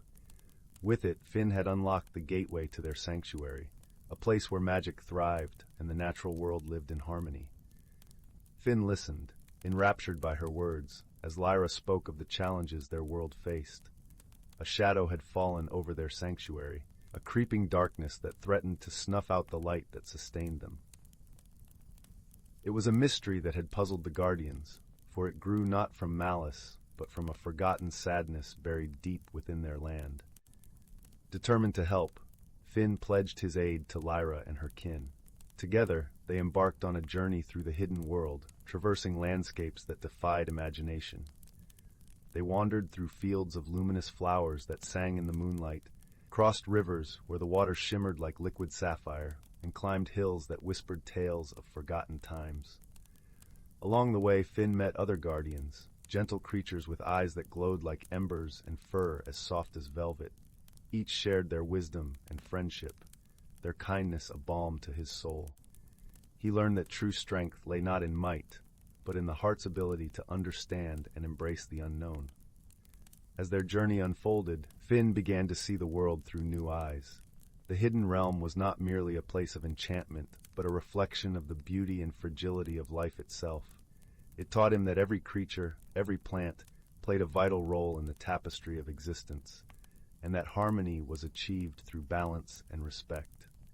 The mystery of the shadow deepened as they ventured further, until at last they reached the heart of the darkness, a forgotten grove, silent and somber. Here, the air was heavy with sorrow, and the trees wept with dew that glistened like tears. It was Lyra who uncovered the truth, her gentle heart sensing the pain that lay hidden beneath the surface.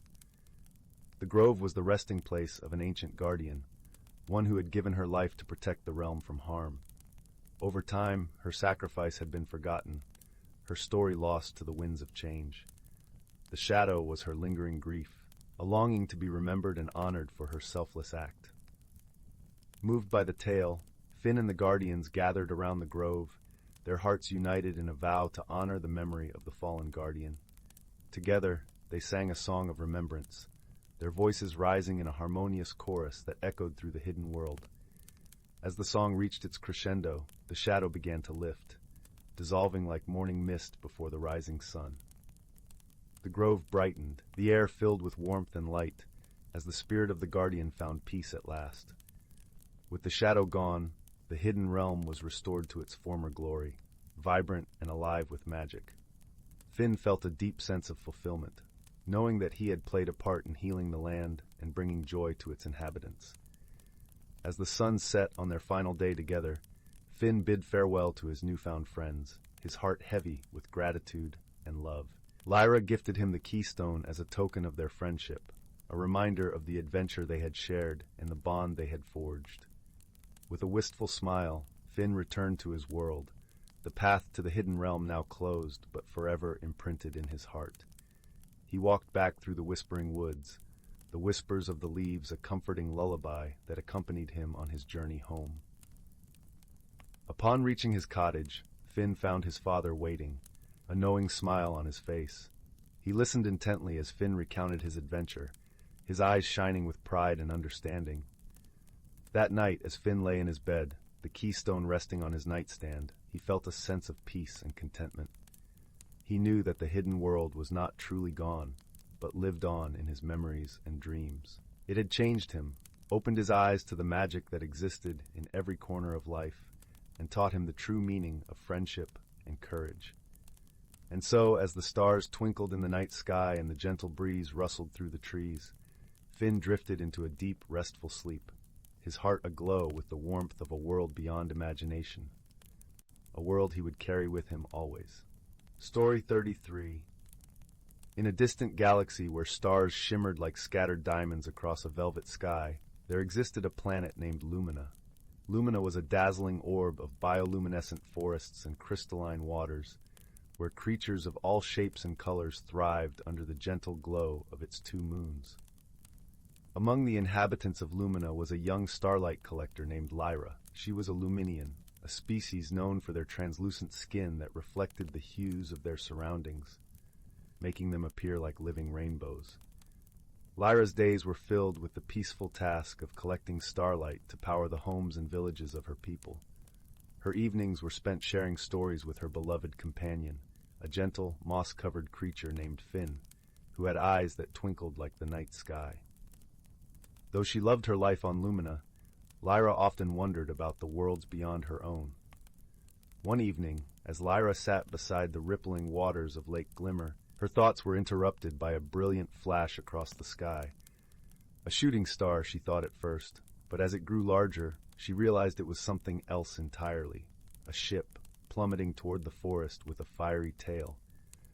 Lyra's heart raced with both fear and curiosity as she hurried through the glowing underbrush to the crash site.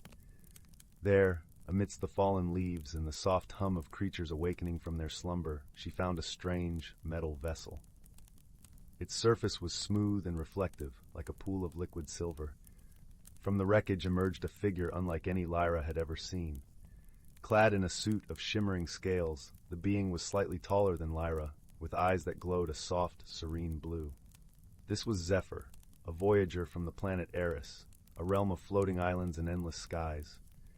Zephyr's mission was one of exploration and learning, but an unexpected storm had brought the ship crashing to this unfamiliar world. Lyra approached cautiously, her iridescent skin casting a gentle light that mingled with the moonbeams. Zephyr, though dazed, managed a graceful bow, their scales catching the light like 1,000 tiny mirrors. "I mean no harm," Zephyr said, their voice like a whisper of the wind.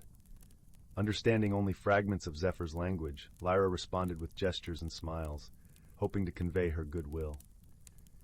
In the days that followed, the 2 unlikely companions began to communicate through a mixture of sign language and shared laughter, each teaching the other words from their native tongues. Initially, their misunderstandings were frequent and often comical. Zephyr, accustomed to the weightlessness of Eris, struggled with Lumina's gravity and stumbled over roots and stones. Lyra, eager to help, would offer her hand, and together they would laugh, the sound echoing through the forest like tinkling chimes. As the days turned into weeks, the pair faced challenges that tested their growing bond. A sudden storm swept through Lumina, threatening to flood the paths and uproot the starlight collectors that Lyra so carefully tended. Zephyr, drawing upon their knowledge of air currents and weather from Eris, devised a plan to create barriers using fallen branches and stones to redirect the flow of water away from the vulnerable equipment. Working side by side, Lyra and Zephyr built the barriers, their movements synchronized like a well-rehearsed dance. When the storm passed, The starlight collectors stood unharmed, and Lyra's gratitude was boundless. She realized that despite their differences, Zephyr had become an indispensable part of her world. In turn, Zephyr found solace in Lyra's unwavering kindness and the beauty of Lumina. The gentle glow of the forest, the twinkling of the stars overhead, and the soft lapping of Lake Glimmer at night became a balm to the voyager's homesick heart. One evening, as they sat by the lake, Lyra asked Zephyr about Eris. Zephyr spoke of floating gardens that drifted through the sky and winds that sang through chimes woven from clouds. Lyra listened, entranced, her heart aching with a blend of wonder and longing. She realized that just as Zephyr had come to love the quiet beauty of Lumina, she too had grown to cherish the dream of Eris. Their friendship, forged through shared experiences and mutual support, had taught them both an invaluable lesson: that true understanding transcends words and appearances. They had discovered that at their core, they were not so different. Both longed for connection, both yearned for adventure, and both had found a home in each other's presence. The day eventually came when Zephyr's ship was repaired, ready to sail the skies once more. As the dawn broke over Lumina, painting the world in hues of rose and gold, Lyra and Zephyr stood side by side, gazing at the horizon. Though the thought of parting was bittersweet, they knew their friendship would endure across the stars. With a final embrace that spoke volumes more than any words could, Zephyr ascended into the ship, the engines humming softly. As the vessel lifted into the sky, Lyra watched with a heart full of warmth and hope. She knew that somewhere, in the vast expanse of the universe, a piece of her heart would always drift alongside Zephyr across the skies of Eris. And so, under the gentle watch of Lumina's twin moons, Lyra turned back to the forest, the light of friendship guiding her way. The lessons she had learned and the memories she had made would forever illuminate her path, reminding her that no distance was too great for the bonds of true friendship. Story 34. Once upon a time, in a quaint little village nestled between emerald hills and meandering streams, there lived a gentle soul named Leora. The village, with its cobblestone paths and thatched cottages, seemed like a place where time stood still. Each day Leora would weave beautiful tapestries, her nimble fingers spinning tales of the sky and earth, the sun and moon, into colorful threads.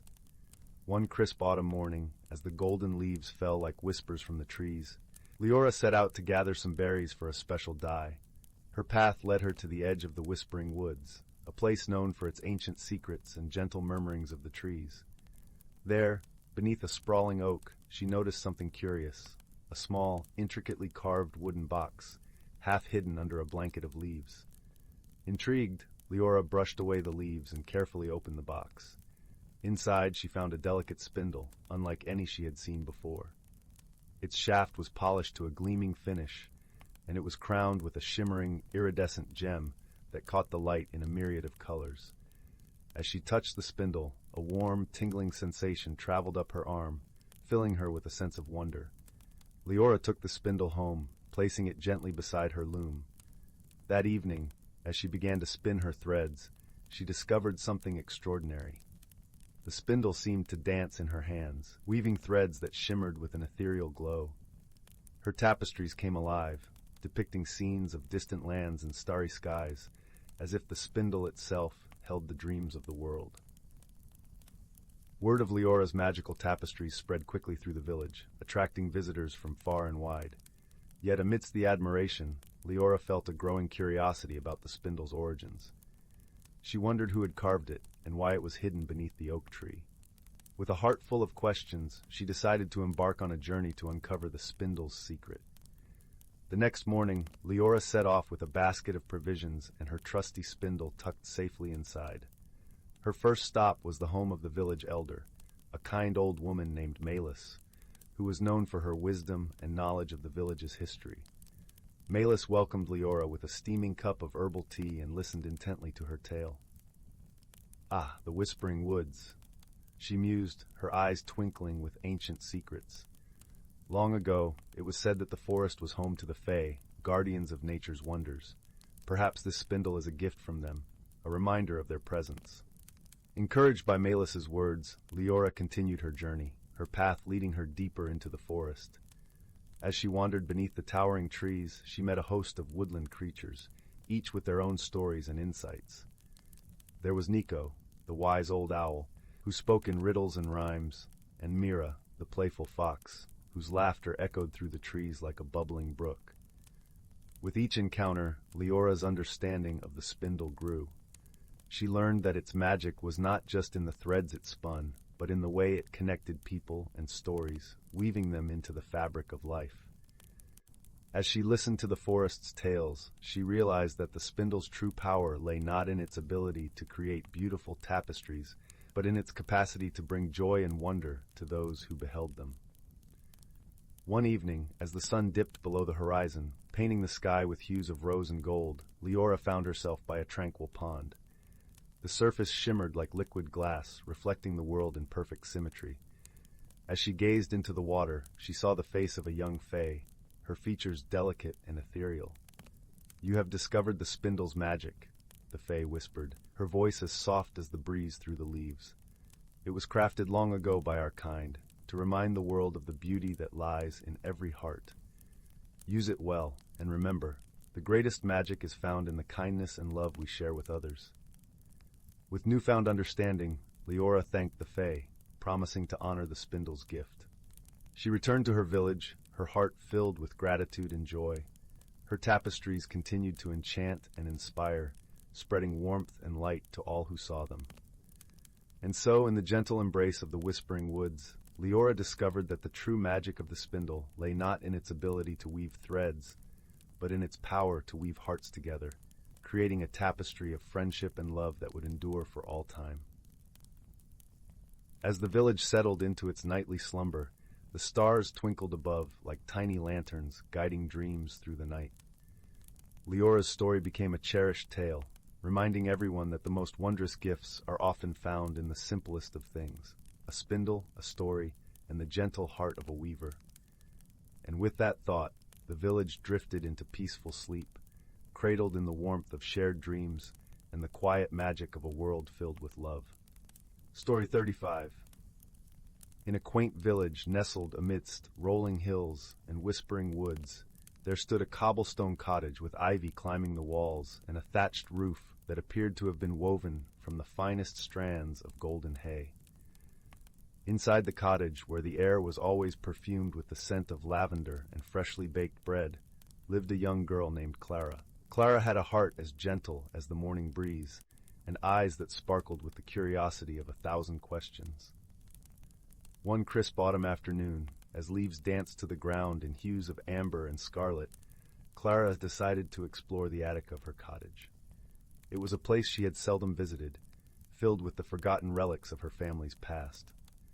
As she climbed the narrow, creaking staircase, a beam of sunlight broke through the dusty window, bathing the room in a warm, honeyed glow. Among the old trunks and cobweb-covered shelves, Clara's attention was drawn to a small, intricately carved wooden box. It seemed to hum softly with a life of its own, a gentle vibration that tickled the tips of her fingers as she reached out to touch it. With a mixture of excitement and trepidation, Clara opened the box to reveal a brass key, its surface worn smooth by the passage of time.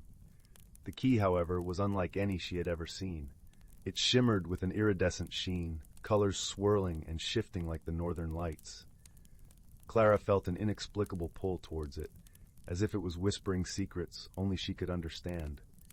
Carefully, she tucked the key into her pocket, its weight a comforting presence as she descended the stairs back to the cozy warmth of the living room. That evening, as the stars began to twinkle in the velvet sky, Clara sat by the hearth, the flames crackling softly and casting a gentle glow across the room. She pondered the key's purpose, her mind alight with possibilities. Perhaps it was meant to unlock a treasure chest buried deep within the woods, or maybe it opened a door to a hidden realm filled with wonders beyond her imagination. The next morning, Clara awoke with a sense of purpose. She decided to seek the counsel of the wisest resident of the village, old Josiah, who lived in a cottage at the edge of the forest. Josiah was known for his knowledge of the mystical and the mundane, and his stories were woven with the threads of ancient magic. As Clara made her way through the village, the cobblestones cool beneath her feet and the air filled with the sweet scent of dew-kissed flowers, she was joined by her best friend, Finn. Finn was a lively boy, with hair the color of chestnuts and a laugh that could chase away the darkest clouds. Together, they approached Josiah's cottage, where the old man was tending to a garden that seemed to bloom with every color imaginable. Josiah greeted them with a warm smile, his eyes twinkling like the stars themselves. As Clara showed him the key, he nodded thoughtfully, tracing the patterns etched into its surface with a finger that had seen many years. "Ah, this is not just any ordinary key," Josiah said, his voice carrying the weight of countless tales. "This is a key of whispers, said to unlock the hidden potential within those who possess it." Clara's heart fluttered with excitement, yet she felt a pang of uncertainty. What did this mean for her?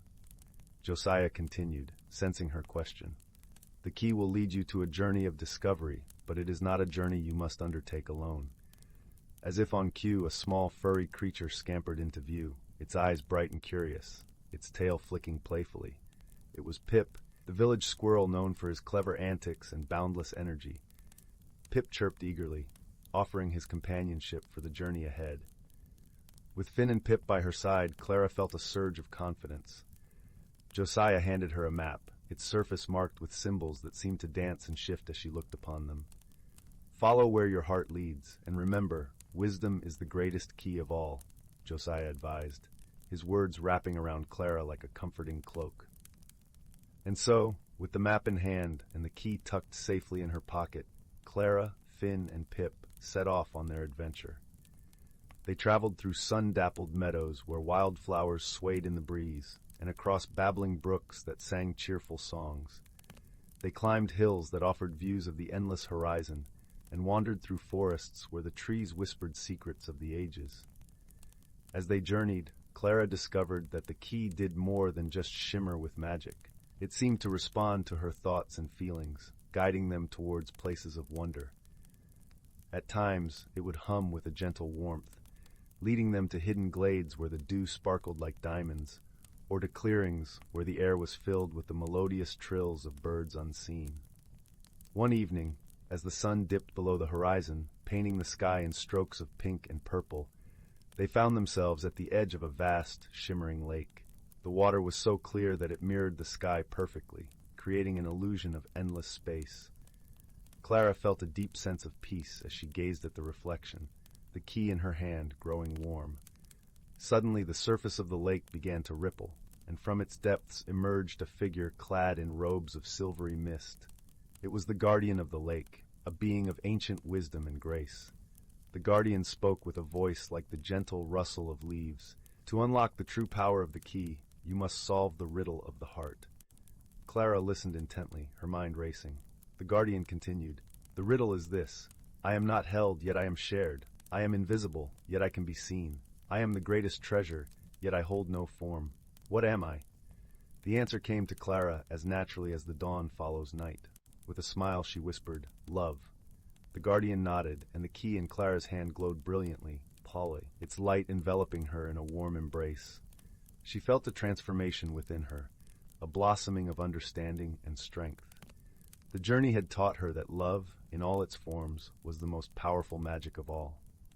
With the riddle solved, the guardian bestowed upon Clara a gift, a small crystal vial filled with the shimmering waters of the lake.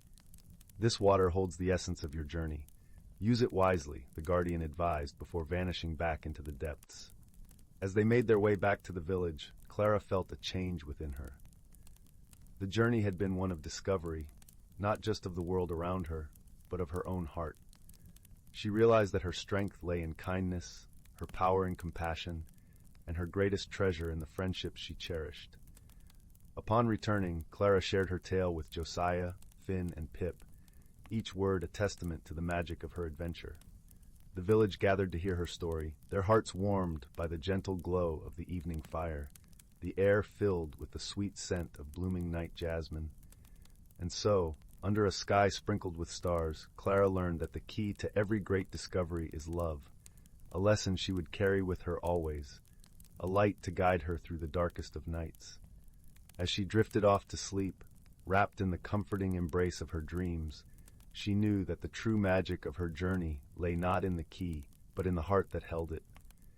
And with that thought, Clara drifted into a peaceful slumber, the gentle lullaby of the night cradling her in its arms, a promise of dreams as wondrous and enchanting as the story she had lived. Story 36.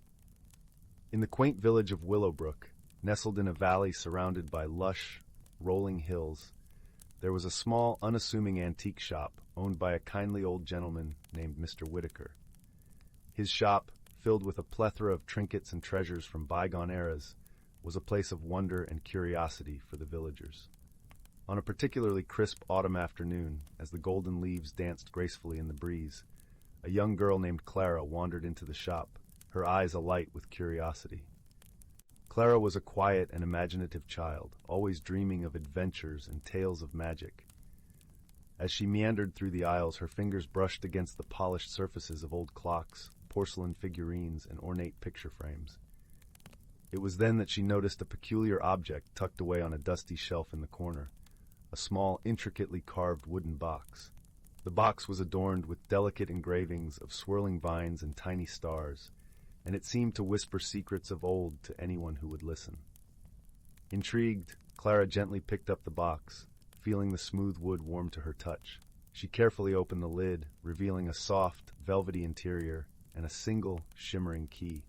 The key was unlike anything she had ever seen, its surface glinting with a faint, ethereal light that seemed to pulse gently, as if alive with its own quiet magic. "Ah, you found the star key," Mr. Whitaker said, appearing suddenly at Clara's side. His eyes twinkled behind his round spectacles, and his voice was as comforting as a soft woolen blanket on a chilly evening. "That key is said to open a door to a world of wonder for those with a kind heart and a curious mind." Clara's heart fluttered with a mix of excitement and trepidation.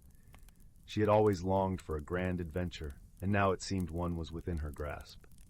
With Mr. Whitaker's gentle encouragement, she decided to take the key and discover its secrets. That evening, as the sun dipped below the horizon and the sky was painted with hues of lavender and rose, Clara found herself drawn to a small, hidden door at the back of her family's garden. It was a door she had never noticed before, concealed by the thick, twisting vines of the old wisteria tree. With a deep breath, she inserted the star key into the lock. The door swung open soundlessly, revealing a pathway illuminated by the soft glow of moonlight. As Clara stepped through the doorway, she found herself in an enchanting forest, where the trees whispered stories of ages past, and the air was filled with the sweet scent of blooming night jasmine. The path before her was lined with shimmering stones that twinkled like fallen stars, guiding her deeper into this magical realm. Along the way, Clara encountered a cast of delightful characters, each with their own unique charm and wisdom. There was Finn, the playful fox with fur as red as autumn leaves, who had a penchant for riddles and a knack for finding hidden treasures. He became Clara's first companion, leading her through the forest with a mischievous grin and a flick of his bushy tail. Next, they met Luna, a gentle owl with feathers as soft as moonlight and eyes that held the wisdom of the night. Luna perched on Clara's shoulder, her presence a comforting weight, and shared stories of the stars and the secrets they held. It was Luna who taught Clara to listen to the whispers of the world around her, to find answers in the rustling leaves and the songs of the wind. As they journeyed further, Clara found herself facing a challenge, a mighty river that roared with the power of 1,000 thunderstorms. The river's waters were too wild to cross by force, and Clara knew she must find another way. It was then that she remembered Luna's advice to listen and observe. Sitting quietly by the riverbank, Clara closed her eyes and opened her heart to the world around her. She heard the gentle rustling of the leaves, the soft hum of the earth beneath her feet, and the distant call of a nightingale. And then she heard it, a faint, melodic tune woven into the river's roar, a song of harmony and balance.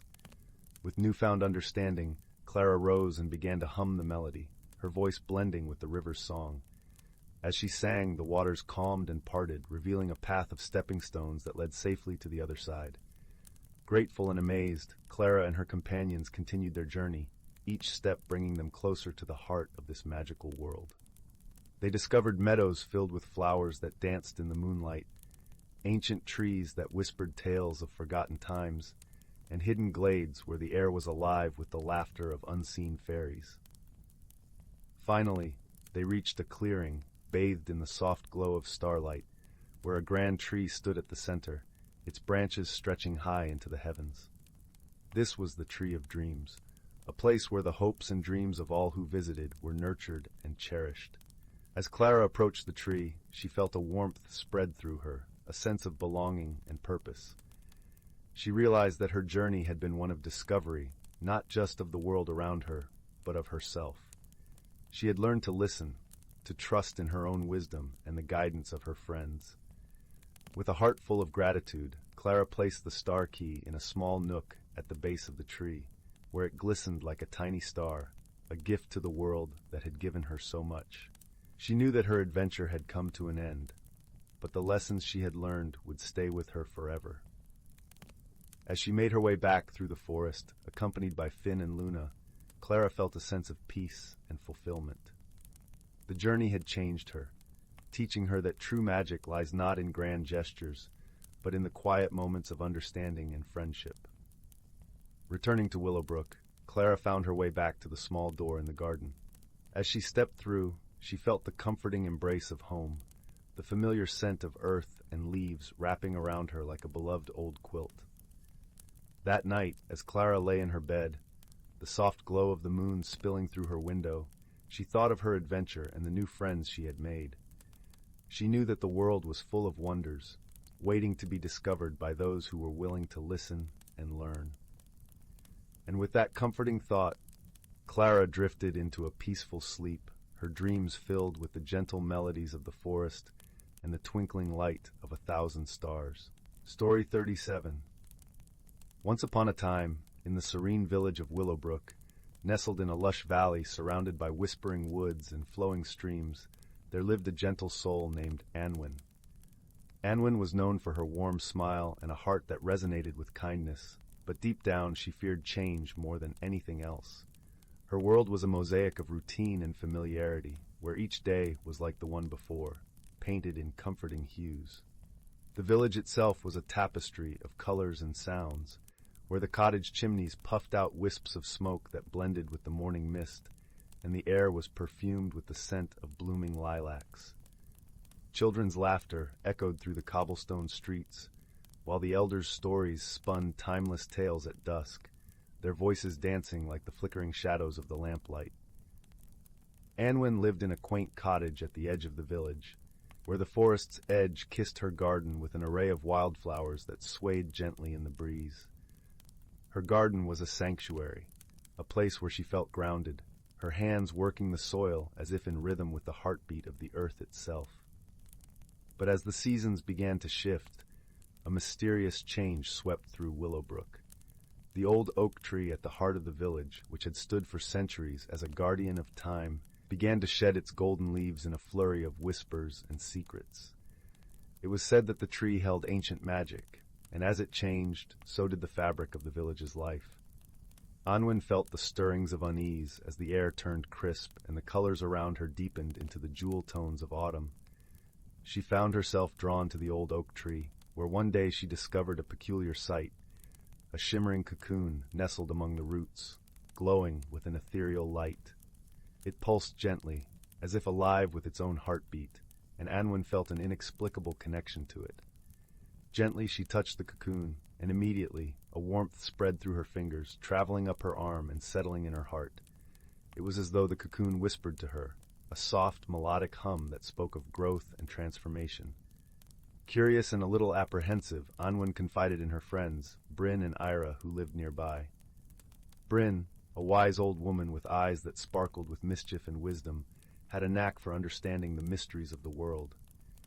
Ira, a gentle-hearted artist, saw beauty in everything, and often captured the village's essence in her vibrant paintings. Together the three friends gathered around the oak tree, their breath visible in the cool air, forming little clouds of wonder. Bryn examined the cocoon with an approving nod. "Change is upon us," she mused, her voice like a soothing melody. "The cocoon is a mirror, Anwen. It reflects the journey you fear but must embrace. Ara, with her gentle touch, traced the outline of the cocoon, her fingers leaving a trail of stardust in the air. "It's beautiful," she murmured, her eyes alight with inspiration. "Just like the seasons, we too must transform to uncover the beauty within." Anwen listened to her friends, their words weaving a spell of courage around her heart. She realized that the fear of change had kept her from exploring the vastness of life's possibilities. The cocoon was not just a symbol of transformation. It was an invitation to grow beyond the confines of her comfort. As the days turned into weeks, Anwen visited the cocoon daily, watching as it shimmered and stirred, like a dream awakening from a deep slumber. She began to notice subtle changes within herself, an openness to new experiences, a willingness to step beyond the familiar paths she had always tread. Her garden, too, mirrored her transformation. The wildflowers bloomed with renewed vigor, their colors more vibrant and alive.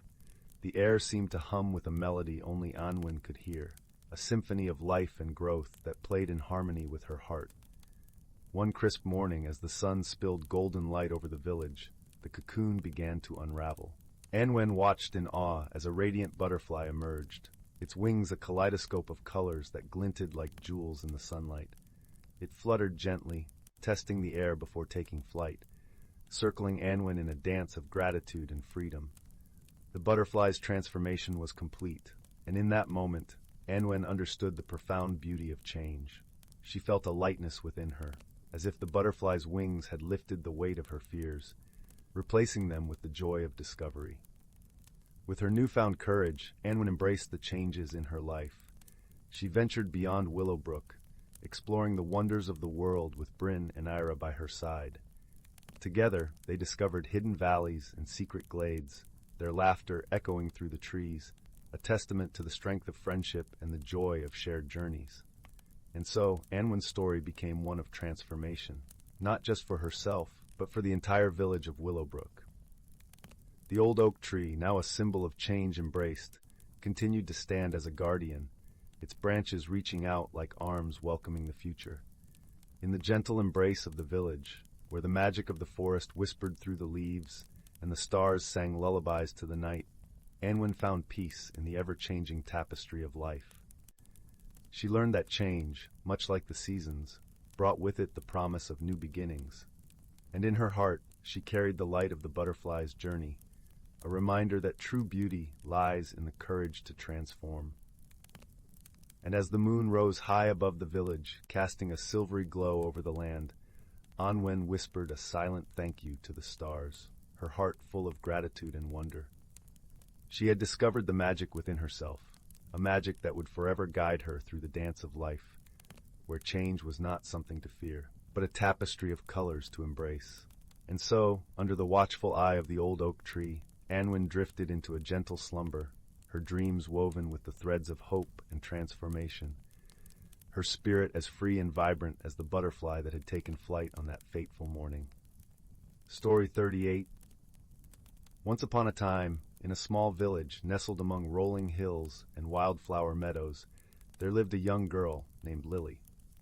The village was a cozy, tight-knit community where everyone knew one another, and the air was always filled with the sweet scent of honeysuckle and freshly baked bread. One crisp autumn evening, as Lily was helping her mother tend to the vegetable garden, something peculiar caught her eye. The pumpkins, which had been plump and vibrant just the day before, had all shriveled up, their bright orange skins now dull and wrinkled. Lily's mother was just as perplexed, for she had cared for the pumpkin patch with the utmost diligence. Over the next few days, more strange occurrences began to unfold throughout the village. Mrs. Littlefoot, the elderly baker, found her freshly baked pies had mysteriously lost their flavor, tasting as bland as plain bread.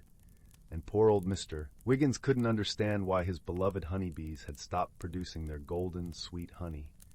Lily, being a curious and observant child, couldn't help but wonder what could be causing these odd events. She decided to seek the counsel of her dear friend, Oakley, the wise old oak tree, who stood tall and proud in the village square. As Lily approached Oakley, she noticed a tiny figure darting between the mighty tree's twisted branches. It was Willow, a friendly sprite who had been Lily's companion since she was a little girl. Willow's gossamer wings fluttered excitedly as she greeted Lily. "Oh, Lily, I'm so glad you've come," Willow said, her voice like the tinkling of tiny bells.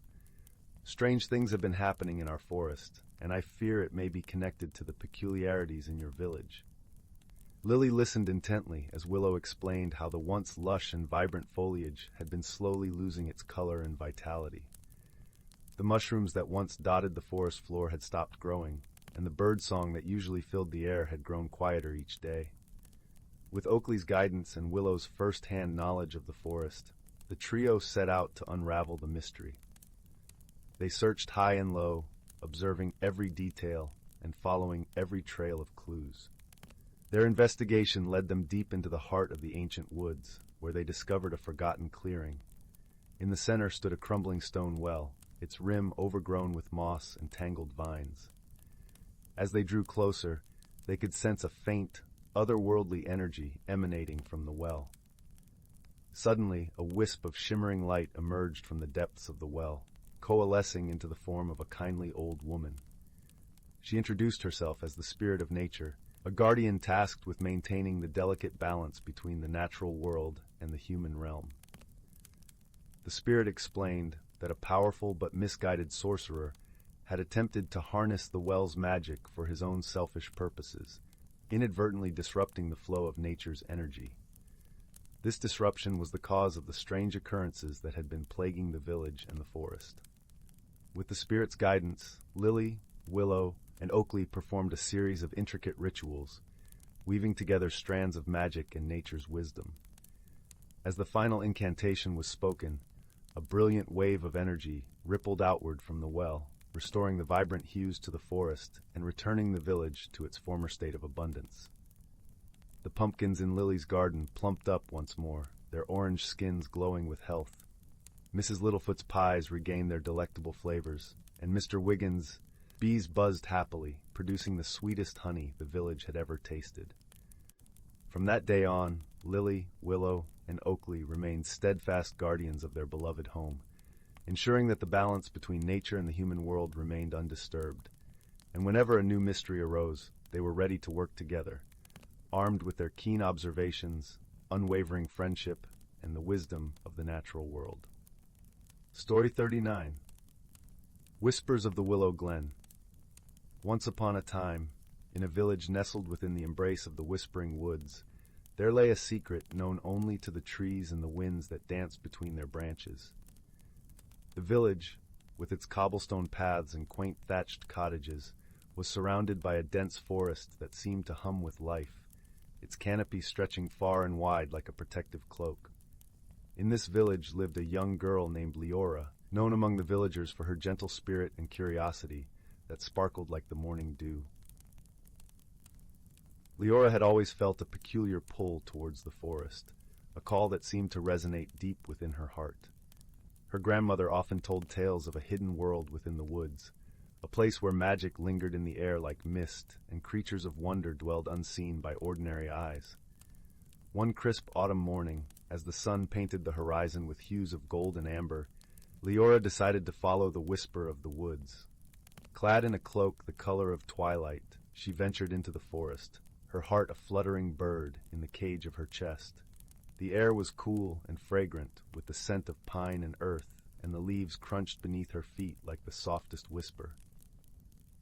As Leora wandered deeper into the heart of the forest, she came across an ancient willow tree standing by a clear, babbling brook. Its trunk was gnarled and twisted, its branches trailing like delicate fingers brushing the surface of the water. Entranced by its beauty, Leora sat beneath the willow, the gentle rustle of its leaves a soothing lullaby. It was then that she noticed something glimmering amidst the roots, a small, intricately carved wooden box, etched with patterns of swirling lines that seemed to dance in the dappled sunlight. Curiosity piqued, Leora reached out and gently lifted the box from its resting place.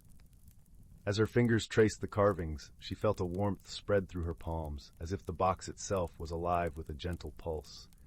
Suddenly, the air around her shimmered, and the world seemed to shift. The babbling of the brook became a symphony of whispers, and the trees leaned in closer, as if eager to share their secrets. Leora opened the box carefully, and inside she found a delicate silver key, its surface cool to the touch and adorned with tiny, intricate symbols. As she held the key, a soft voice, gentle as a breeze, spoke within her mind. "The key to the hidden world lies in your hands, dear child. Use it wisely, and the forest will reveal its mysteries." With a heart full of wonder, Leora stood and looked around. The forest, once familiar, now seemed alive with possibilities. She felt a connection to everything around her, as if she had become part of the very fabric of the woods. Determined to uncover the secrets of the forest, she tucked the key safely into her pocket and set off, the willow's whispered blessings guiding her steps. As she journeyed through the woods, Leora discovered paths she had never seen before, trails that twisted and turned in a dance of shadows and light. She met creatures of the forest, gentle beings with eyes like liquid amber and voices that sang of the stars. There was Finn, a wise old fox whose fur shimmered like moonlight on water, and Nyla, a mischievous squirrel with a heart full of laughter. Together they guided Leora through the forest, sharing stories of the hidden world that lay just beyond the veil of the ordinary. They spoke of the Elder Grove, a place where the oldest trees stood sentinel, their roots entwined with the memories of the earth. It was said that the Elder Grove was the heart of the forest, a place where the past and present intertwined in a dance as old as time itself. As the days turned to weeks, Leora's bond with the forest grew stronger. She learned to listen to the whispers of the wind, to feel the pulse of the earth beneath her feet. The hidden world revealed itself in flashes of wonder, a glimpse of a unicorn drinking from a moonlit pool, the laughter of fairies flitting between the flowers. Yet, despite the magic that surrounded her, Leora felt a growing sense of urgency. The forest, though vibrant and alive, seemed to hold a shadow deep within its heart, a mystery that tugged at the edges of her awareness. She knew that the key she carried was not just a gift, but a responsibility, a call to heal the forest and restore its balance. One evening, as the sky blushed with the hues of dusk, Leora found herself standing at the edge of a clearing she had never seen before. In the center stood a magnificent oak, its branches stretching towards the heavens, its bark etched with runes that glowed softly in the fading light. This was the Elder Grove, the heart of the forest, and Leora knew that her journey had led her to this moment. As she approached the ancient tree, she felt the weight of the key in her pocket, a gentle reminder of the task that lay before her. She reached out and placed her hand on the trunk, feeling the thrum of life beneath her fingertips. The runes pulsed in response, their light growing brighter, and Leora knew that the time had come to unlock the mystery of the forest. With a deep breath, she drew the silver key from her pocket and held it up to the light. A breeze stirred, carrying with it the scent of wild flowers and the promise of secrets unveiled. Leora placed the key into a hidden lock at the base of the tree, and as she turned it, a soft click echoed through the clearing. The ground beneath her feet trembled gently, and the air shimmered with magic. The runes on the tree flared with a brilliant light, and a doorway appeared, framed by twisting vines and glowing leaves.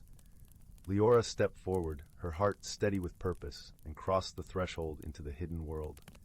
Beyond the doorway, the forest was transformed. Colors danced in vibrant hues, and the air was filled with the music of unseen creatures. Leora felt a sense of peace wash over her, as if she had finally come home.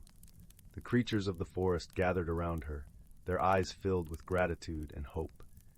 In the heart of this magical realm, Leora discovered the source of the forest's imbalance, a dark shadow, a wound in the fabric of the world that threatened to spread and consume the light. She understood then that her journey had been leading her to this moment, that she was the key to healing the forest and restoring its harmony. With the wisdom she had gained from her time in the forest, and the strength of the friendships she had forged, Leora set to work. Guided by the whispers of the trees and the light of the runes, she wove a tapestry of magic and love, mending the wound and banishing the shadow that had taken root. As the darkness lifted, the forest came alive with a renewed vibrancy. The creatures sang a song of celebration, their voices rising in a chorus that echoed through the trees. Leora stood at the heart of the Elder Grove, her spirit filled with a deep sense of fulfillment and joy. The hidden world, once shrouded in mystery, had revealed its secrets to her, and in doing so, had changed her forever. She had discovered the power of friendship and the strength of her own spirit, and in healing the forest, she had found her place within it. As the sun dipped below the horizon, casting a golden glow over the trees, Leora returned to the village, the whispers of the Willow Glen echoing in her heart. She carried with her the memories of her journey, the magic of the hidden world, and the knowledge that she was forever a part of the forest she loved.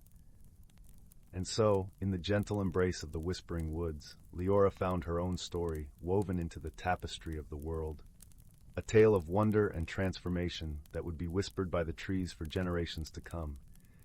And as she lay down to sleep in her cozy cottage, the forest sang her a lullaby, a song of dreams and stardust, of journeys yet to come and friendships yet to be forged. And Leora, with a heart full of peace, drifted into slumber, knowing that she was never truly alone, for the forest was with her, always. The end. Story 40. Once upon a time, in the quaint village of Willowbrook, nestled between rolling green hills and whispering woods, there was an old bookstore that seemed to hold the very essence of mystery in its creaking shelves. The shop, known as the Book Nook, was beloved by the villagers for its cozy nooks and the comforting scent of aged paper that wafted through its narrow aisles. Among these aisles, a young girl named Clara often wandered. Clara was a curious soul, with sparkling eyes that mirrored the starlit sky, and a gentle heart that found joy in the smallest of wonders. She spent many afternoons after school, nestled in the corner of the Book Nook, losing herself in stories of far-off lands and magical creatures. One crisp autumn afternoon, as the golden leaves danced outside and a soft breeze played with her hair, Clara stumbled upon a peculiar book hidden behind a dusty stack. Its cover was unassuming, a simple brown leather with no title or author to speak of. Intrigued, Clara pulled it out, settling into her favorite armchair by the window to explore its secrets. As she opened the book, a gentle glow emanated from its pages, enveloping Clara in a warm, comforting light. Startled but not afraid, she watched as words began to shimmer and rearrange themselves, forming a message just for her. When you seek, the path will show. Clara's heart fluttered with excitement. She knew that this was no ordinary book. It was a guide, perhaps, to something wonderful and unknown. Eager to uncover its secrets, she resolved to follow wherever the path may lead. The very next day, Clara set out on her journey. She carried the book with her, tucked safely in her satchel. As she wandered through the village, she noticed that the book seemed to hum gently, a subtle vibration that grew stronger as she neared the edge of the woods. The woods were a place of beauty and wonder, where ancient trees stretched their arms toward the sky and sunlight filtered through the leaves like golden rain. As Clara ventured deeper into the forest, she was greeted by a chorus of birdsong and the gentle rustle of the wind through the branches. It was in this serene setting that Clara met her first companion, a wise old owl named Oswald, perched gracefully on a low-hanging branch. With feathers as soft as velvet and eyes that twinkled with the wisdom of ages, Oswald regarded Clara with a kind gaze. "Greetings, young seeker," hooted Oswald, his voice as smooth as the breeze. "I see you carry the book. It has chosen you well." Clara nodded, feeling a sense of calm wash over her. "Can you help me understand where I must go?" she asked, her voice barely above a whisper. Oswald fluffed his feathers thoughtfully. "The book is a map of sorts, but not one marked by roads or paths. It speaks of the heart and of the wisdom needed to see what is hidden." With this cryptic advice, Clara continued her journey, now accompanied by Oswald, who flitted silently from tree to tree, guiding her with his gentle presence. As twilight painted the sky in hues of lavender and rose, Clara and Oswald reached a clearing where a small, crystal-clear pond shimmered under the fading light. Here, Clara met her second companion, a cheerful frog named Finn, who sat on a lily pad, his wide eyes filled with curiosity and a perpetual smile on his froggy face. "Hello there," croaked Finn, his voice bubbling with enthusiasm. "What brings you to our humble pond?" Clara smiled at Finn's cheerful demeanor. "I'm following the path of the book," she explained, holding it up for Finn to see. "It led me here." Finn nodded sagely. "Ah, the book! It is said to reveal the magic within the ordinary. if only you have the eyes to see and the heart to understand. As the stars began to twinkle above, Clara realized that her journey was not just about finding a path, but also about learning to see the magic in everyday moments. With Oswald and Finn by her side, she felt a growing sense of confidence and peace. The next morning, Clara awoke with a renewed sense of purpose. She thanked her newfound friends and continued deeper into the forest, feeling the book's gentle hum guiding her steps. It was then she encountered the final challenge, a tangled thicket that seemed impassable, its thorny branches weaving a web of obstacles. Remembering Oswald's words, Clara paused, closing her eyes to listen to the rhythm of the forest. The answer, she realized, lay not in force but in understanding.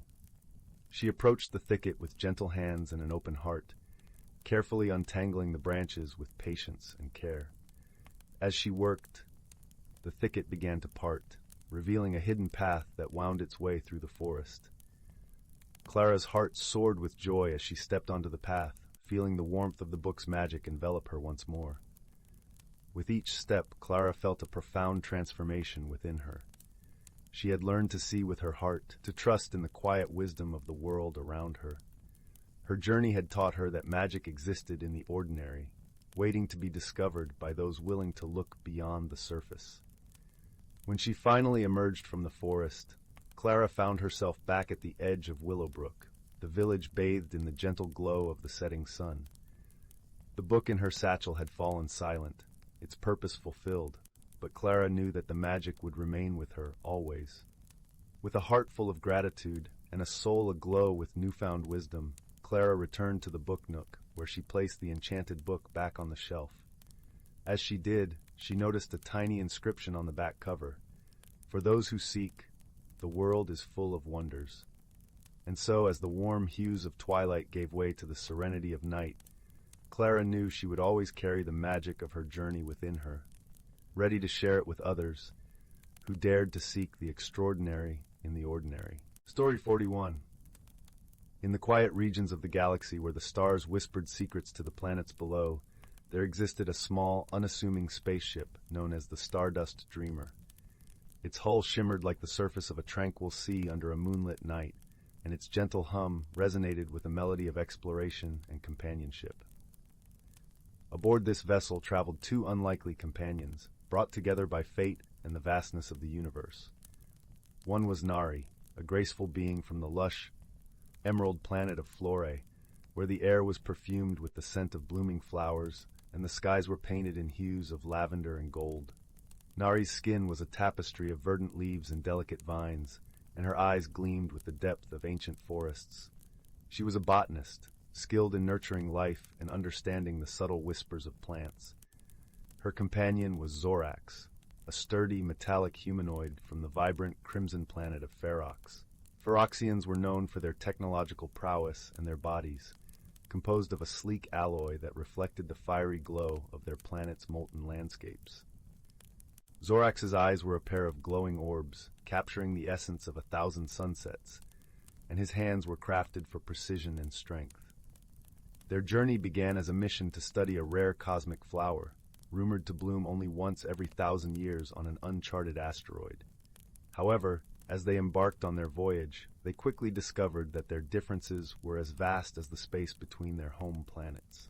Nari, accustomed to the gentle rhythms of nature, often found Zorax's logic-driven approach perplexing. She preferred to feel her way through problems, guided by intuition and the wisdom of her ancestors. Zorax, on the other hand, relied on data and calculations, his mind a complex web of algorithms and probabilities. Their first misunderstanding arose during a routine navigation task. Nari suggested altering their course based on a feeling she had, a notion that Zorax found irrational. "The stars speak in patterns, not whims," he remarked, his voice a smooth metallic timbre. "But sometimes the heart knows what the mind cannot see," Nari replied softly, her voice carrying the gentle rustle of leaves in a breeze. Their disagreement simmered silently, casting a shadow over their shared task. Yet as the days turned into nights and the stars continued their celestial dance, a new challenge arose. A sudden meteor shower battered the Stardust Dreamer, causing the ship to veer off course into an unknown sector of the galaxy. As they worked together to repair the damaged vessel, their differences slowly began to complement each other. Nari's intuitive understanding of organic systems helped stabilize the life support systems, while Zorax's technical expertise ensured the ship's engines roared back to life. In the dim glow of the ship's control room, surrounded by the soft hum of machinery and the faint twinkle of distant stars, Nari turned to Zorax. "Thank you for trusting me," she said, her voice warm and genuine. Zorax's eyes flickered with a gentle glow. "And thank you for showing me that there is more to understanding than logic alone." As they continued their journey, they encountered many more challenges: a cosmic storm that threatened to tear them apart, a malfunctioning communication system that left them isolated, and a mysterious space anomaly that tested their resolve. Each trial drew them closer, their friendship blossoming like the cosmic flower they sought. One quiet evening, as they floated in the vastness of space, Nari began to hum a melody from her home planet. It was a song of unity, of the bonds that connect all living things. Zorax, though unfamiliar with the tune, joined in with a harmonic resonance from his core, creating a symphony of life and technology, of nature and machine. In that moment, they understood the true meaning of friendship, a bond that transcended differences, that grew stronger through shared experiences and mutual respect. They realized that, despite their contrasting worlds, they were two parts of a greater whole. Eventually, they reached the asteroid where the cosmic flower awaited, its petals glowing with an ethereal light that illuminated the darkness of space. As they gazed upon its beauty, they knew that their journey had been about more than just a mission. It had been a voyage of discovery, not only of the universe, but of each other. With their task complete, the Stardust Dreamer began its journey home, carrying with it the light of a friendship that would continue to shine brightly across the stars. As they sat together in the ship's observation deck, watching the galaxies drift by like threads in a cosmic tapestry, they knew that their bond would endure, a testament to the power of understanding and the magic of companionship. And so, in the gentle embrace of space, under a canopy of stars, Nari and Zorax found peace, their hearts intertwined like the roots of ancient trees, strong and steadfast, ready to face whatever adventures lay ahead. Story 42. Title: The Luminous Path. In the heart of a lush, whispering forest where the trees stood like ancient guardians and the air was perpetually sweetened by wildflowers, there existed a small, secluded village named Glimmerwood. This village was cradled by nature, with its cottages nestled among towering oaks, their thatched roofs often kissed by the gentle morning mist. It was a place where time seemed to pause, allowing the villagers to live in harmony with the rhythms of the forest. Among the villagers was a young girl named Lyra. Lyra was different from the other children, not because of her appearance or manner, but due to her insatiable curiosity and the gentle, thoughtful way she moved through life. She had eyes the color of soft moss, always alight with wonder, and a smile that seemed to whisper secrets of the forest itself. Lyra was known for her love of stories and her ability to weave tales that transported listeners into realms of magic and mystery. One brisk autumn morning, under skies painted with the hues of dawn, Lyra set out on her usual exploration. The forest was a tapestry of rustling leaves and sun-dappled paths, and she relished the crisp air that carried the scent of pine and earth. As she wandered deeper into the woods, she stumbled upon something extraordinary, a small, shimmering stone that seemed to pulse with its own gentle light. Nestled between the roots of an ancient oak, the stone was unlike anything Lyra had ever seen. As she reached out to touch it, a warmth spread through her fingertips, and she felt a curious sensation, a quiet, comforting hum that resonated in her heart. Instinctively, she knew this stone was special, perhaps even magical. She tucked it carefully into her pocket, feeling an odd sense of companionship with the little object.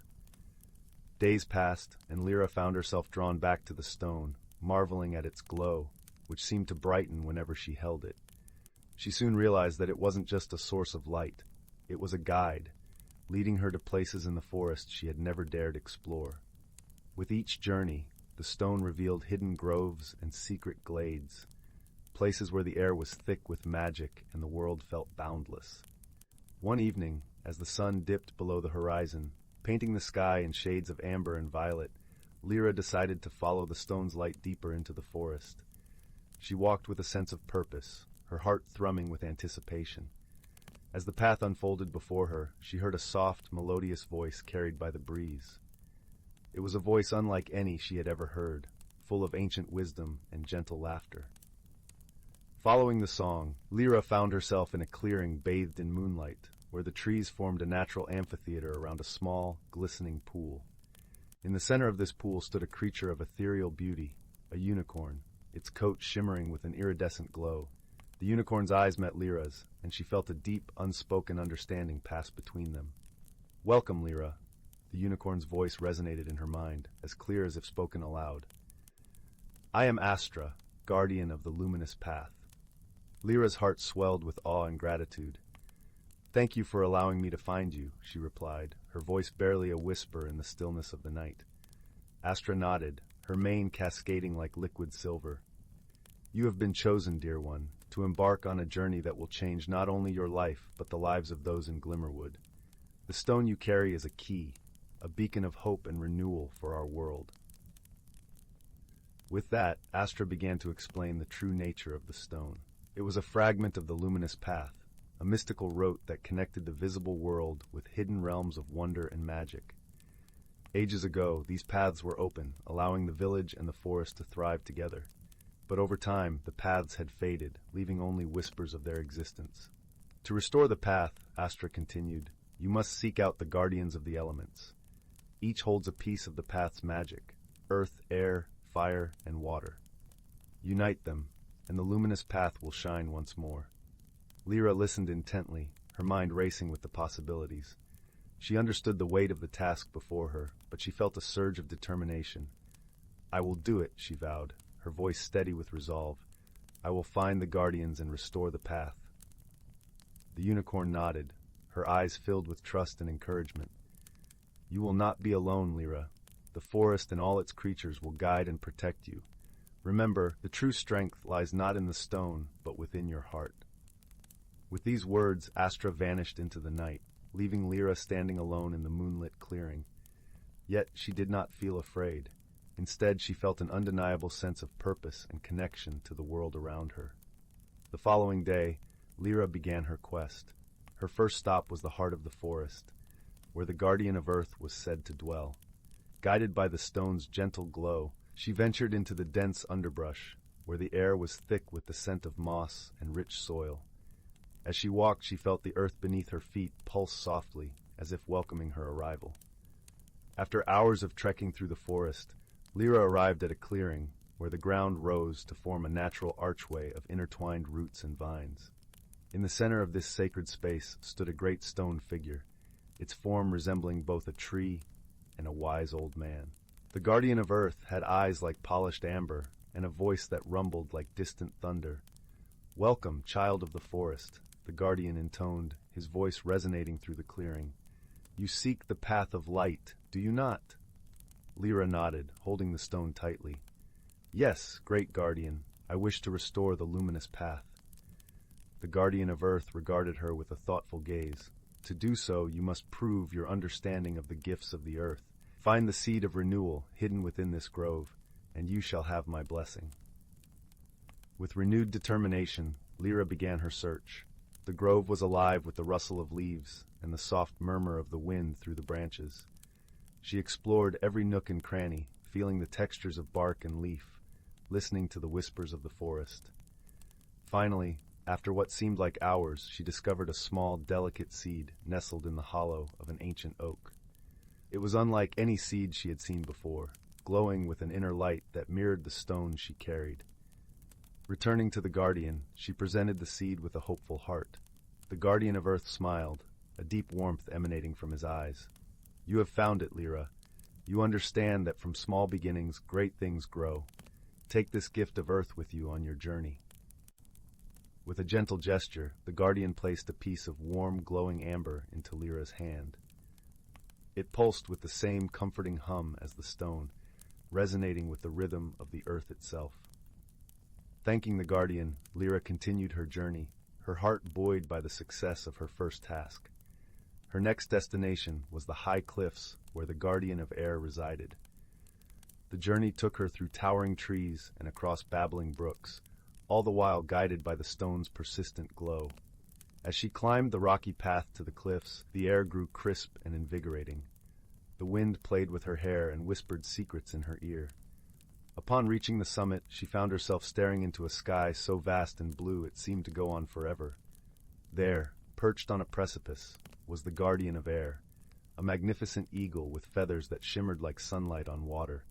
Its eyes were sharp and knowing, and it regarded Lyra with a gaze that pierced her very soul. "Child of the earth," the eagle spoke in a voice that was both gentle and powerful. "Why do you seek the wind's wisdom?"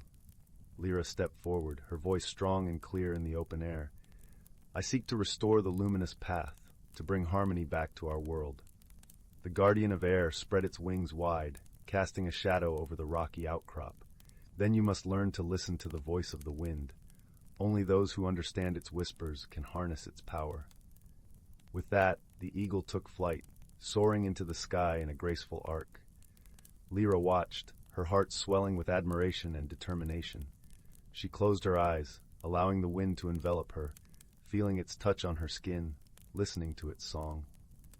Gradually, she began to discern the patterns in the breeze, the way it danced through the rocks and trees, carrying stories of distant lands and times long past.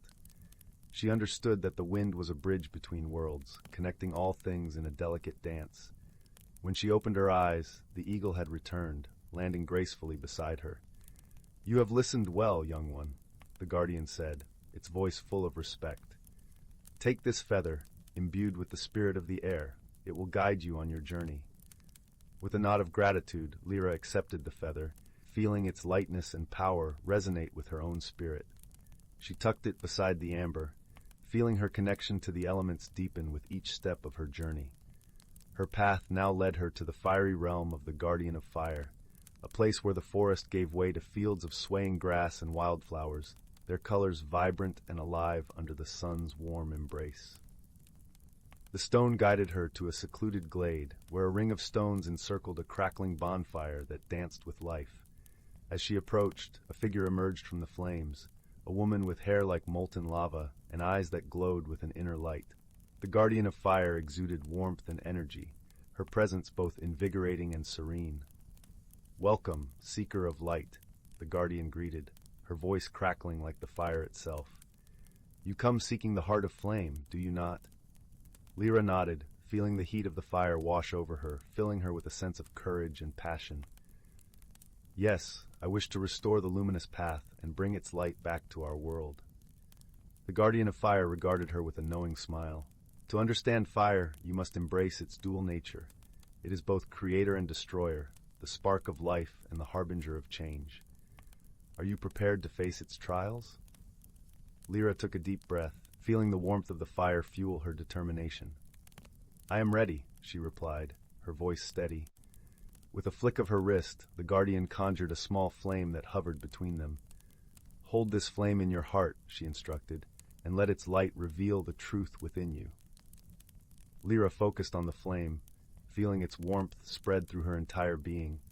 She saw visions of her village, her friends and family, the beauty of the forest, and the harmony that once existed between all things. She understood that fire was the catalyst for transformation, a force that could forge new beginnings from the ashes of the old. When the vision faded, the Guardian of Fire smiled, her eyes filled with approval. "You have embraced the flame and its lessons. Take this ember, a spark of the fire's eternal spirit. It will light your way in times of darkness." Gratefully, Lyra accepted the ember, feeling its warmth settle beside the amber and feather. With each step of her journey, she felt the elements unite within her, filling her with a sense of purpose and strength. Her final destination was the serene realm of the Guardian of Water, a place where the forest gave way to tranquil lakes and babbling streams. The stone led her to a secluded cove, where the water shimmered like liquid glass under the light of the setting sun. In the center of this peaceful haven, a graceful figure emerged from the water, a being of fluid beauty with hair like flowing river and eyes as deep and mysterious as the ocean. The guardian of water moved with an elegance that was both calming and mesmerizing. "Welcome, child of the currents," the guardian greeted, her voice a gentle ripple. "You seek the wisdom of water, do you not?" Lyra nodded, feeling the cool embrace of the water soothe her soul. "Yes, I wish to restore the luminous path and bring its harmony back to our world." The guardian of water regarded her with a serene gaze. "To understand water, you must learn to move with its flow, to adapt and change while remaining true to your core. Are you ready to embrace its lessons?" Lyra stepped closer to the water, feeling its gentle pull. "I am ready," she replied, her voice soft yet resolute. With a graceful gesture, the guardian summoned a small, shimmering droplet of water that hovered before Lyra. "Hold this droplet in your heart," she instructed, "and let its essence reveal the balance within you." Lyra focused on the droplet, feeling its coolness spread through her being.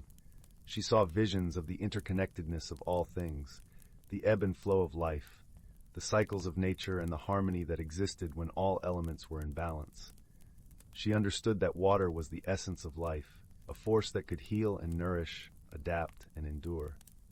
When the vision faded, the guardian of water smiled, her eyes filled with peace. "You have embraced the water and its lessons. Take this pearl, a gift of the water's eternal spirit. It will guide you on your journey." Gratefully, Lyra accepted the pearl, feeling its cool presence settle beside the amber, feather, and ember. With all four elements united within her, she felt a profound sense of completion and harmony. Returning to the forest, Lyra made her way back to the clearing where Astra had first appeared to her. As she stepped into the moonlit glade, the unicorn emerged from the shadows, her presence as luminous and comforting as ever. "Welcome back, Lyra," Astra greeted, her voice filled with warmth. "You have gathered the gifts of the guardians and completed your journey." Lyra nodded, her heart overflowing with gratitude and fulfillment. "Thank you, Astra, for guiding me on this path. I have learned so much and feel a deep connection to the world and its magic." Astra smiled, her eyes filled with pride. "You have done well, dear one. The luminous path is now restored, and its light will shine once more, bringing harmony and renewal to our world." With a gentle nudge, Astra guided Lyra to the center of the clearing, where the stone she had carried all along began to glow with an even brighter light. As the elements within her resonated with the stone's magic, the paths of light unfolded before her, illuminating the hidden realms of the forest. Lyra watched in awe as the luminous path revealed itself, a shimmering network of light that connected the visible world with realms of wonder and magic. She felt a profound sense of peace and fulfillment, knowing that she had played a part in restoring this harmony. As the night deepened, Lyra returned to Glimmerwood, her heart light with the knowledge of her journey and the gifts she carried within her. The village welcomed her with open arms, and she shared her tales of adventure and discovery, inspiring others to seek their own paths of light and wonder. And so, the luminous path shone once more, a beacon of hope and renewal for all who walked its sacred trails. Lyra's journey had changed her, revealing the strength and wisdom that lay within her heart, and she knew that she would carry these lessons with her for the rest of her days. In the heart of the forest, the luminous path continued to weave its magic, connecting all things in a delicate dance of harmony and light. And in the village of Glimmerwood, the stories of Lyra's journey and the magic of the forest lived on, whispered by the trees and sung by the wind, a testament to the enduring power of friendship, wisdom, and the hidden wonders of the world. Story 43.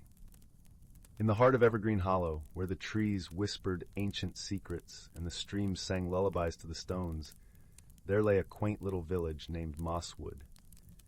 It was a place where magic wove through the air like the gentle fragrance of blooming honeysuckle, and the villagers lived in harmony with the mystical creatures that called the hollow their home.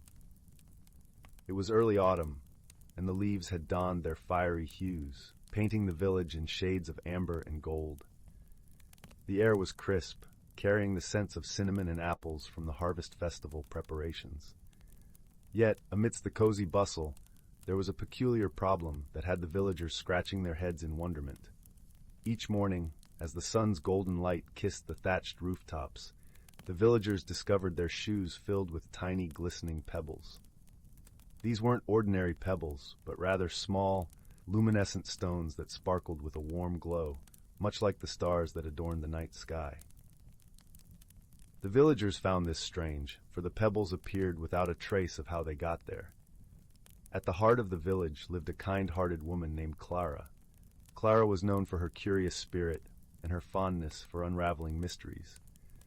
Her cottage, nestled beneath the protective branches of an ancient oak, was a haven of warmth and kindness. Her garden was always in bloom, tended by the gentle magic she wielded with care. One crisp morning, Clara awoke to find her own shoes brimming with the curious stones. She knelt down, examining them closely. They were undeniably beautiful, each one smooth and cool to the touch, yet their mysterious appearance intrigued her. Determined to uncover the source of the pebbles, Clara decided to seek advice from her dear friend, a wise old tortoise named Oliver. Oliver lived by the babbling brook in a cozy burrow adorned with moss and ferns. His shell was etched with the stories of old, and his eyes sparkled with the wisdom of the ages. As Clara approached, she found Oliver basking in the morning sun, his eyes half closed in a peaceful doze. "Good morning, Oliver," she called softly, careful not to startle him. The tortoise opened one eye lazily and chuckled. "Ah, Clara, my dear, what brings you to my humble abode on this fine morning?" Clara explained the curious case of the pebble-filled shoes, and Oliver listened intently, nodding his head slowly. "The stones you describe are not mere pebbles, but star-stones," he said thoughtfully. "They are said to be gifts from the moonlit folk, a playful and elusive group of fairies who dwell in the hidden nooks of the hollow." Clara's curiosity was piqued. "But why would they leave star-stones in our shoes?" she wondered aloud. Oliver chuckled softly. "The moonlit folk have their own way of communicating, dear Clara. Perhaps they seek your attention, or maybe there's a message hidden among the stones." Inspired by Oliver's words, Clara decided to observe the village at night, hoping to catch a glimpse of the mysterious fairies. As dusk fell and the village settled into a peaceful slumber, Clara wrapped herself in a woolen shawl, her heart filled with anticipation. She found a comfortable spot beneath the ancient oak, the leaves rustling gently above her, and waited. As the moon rose high in the sky, bathing the village in silvery light, Clara noticed a soft glow emanating from the forest's edge. She watched in awe as tiny figures, shimmering like delicate fireflies, flitted among the branches. They were the moonlit folk, their laughter like the tinkling of bells carried on the breeze. Clara observed them quietly, noting how they gathered the star-stones, their nimble fingers working swiftly. It was a joyous dance, a celebration of the night's magic. Clara realized that the fairies were indeed leaving the stones as gifts, a gesture of goodwill and perhaps a gentle reminder of the magic that surrounded them all. The next morning, Clara shared her discovery with the villagers. Together, they decided to embrace the fairies' gifts, leaving small tokens of gratitude in return: freshly baked bread, sweet honeycomb, and fragrant herbs. The villagers understood that the stones were not a problem to be solved, but a mystery to be cherished, a small reminder of the enchantment in their lives. As the days turned to weeks, the village thrived under the watchful eyes of the moonlit folk. The shoes still filled with starstones, but now they were met with smiles and appreciation. Clara often visited Oliver, sharing stories of the fairies and the joy they brought to Mosswood. One evening, as Clara sat by her fireplace, a soft knock echoed at her door. She opened it to find a single starstone, larger than the rest, glowing with an ethereal light. It was a gift from the moonlit folk, a token of friendship and gratitude for understanding their playful nature. Clara placed the stone on her mantelpiece, its gentle glow a reminder of the mystery and magic that wove through Evergreen Hollow. And as she settled into her favorite chair, the fire crackling warmly, she felt a deep sense of peace, knowing that the village of Mosswood was indeed a place where magic thrived, not in spite of its mysteries, but because of them. And so, under the watchful gaze of the moon, the villagers of Mosswood slumbered peacefully, their hearts aglow with the gentle light of the star-stones, and their dreams filled with the laughter of the moonlit folk. Story 44. In a distant corner of the universe, where the twinkling stars painted the night sky with 1,000 hues, there lay a small, vibrant planet named Luminara. It was a world of lush, verdant forests and shimmering lakes that reflected the celestial glow. Luminara was known for its serene beauty and its welcoming, gentle inhabitants. The Loomis, beings of light and warmth who cherished harmony and peace. One soft evening, as the twin moons rose to bathe the land in silver light, a peculiar event occurred. A ship, sleek and metallic, descended from the heavens, its hull glimmering like a million tiny mirrors. The Loomis, curious and kind-hearted, gathered around the clearing where the ship had landed, their translucent wings fluttering softly. From the ship emerged a being unlike any the Loomis had seen before. It was a Trogon from the storm-laden planet of Brontara, a place known for its fierce tempests and rugged terrains. The Trogon, named Zarek, was a creature of sturdy build, with scales that shimmered like polished stone and eyes that glowed with the intensity of a brewing storm. Zarek had ventured to Luminara on a mission to study its unique flora, hoping to find a cure for a mysterious ailment affecting his home world. Though the Loomis were welcoming, their gentle whispers and luminous presence overwhelmed Zarek. The Trogon was accustomed to the roaring winds and the harsh symphony of thunder, and this peaceful milieu was foreign to him. As Zarek settled by the edge of a tranquil lake, he felt a pang of isolation, like a lone thunderhead adrift in a clear sky. Among the Loomis was a particularly inquisitive one named Lyra. Her curiosity was as boundless as the starlit sky, and she was drawn to the stranger's enigmatic presence. Lyra approached Zarek, her light shimmering with warmth and friendliness.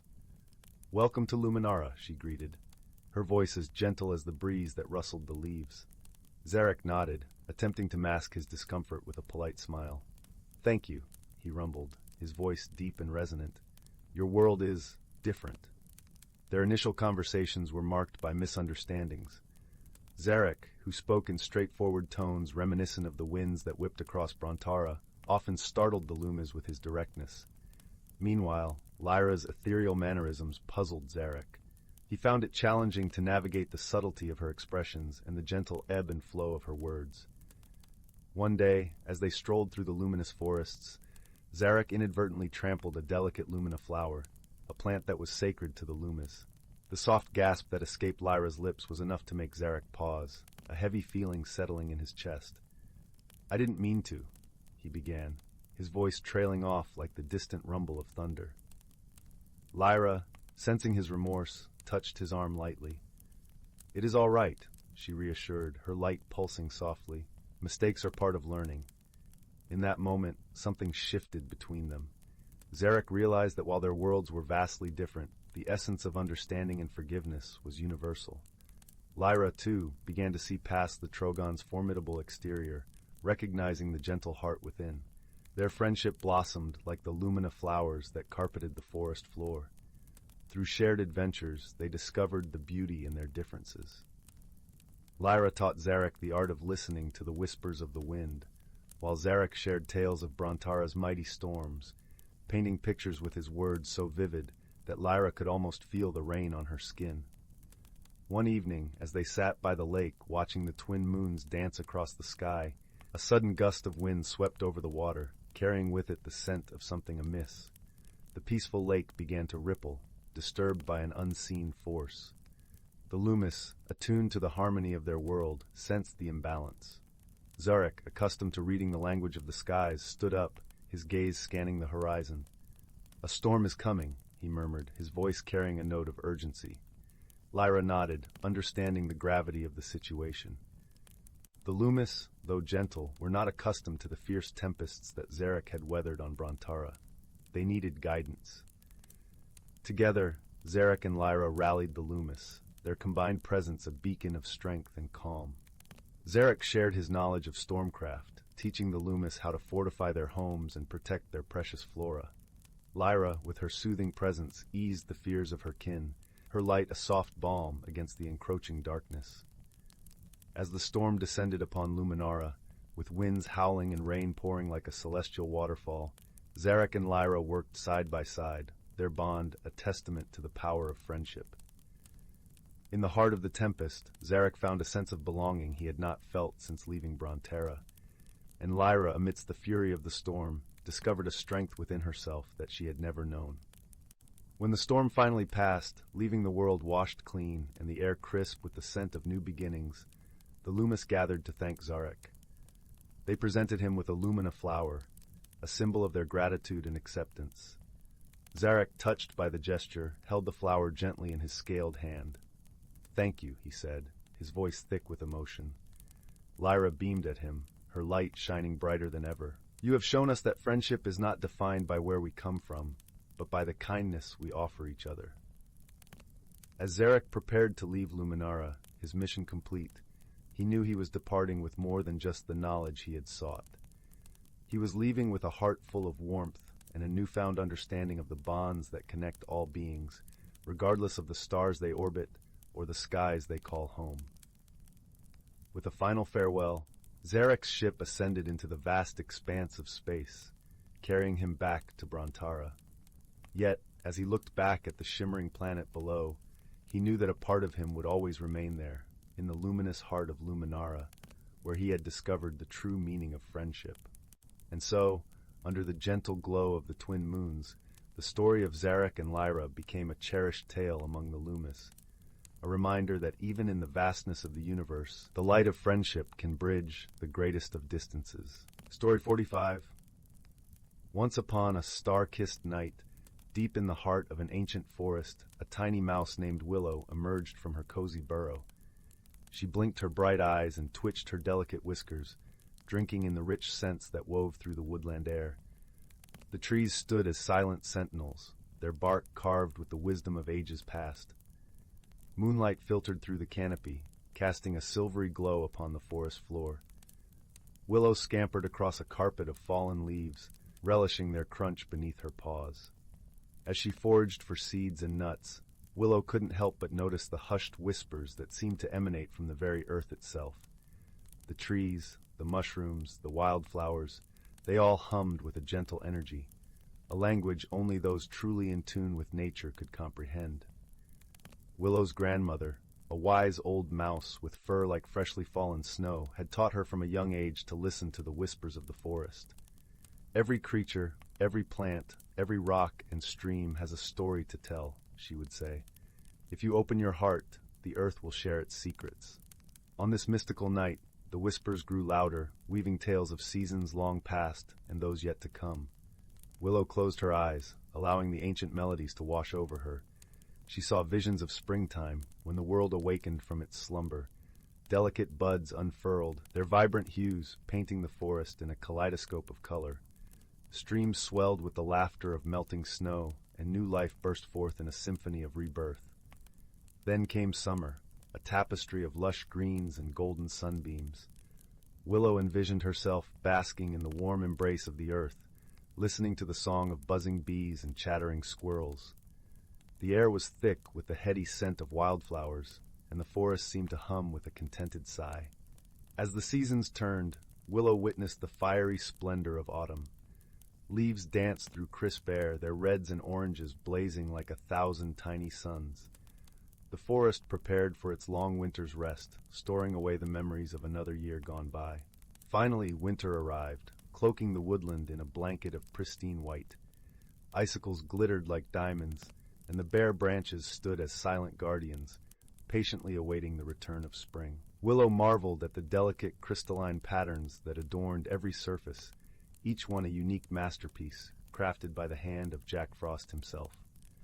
As the visions faded, Willow opened her eyes, her heart swelling with wonder and reverence for the rhythms of the natural world.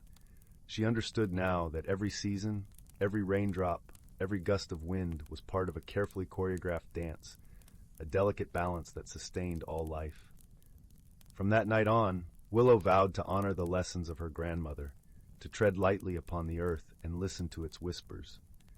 She knew that the forest's secrets would continue to unfold, generation after generation, and she felt blessed to be a part of its eternal song.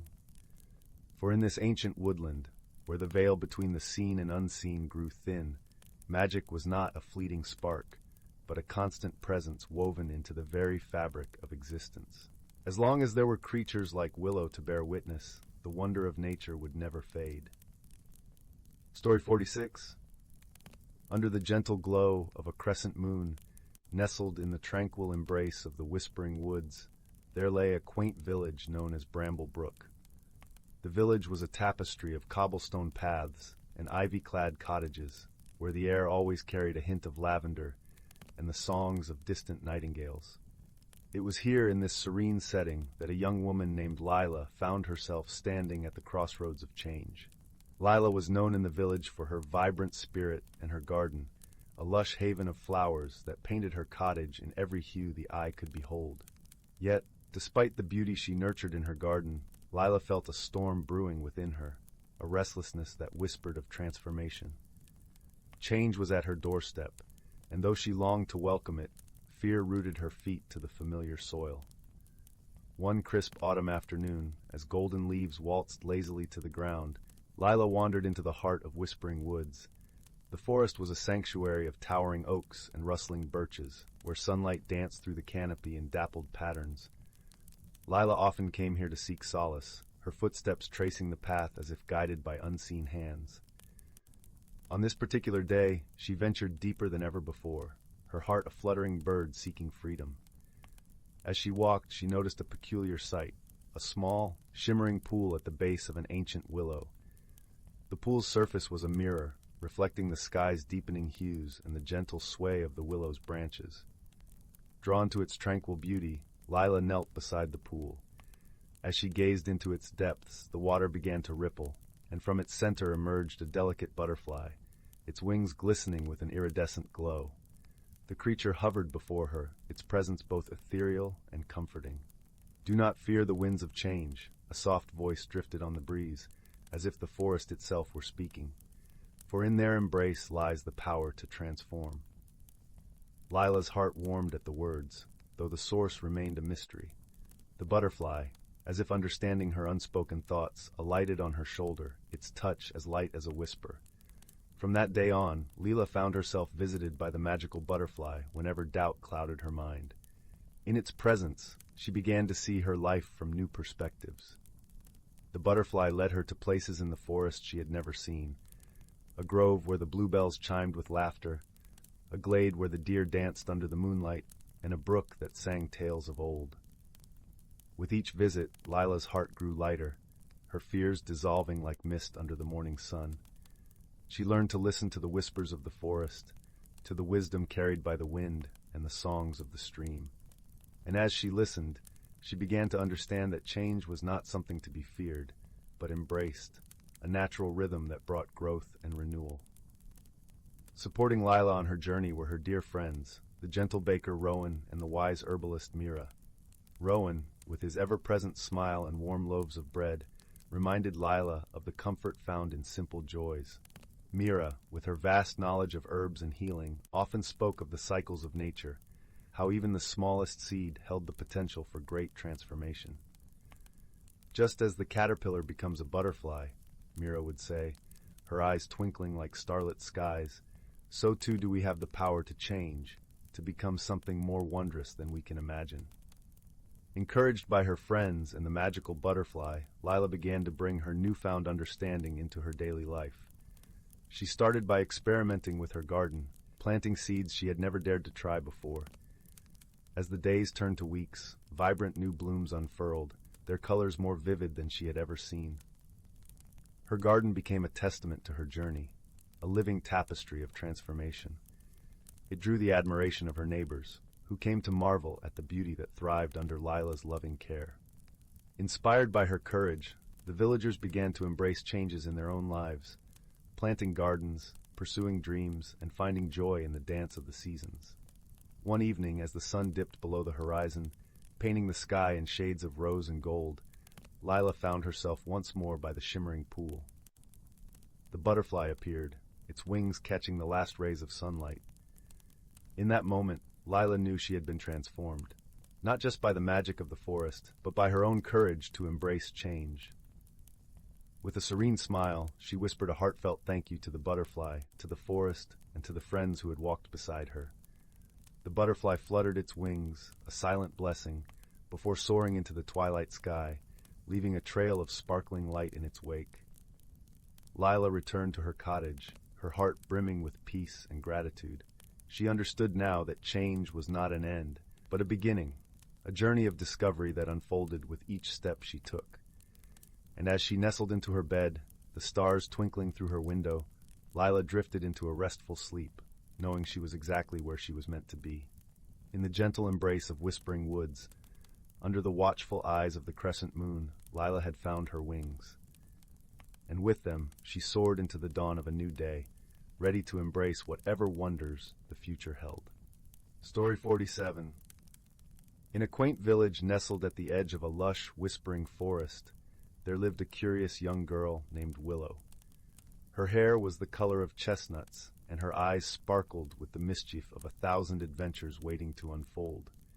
Willow had always been fascinated by the tales her grandmother told of the Enchanted Glade, a hidden place said to lie deep within the forest, where the trees sang in sweet harmony and the air was always perfumed with wildflowers. One golden afternoon, as the sun dipped low and cast long shadows upon the fields, Willow felt an irresistible pull toward the forest's edge. She packed a small satchel with a warm blanket, some bread, and a flask of honeyed tea, just as her grandmother taught her for any adventure. With a heart full of anticipation, she set off, her feet crunching softly on the carpet of fallen leaves. The forest welcomed her with open arms, its canopy filtering the sunlight into a gentle, dappled glow. As Willow ventured deeper, the air became alive with the soft hum of nature's symphony, the rustle of leaves, the distant call of a nightingale, and the babbling of a hidden brook. She could feel the magic of the place, a comforting presence that seemed to guide her steps. As she walked, Willow came upon a peculiar sight, a ring of mushrooms, perfectly round and glistening with dew. In the center of the ring sat a tiny creature, no bigger than an acorn, with wings that shimmered like spun sugar in the sunlight. He introduced himself as Thistle, a guardian sprite of the forest. Thistle had eyes that twinkled with mirth and a voice like the tinkling of silver bells. "Welcome, brave traveler," he chimed, fluttering up to perch on Willow's shoulder. "I've been waiting for someone with a heart as bright as yours to visit our glade." Willow smiled, her curiosity piqued. "Will you show me the way, Thistle?" The sprite nodded, and with a giggle that sounded like the rustle of silk, he took flight, leading Willow along a path that twisted and turned like a ribbon through the trees. Along the way, they encountered wondrous sights. A family of hedgehogs playing hide-and-seek beneath a blanket of moss, a stream that bubbled over stones as smooth as polished glass, and flowers that danced to the rhythm of the wind. As they journeyed, Willow faced gentle challenges. She helped a squirrel retrieve a lost acorn from the depths of a thorny bush, using her nimble fingers and calm demeanor. She also calmed a fretful bird who had lost its way by singing a lullaby her grandmother had taught her. Each task was met with a smile and a kind word, and Willow found herself feeling more at home in the forest with every step. At last, they reached the Enchanted Glade. It was more beautiful than Willow had ever imagined. The glade was bathed in a soft, ethereal light, and the trees stood in a perfect circle, their branches woven together like a cathedral of nature. In the center, a small pond mirrored the sky, its surface dotted with lilies that glowed faintly in the twilight. Willow sat by the pond, feeling the serene energy of the place seep into her bones. She realized then that the true magic of the Enchanted Glade was not just in its beauty, but in the quiet courage it inspired in those who found it. It was a place of peace, where one could listen to the whispers of the heart and find strength in the silence. As the stars began to twinkle overhead, Willow thanked Thistle for guiding her. The sprite smiled and handed her a small, smooth stone that sparkled with a gentle light. "A token of your bravery and the friendship you've shown," he said. "Whenever you need courage, hold it close." With a heart full of gratitude, Willow returned home under the watchful gaze of the moon. She felt changed by her journey, more attuned to the wonders of the world and the quiet bravery that lay within her. And so, whenever the world seemed daunting or the path uncertain, Willow would hold the stone close and remember that courage was not the absence of fear, but the decision to move forward despite it. In the years that followed, the tales of her adventures in the Enchanted Glade continued to inspire many, just as her grandmother's stories had inspired her. And so, nestled in her bed with the stone by her pillow, Willow drifted into a deep, restful sleep, dreaming of new adventures and the magical places still waiting to be discovered. Story 48. In the heart of the whispering woods, where the leaves shimmered with a silver glow under the moonlight, there stood a quaint village named Willowbrook. It was a place where magic danced softly in the air, and gentle creatures roamed freely, sharing stories and laughter with the villagers. Each cottage had a thatched roof and windows that twinkled warmly like stars dotting the night sky. One crisp autumn evening, as the villagers gathered around the grand oak tree in the center of the village for their nightly storytelling, a peculiar event began to unfurl. The village lanterns, crafted from enchanted glass that never dimmed, started flickering erratically. It was as if a mischievous breeze was playfully toying with their light. The children giggled, thinking it was a game, but the elders exchanged curious glances. Among the villagers was a young, observant girl named Lily. She had eyes as bright as the morning sun and a heart full of curiosity. Lily loved puzzles and often wandered through the woods, collecting stories from the wind and whispers from the streams. Seeing the unusual behavior of the lanterns, her curiosity was piqued. "I wonder why the lanterns are acting this way," Lily mused aloud, her voice soft and inquisitive. Her grandmother, a wise old woman with hair like spun silver and a smile that could warm the coldest night, placed a gentle hand on Lily's shoulder. "Sometimes the world speaks to us in riddles, my dear. Perhaps the lanterns have a secret to share." Determined to uncover the mystery, Lily decided to seek the counsel of the forest's oldest and wisest creature, Eldrin the owl. Eldrin was a magnificent owl with plumage that shimmered like moonlight on water. He lived in the tallest tree at the edge of the village, where the forest met the sky. Lily made her way through the woods, the path illuminated by the gentle glow of stardust that seemed to follow her every step. The air was crisp and carried the sweet scent of pine and earth. As she approached Eldrin's tree, she could hear the soft rustle of leaves and the distant hoot of the wise owl. "Eldrin," Lily called softly, her voice carried by the breeze, "I seek your wisdom." The owl opened his great eyes, which glowed with the knowledge of ages, and peered down at her. "Ah, Lily, seeker of truths, what brings you to my tree tonight?" "The village lanterns flicker with an unusual light," Lily explained. "I wish to understand why." Eldrin tilted his head thoughtfully. "The lanterns are bound to the rhythm of the woods. When their light falters, it often reflects a change in the harmony of our world." Intrigued, Lily asked, "How can I restore the balance?" Eldrin blinked slowly. "Listen to the whispers of the forest. They often carry the answers we seek. And perhaps speak to the fireflies. Their dance is a language all its own." Thanking Eldrin for his guidance, Lily returned to the village, her heart as light as the breeze. She gathered her friends, a group of kind-hearted children who shared her love for adventure and discovery. Together, they decided to visit the meadow where the fireflies gathered in the thousands, their glow a symphony of light. As they reached the meadow, the air was alive with the gentle hum of wings. The fireflies danced in intricate patterns, their light weaving stories in the air. Lily watched closely, trying to decipher the message hidden within their dance. "Look," she said, pointing to a cluster of fireflies forming a shape.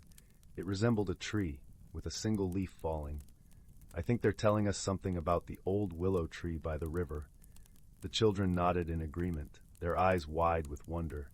They made their way to the willow tree, while its branches dipping gracefully into the river, like fingers trailing through water. As they approached, they noticed a faint glow emanating from beneath its roots. With careful hands, Lily brushed aside the fallen leaves and earth, revealing a small enchanted stone. It pulsed softly with light, and they realized it was one of the stones that powered the village lanterns. However, it seemed to have lost its connection to the others. Gently lifting the stone, Lily felt a warmth spread through her fingers, a gentle pulse that matched the rhythm of her heartbeat. She understood then that this stone needed to be reunited with the others to restore the balance. Returning to the village, Lily and her friends placed the stone at the base of the grand oak tree. They watched in awe as the stone glowed brighter, sending a ripple of light that spread through the roots, up the trunk, and into the branches. The village lanterns flickered once more, but this time they settled into a steady, comforting glow. The villagers gathered, their faces illuminated by the warm light, and cheered in gratitude. The mystery had been solved, and the harmony of Willowbrook was restored. As the night deepened, the villagers returned to their homes, their hearts full of peace. Lily lay in her cozy bed, the soft glow of the lantern casting gentle shadows on the walls. She felt a deep sense of satisfaction, knowing that she had listened to the whispers of the world and found the answers within. And as she drifted into a peaceful slumber, the village settled into a quiet, serene night, where dreams flowed as gently as the river by the willow tree, and the stars watched over with a knowing twinkle. In the heart of the whispering woods, another mystery had been gently unraveled, teaching that sometimes the answers we seek are found not in the obvious, but in the quiet rhythms of the world around us. Story 49. In a valley cradled by ancient hills, where the whisper of the winds carried secrets of the ages, lay the enchanted forest. This was a place where the sunlight danced through a canopy of verdant leaves, dappling the forest floor with speckles of gold. It was a realm where the very air shimmered with a hint of magic, and the natural creatures lived lives unseen by the rushing world beyond. As dusk began to descend, painting the sky with hues of lavender and rose, the forest awoke with a symphony of sounds. The gentle rustle of leaves played counterpoint to the burbling of a nearby brook, its waters as clear as the morning sky. In this serene tapestry, the creatures of the forest stirred, preparing for the nightly gathering that marked the turn of each season. Among these creatures was a wise old owl named Thistle, whose eyes gleamed with the light of countless moons. Thistle was the keeper of the forest's stories, a sage whose feathers were as soft as down and flecked with silvery strands that glowed in the moonlight. On this evening, he was perched upon his favorite branch, overlooking a glen where the forest's inhabitants assembled. The air was cool and fragrant, carrying the scent of pine and earth. As the last rays of sunlight faded, the creatures gathered beneath the towering oak, a tree so ancient its roots seemed to cradle the very heart of the earth. There were deer with gentle eyes and sleek coats, rabbits with twitching noses, and foxes with fur that glimmered like embers. At the center of this gathering was a young fawn named Willow, whose curiosity was as boundless as the sky. Her coat was a soft russet, and her eyes sparkled with the eagerness of youth. She had come to learn about the magic of the forest and the delicate balance that sustained their hidden world. As the moon rose high, casting a silver glow over the glen, Thistle unfurled his wings and began to speak, his voice a soothing melody that wrapped around the listeners like a warm cloak. In this forest, Thistle began, we live in harmony, guided by the rhythms of nature and the wisdom passed down through the ages. Each season brings its own magic, a dance of elements that we must cherish and protect. He paused, letting the gentle rustling of the leaves fill the silence, a reminder of the life that thrived all around them. When spring arrives, he continued, it is the season of renewal. The earth awakens beneath a quilt of blossoms, and the air is thick with the promise of new beginnings. It is a time when the rains wash away the remnants of winter, nourishing the soil so that life may flourish anew. Willow listened intently, her heart swelling with the beauty of Thistle's words. She could imagine the vibrant tapestry of blooms, the symphony of rain pattering against leaves, and the sweet, fresh scent that heralded the season's arrival. In summer, Thistle said, his voice as warm as the sun, the forest basks in the golden glow of long days. The streams run full and clear, and the creatures rejoice in the abundance that surrounds them. It is a time of growth, of gathering strength for the days that lie ahead. The fawn closed her eyes, envisioning the lush greenery, the vibrant songs of birds, and the gentle hum of insects that filled the air like a lullaby. Then comes autumn, the season of reflection, Thistle continued, a note of reverence in his tone. The leaves don hues of amber and crimson, and the forest is alight with a quiet, contemplative beauty. It is a time to give thanks for the bounty we have received and to prepare for the rest that winter brings. Willow imagined the crisp air, the rustle of leaves beneath her hooves, and the rich, earthy scent that lingered in the cool breeze. And finally, winter, said Thistle softly, is the season of rest and reflection. The forest slumbers beneath a blanket of snow, and the world is hushed and still. It is a time to honor the quiet, to listen to the whispers of the past, and to dream of the future. The fawn shivered slightly at the thought of snowflakes dancing through the air, covering the world in a soft, silent embrace. Thistle's eyes, wise and gentle, met Willow's. It is through understanding these cycles that we maintain the balance of our world. Each creature, each tree, and each stream plays a part in this delicate dance. We are the guardians of this harmony. The forest, as if in agreement, seemed to hold its breath, the moment suspended like a jewel in time. Willow, her heart full of newfound understanding, spoke with a voice as gentle as the forest breeze. How can we ensure this balance, Thistle? How do we protect the magic? The old owl smiled, a warm, knowing curve of his beak. Through kindness and respect, dear Willow, by listening to the wisdom of the earth and caring for one another. It is through friendship, both with each other and with nature, that we find our strength. As the gathering drew to a close, the creatures began to drift back to their homes, their hearts lightened by Thistle's tales. Willow lingered for a moment, gazing up at the stars that twinkled like tiny lanterns in the vast sky. She felt a sense of peace, knowing she was part of something greater, a living tapestry woven from the threads of time and nature. With a contented sigh, she turned towards the forest, her steps gentle and sure, carrying the wisdom of the evening like a cherished melody. And so, the enchanted forest continued to thrive, a realm of harmony and beauty, where the magic of the seasons danced eternally, cradled by the gentle hands of those who called it home. As the night deepened, the forest settled into a deep, restful slumber, embraced by the soft glow of the moon, awaiting the dawn of a new day. Story 50. Once upon a tranquil evening in the quaint village of Willowbrook, where rolling hills and whispering trees cradled the homes like a gentle embrace, there lived a young girl named Mina. Mina had a heart as tender as dewdrops on a morning leaf, and she adored exploring the nooks and crannies of her village, where the old and the new wove tales of wonder. One day, as the golden sun dipped behind the hills, casting a soft glow over the cobblestone paths, Mina wandered into an old curiosity shop she had never noticed before. The shop's wooden sign creaked in the breeze, and the windows were dusty, yet something about the place felt like it held stories waiting to be told. As Mina stepped inside, a bell tinkled gently above the door, and the scent of aged paper and polished wood enveloped her. The shop was a treasure trove of forgotten trinkets and peculiar objects. Mina's eyes danced over the shelves, filled with everything from brass compasses to delicate porcelain teacups. But what captured her attention was a small, intricately carved box sitting quietly in a corner.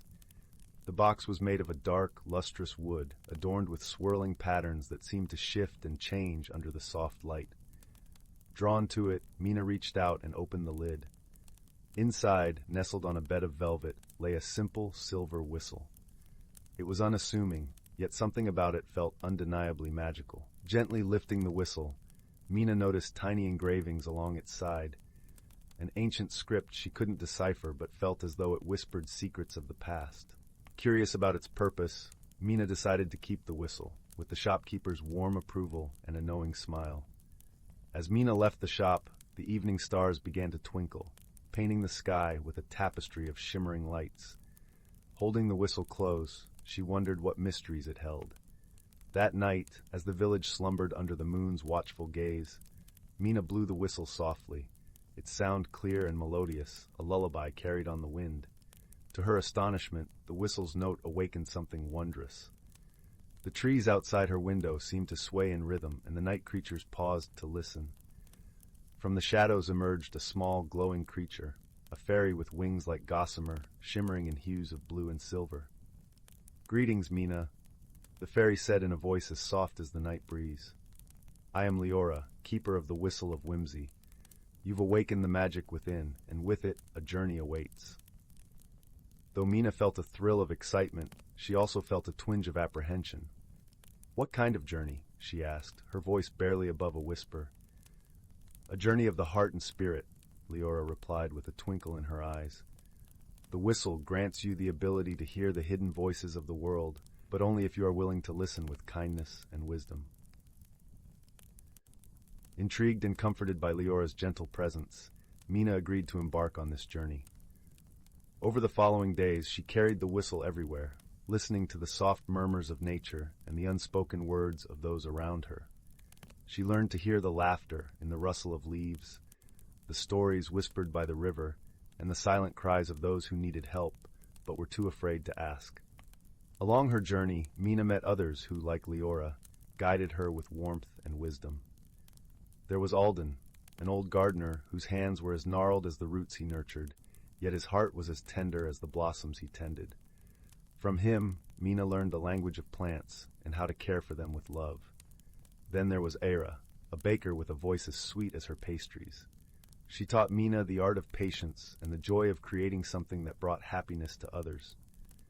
Through Era's gentle guidance, Mina discovered the importance of nourishing not just the body, but also the soul. One evening, as the sky blushed with the colors of dusk, Mina encountered a challenge that tested her newfound wisdom. The village was abuzz with concern over a mysterious ailment affecting the animals.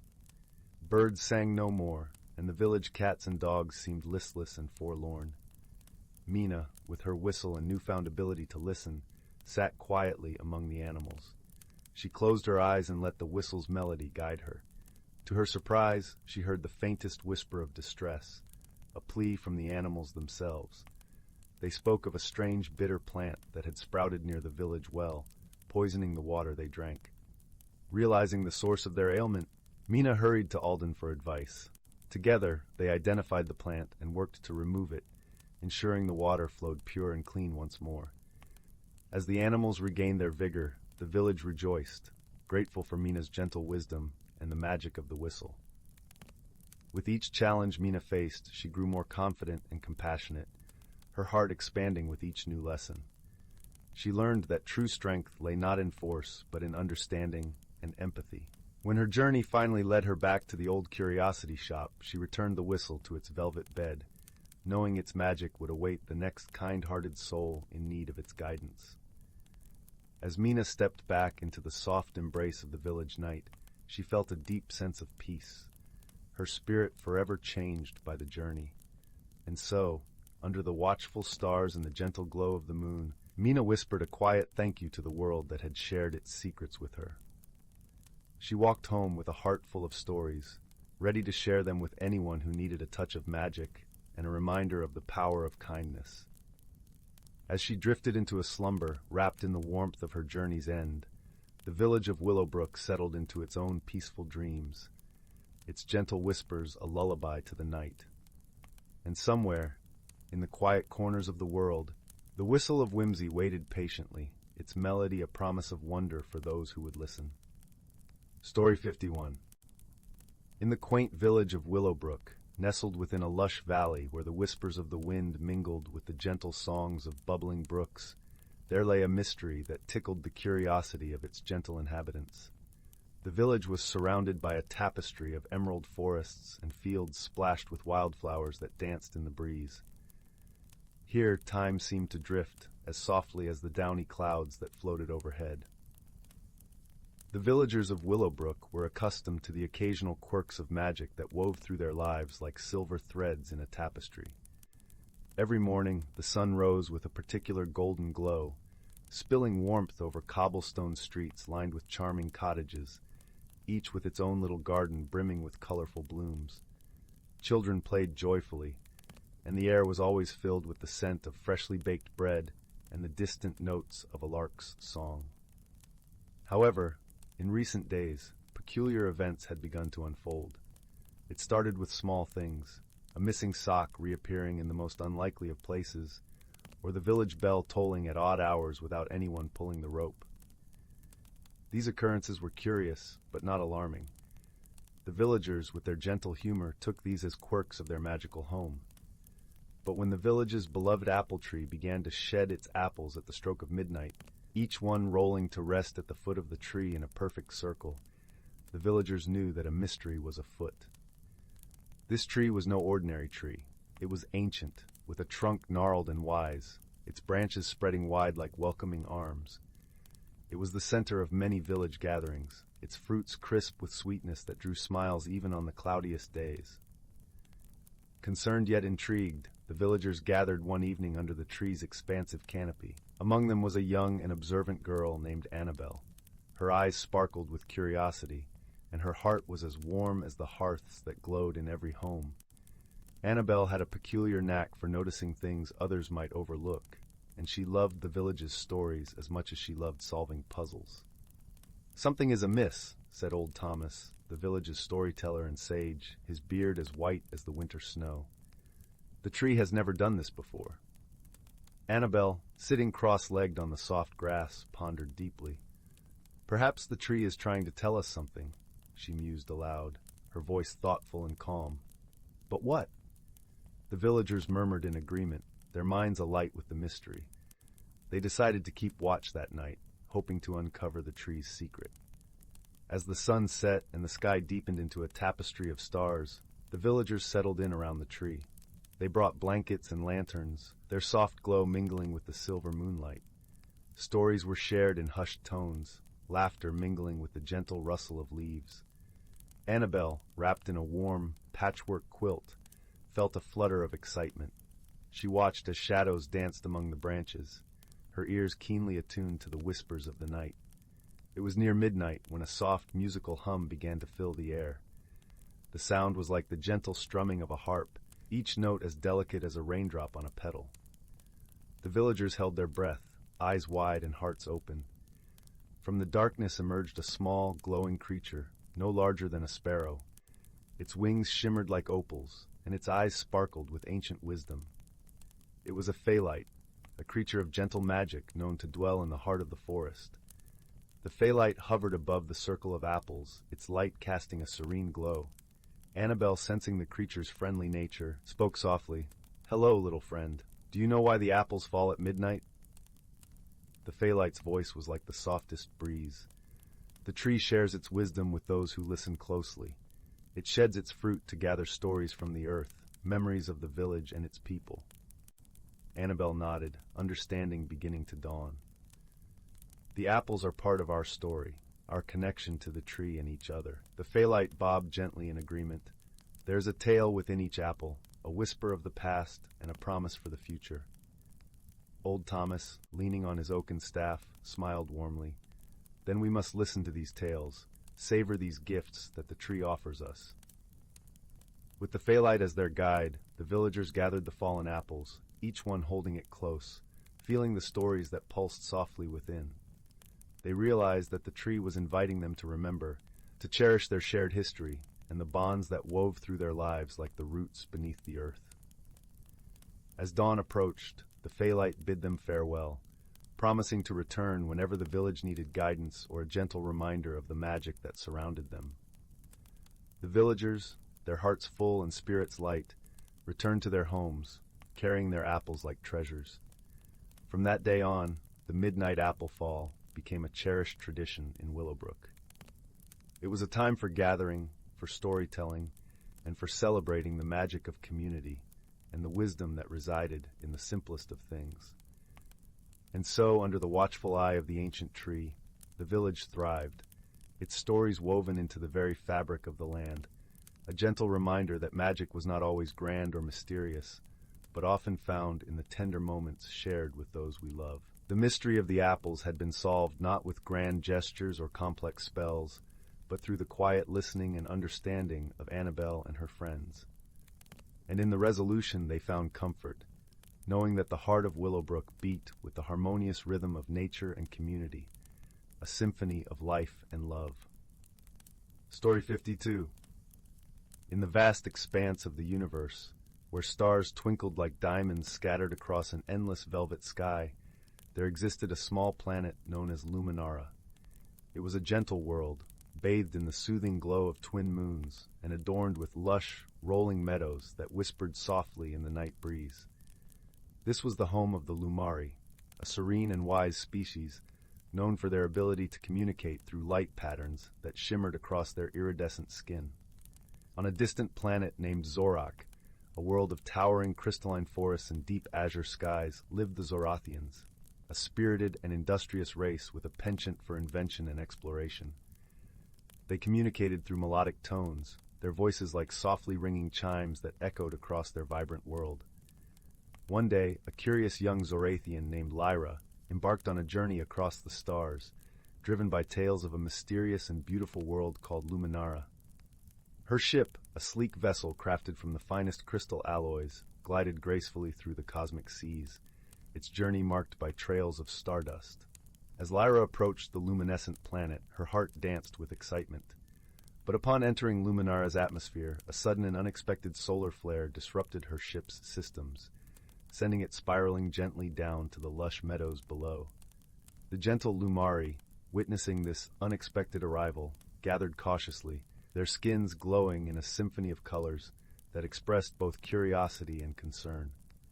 Among the Lumari was a young and thoughtful being named Solon, whose light patterns often painted the most intricate stories in the sky. Solon approached the Zorathian ship, his glow a calming blue, indicating peace and welcome.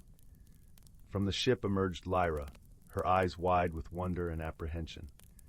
The first meeting was fraught with uncertainty, as the two species struggled to understand one another. Lyra's melodic attempts at communication were met with bewildering light shows from Solon. Despite the initial confusion, both felt a gentle pull of kinship, a shared curiosity that bridged their differences. Determined to find a way to communicate, Lyra and Solon spent their days exploring the meadows, where the grass sang with every breeze, and the air was sweet with the scent of blooming starflowers. Slowly, they learned each other's languages, Lyra humming soft tunes that mirrored Solon's light patterns.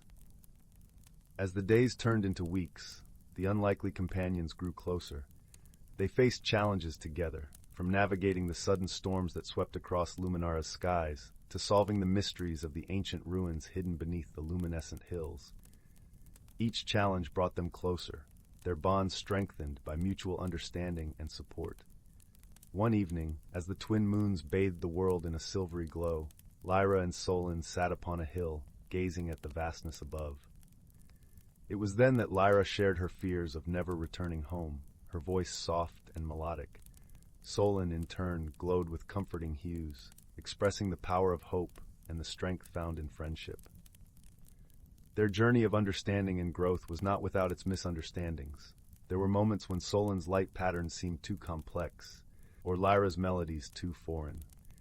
Yet each misunderstanding was met with patience and the gentle laughter of two souls learning to dance in harmony. Through their shared experiences, Lyra discovered the true beauty of Luminara, not just in its mesmerizing landscapes, but in the kindness of its people. Solon, too, found joy in way of seeing the universe as a place of endless possibilities. As their adventure drew to a close, Lyra's ship, once a silent sentinel beneath the starry sky, was repaired with the help of Solon and the Lumari. The day of departure arrived, bittersweet yet filled with promise. Standing side by side, Lyra and Solon exchanged a final embrace, their languages blending into a symphony of light and sound that echoed across the meadows. With her heart full of gratitude and newfound wisdom, Lyra boarded her ship, waving farewell as it ascended into the starlit sky. Solon watched as the vessel disappeared beyond the twin moons, the glow of his skin a tapestry of hope and friendship. Though separated by distance, their hearts remained intertwined, each carrying the lessons learned and the warmth of shared companionship. And so, across the universe, Lyra and Solon discovered the true meaning of friendship, a bond that transcends words and worlds, uniting beings in harmony and understanding. In the quiet of the night, as the stars shimmered like distant lanterns, the story of Lyra and Solon became a cherished tale among the Lumari and Zorathians alike, a reminder that even the most unlikely of companions can illuminate the darkest of paths with the light of friendship. Story 53. Once upon a time, nestled within the luscious folds of the Whispering Wood, there lay a quaint little village named Willowbrook. This village was a tapestry of vibrant flowers and lush greenery, where cobblestone paths meandered lazily between cottages whose rooftops wore moss like a comfortable old hat. The air was perpetually sweetened by the scent of honeysuckle and the gentle hum of bees weaving their honeyed magic. The villagers of Willowbrook lived harmoniously, surrounded by the gentle whispers of the trees that seemed to watch over them like benevolent guardians. But recently, a a series of peculiar events had begun to stir the tranquility of this placid hamlet. It started one morning when Mrs. Bumble, the village baker, discovered her prized loaves had vanished from the windowsill where they had been cooling the night before. Not a crumb was left behind, just the tantalizing aroma that lingered like an unsolved riddle. As days passed, the odd occurrences multiplied. Shimmering lights flickered in the forest, glimpsed by those who wandered too close to its edge at twilight. The village well, usually brimming with sparkling water, occasionally offered nothing but an echoing emptiness. Even the songbirds, usually so abundant, seemed to be holding their breath, their melodies replaced by an eerie silence. Concerned but undeterred, the villagers turned to their wisest inhabitant, old sage Thistle. Thistle was a kindly old gnome who lived in a cottage that seemed part of the earth itself, with walls of stone and a roof of living vines. His eyes twinkled with the light of 1,000 stories, and his voice was as soothing as a forest stream. On a crisp autumn afternoon, a council was gathered in Thistle's cozy sitting room, where the scent of lavender and the warmth of a crackling fire embraced all who entered. Among the visitors was young Finn, an inquisitive boy with a heart as big as his imagination. He had always been fascinated by the mysteries of the Whispering Wood, and was determined to help solve the enigma that had befallen their village. These occurrences, Thistle pondered aloud, stroking his long, wispy beard, are more than mere mischief. We must seek the counsel of the forest itself, for it holds secrets older than time. With Finn and a few other curious villagers in tow, Thistle led the way into the heart of the Whispering Wood. The trees here were ancient and wise, their trunks twisted into shapes that seemed to tell stories of ages past. The group was greeted by the soft rustle of leaves, as if the forest were whispering secrets of its own. As they ventured deeper, a soft glow beckoned them to a clearing where a serene pond lay, its surface a mirror reflecting the dusky sky.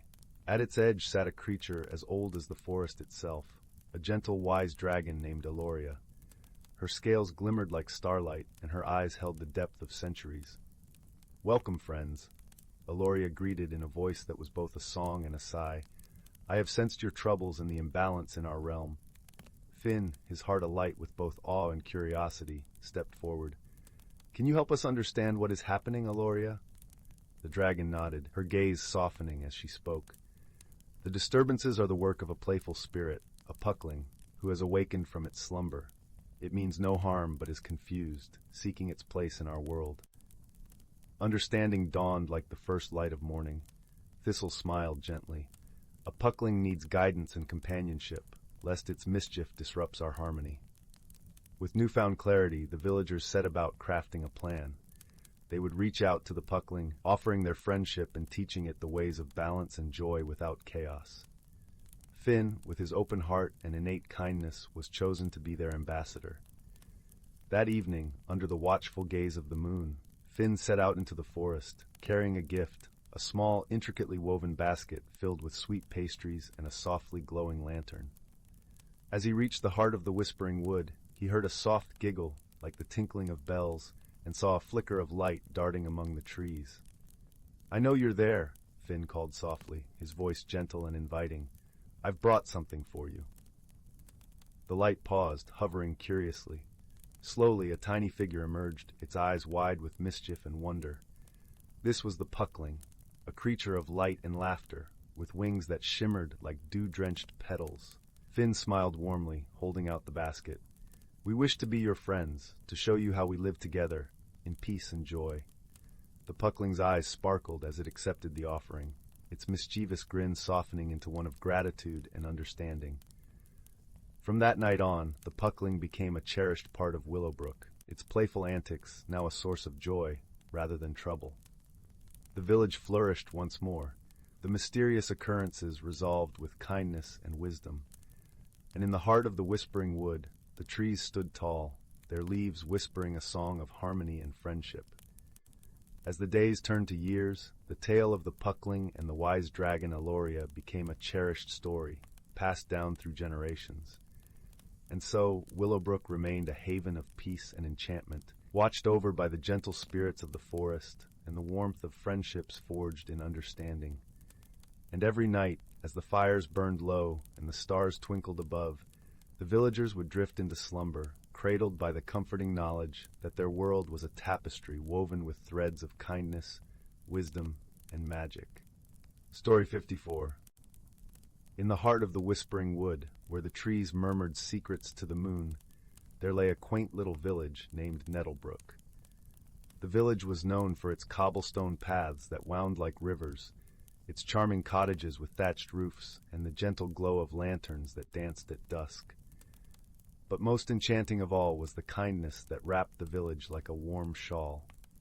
One crisp autumn evening, when the leaves were turning gold and the air was scented with cinnamon and pine, strange occurrences began to unfold in Nettlebrook. It started with the whispers. The villagers noticed that their usual familiar murmurs of the trees seemed to carry messages that were not their own. "Find the key," they would hear, as the wind rustled through the branches. "Unlock the light." Curious and a touch puzzled, a thoughtful young girl with eyes like amber and a heart full of wonder, named Marigold, decided to unravel the mystery. Marigold was known for her gentle spirit and her knack for noticing things others might miss, a bent blade of grass or the softest sigh of the wind. Early one morning, as the sky blushed with the first light of dawn, Marigold set out with her satchel and a small notebook in which she jotted her thoughts. The path she took was lined with hedgerows where rabbits peeked out, and above her the birds wove a tapestry of song. She made her way to the oldest tree in the forest, an ancient oak known as Grandfather Oak. Its branches stretched wide, and its roots delved deep into the earth, a keeper of time and tales. As Marigold approached, she noticed something peculiar. The leaves of Grandfather Oak shimmered with an unusual gleam, as if touched by stardust. She leaned in closer, brushing her fingers over the bark, where she found a faint symbol etched, one she had never seen before, a crescent moon cradling a star. Determined to understand its meaning, Marigold turned to the one she knew could help, Elder Thistle, the village's wise mentor and keeper of lore. Elder Thistle lived in a cottage nestled at the edge of the wood, surrounded by a garden of herbs and flowers that whispered secrets of their own. "Ah, Marigold," Elder Thistle greeted with a kind smile, her eyes twinkling like the night sky. She listened intently as Marigold recounted her discovery. "The symbol you describe," she mused, "is the mark of the Starwood, a realm where the trees are said to hold the light of the universe within them." "But why would it appear now?" Marigold wondered aloud, a hint of adventure in her voice. Elder Thistle pondered this, her fingers tracing the rim of a teacup steaming with chamomile.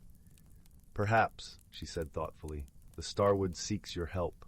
The whispers you hear might be a call to restore balance. Sometimes magic reaches out in the gentlest ways." With Elder Thistle's words tucked in her heart, Marigold returned to the whispering wood, her senses attuned to its every nuance. As she walked, a playful breeze tugged at her hair, guiding her toward a glade she had not seen before. In the center stood a circle of mushrooms, their caps glistening like pearls. Kneeling to inspect them, Marigold noticed their stems formed another symbol, a key. It was then a soft voice, like the rustling of leaves, spoke. "Only those who see with their hearts can find the key," it whispered, and from the shadows emerged a small creature, no larger than a kitten, with fur as soft as moss and eyes like dew-kissed violets. "I am Fennel," the creature introduced, bowing with a flourish, "guardian of the Starwood's secret. A pleasure to meet you, Marigold." Surprised but delighted by Fennel's presence, Marigold asked, "Do you know why the Starwood is calling?" Fennel nodded, his tiny paws weaving through the air as he explained. The light within the Starwood dimmed when its heartstone was hidden by a curious gust of wind. Without its glow, the balance of whispers and light falters. Understanding now the importance of her quest, Marigold felt a gentle determination bloom within her. "Then we must find the Heartstone," she declared. Fennel, with a mischievous twinkle in his eyes, offered his guidance. "Follow the light that dances when no one sees," he advised, bounding ahead with a sprightly leap. Together, Marigold and Fennel traversed the woods, their path illuminated by sunbeams that found their way through the canopy. They listened to the songs of the brook and watched as playful shadows flickered in the underbrush. As they walked, Marigold's mind brimmed with thoughts, piecing together clues like a patchwork quilt. It was at the edge of a serene pond where the answer revealed itself, a cluster of water lilies, their petals glowing with an ethereal light, surrounded a stone that shimmered like the evening star. The Heartstone nestled in the embrace of nature. "Here it is," Marigold breathed, reaching out to cradle the stone in her hands. It was warm to the touch, pulsing gently like a heartbeat. The light it emitted was soft and soothing, casting a gentle glow over the pond. "Thank you, Marigold," Fennel said, his voice filled with gratitude. With the Heartstone returned, the Starwood's light will guide the whispers once more. As Marigold placed the Heartstone back into the circle of mushrooms, a gentle breeze swept through the glade, carrying with it a melody of harmony and peace. The leaves of Grandfather Oak began to shimmer again, this time with the brilliance of starlight, and the whispers resumed their familiar, comforting tones. With the mystery resolved and the light restored, Marigold and Fennel made their way back to the village, where the evening sun dipped below the horizon, painting the sky in hues of lavender and rose. The villagers, sensing the return of balance, gathered to celebrate with laughter and song. And as the stars blinked awake in the velvet night, Marigold nestled beneath her quilt, a soft smile gracing her lips. She had learned that sometimes the most profound mysteries are solved not just with keen eyes, but with an open heart and the gentle strength of friendship. The whisper of the trees lulled her to sleep, a promise of new adventures waiting with the dawn, and the warmth of a story that would linger in the hearts of Nettlebrook forever. Story 55. In the heart of an ancient forest, where sunlight wove intricate patterns through a lacework of leaves, a gentle symphony of rustling branches and distant bird songs filled the air. Here, in this lush, verdant world, the creatures of the forest lived their lives in a delicate balance, their fates intertwined like the roots beneath the forest floor. Among the towering oaks and whispering pines lived a wise old tortoise named Thistle. His shell was a mosaic of browns and greens, reminiscent of the forest itself, and his eyes held the depths of countless seasons. Thistle was known throughout the forest for his gentle demeanor and his vast knowledge of the natural world. It was said that he had been entrusted with the wisdom of the earth by the very first rays of the sun. On the cusp of each season, Thistle would gather the creatures of the forest beneath the great canopy, a majestic tree whose branches stretched wide and high, as if trying to embrace the sky. It was here that Thistle would share stories and lessons passed down through generations, ensuring the harmony of their woodland home. As the forest prepared to welcome the tender embrace of spring, a delicate buzz of anticipation hung in the air. The vibrant greens of fresh leaves began to unfurl, while the sweet scent of blooming flowers mingled with the earthy aroma of damp soil. The creatures gathered eagerly beneath the great canopy, their eyes bright with curiosity and wonder. There was Willow, the graceful deer, her coat dappled with sunlight as she stood quietly in the shade. Nearby, Birch the squirrel perched on a low branch, his bushy tail twitching with excitement. And by the gentle stream, where the water murmured secrets to the stones, Lily the frog listened attentively, her eyes reflecting the sky above. Thistle began his tale, his voice as soothing as the softest breeze. Once when the world was new and the stars were young, the seasons danced in harmony, each one a vital note in the melody of life. The creatures leaned in closer, captivated by the story unfolding before them. In those days, the seasons were guided by the celestial guardians, who watched over the balance of nature. Each guardian held a special power that they shared with the world. Winter bestowed stillness and rest, spring brought rebirth and renewal, summer offered warmth and abundance, and autumn gifted reflection and preparation.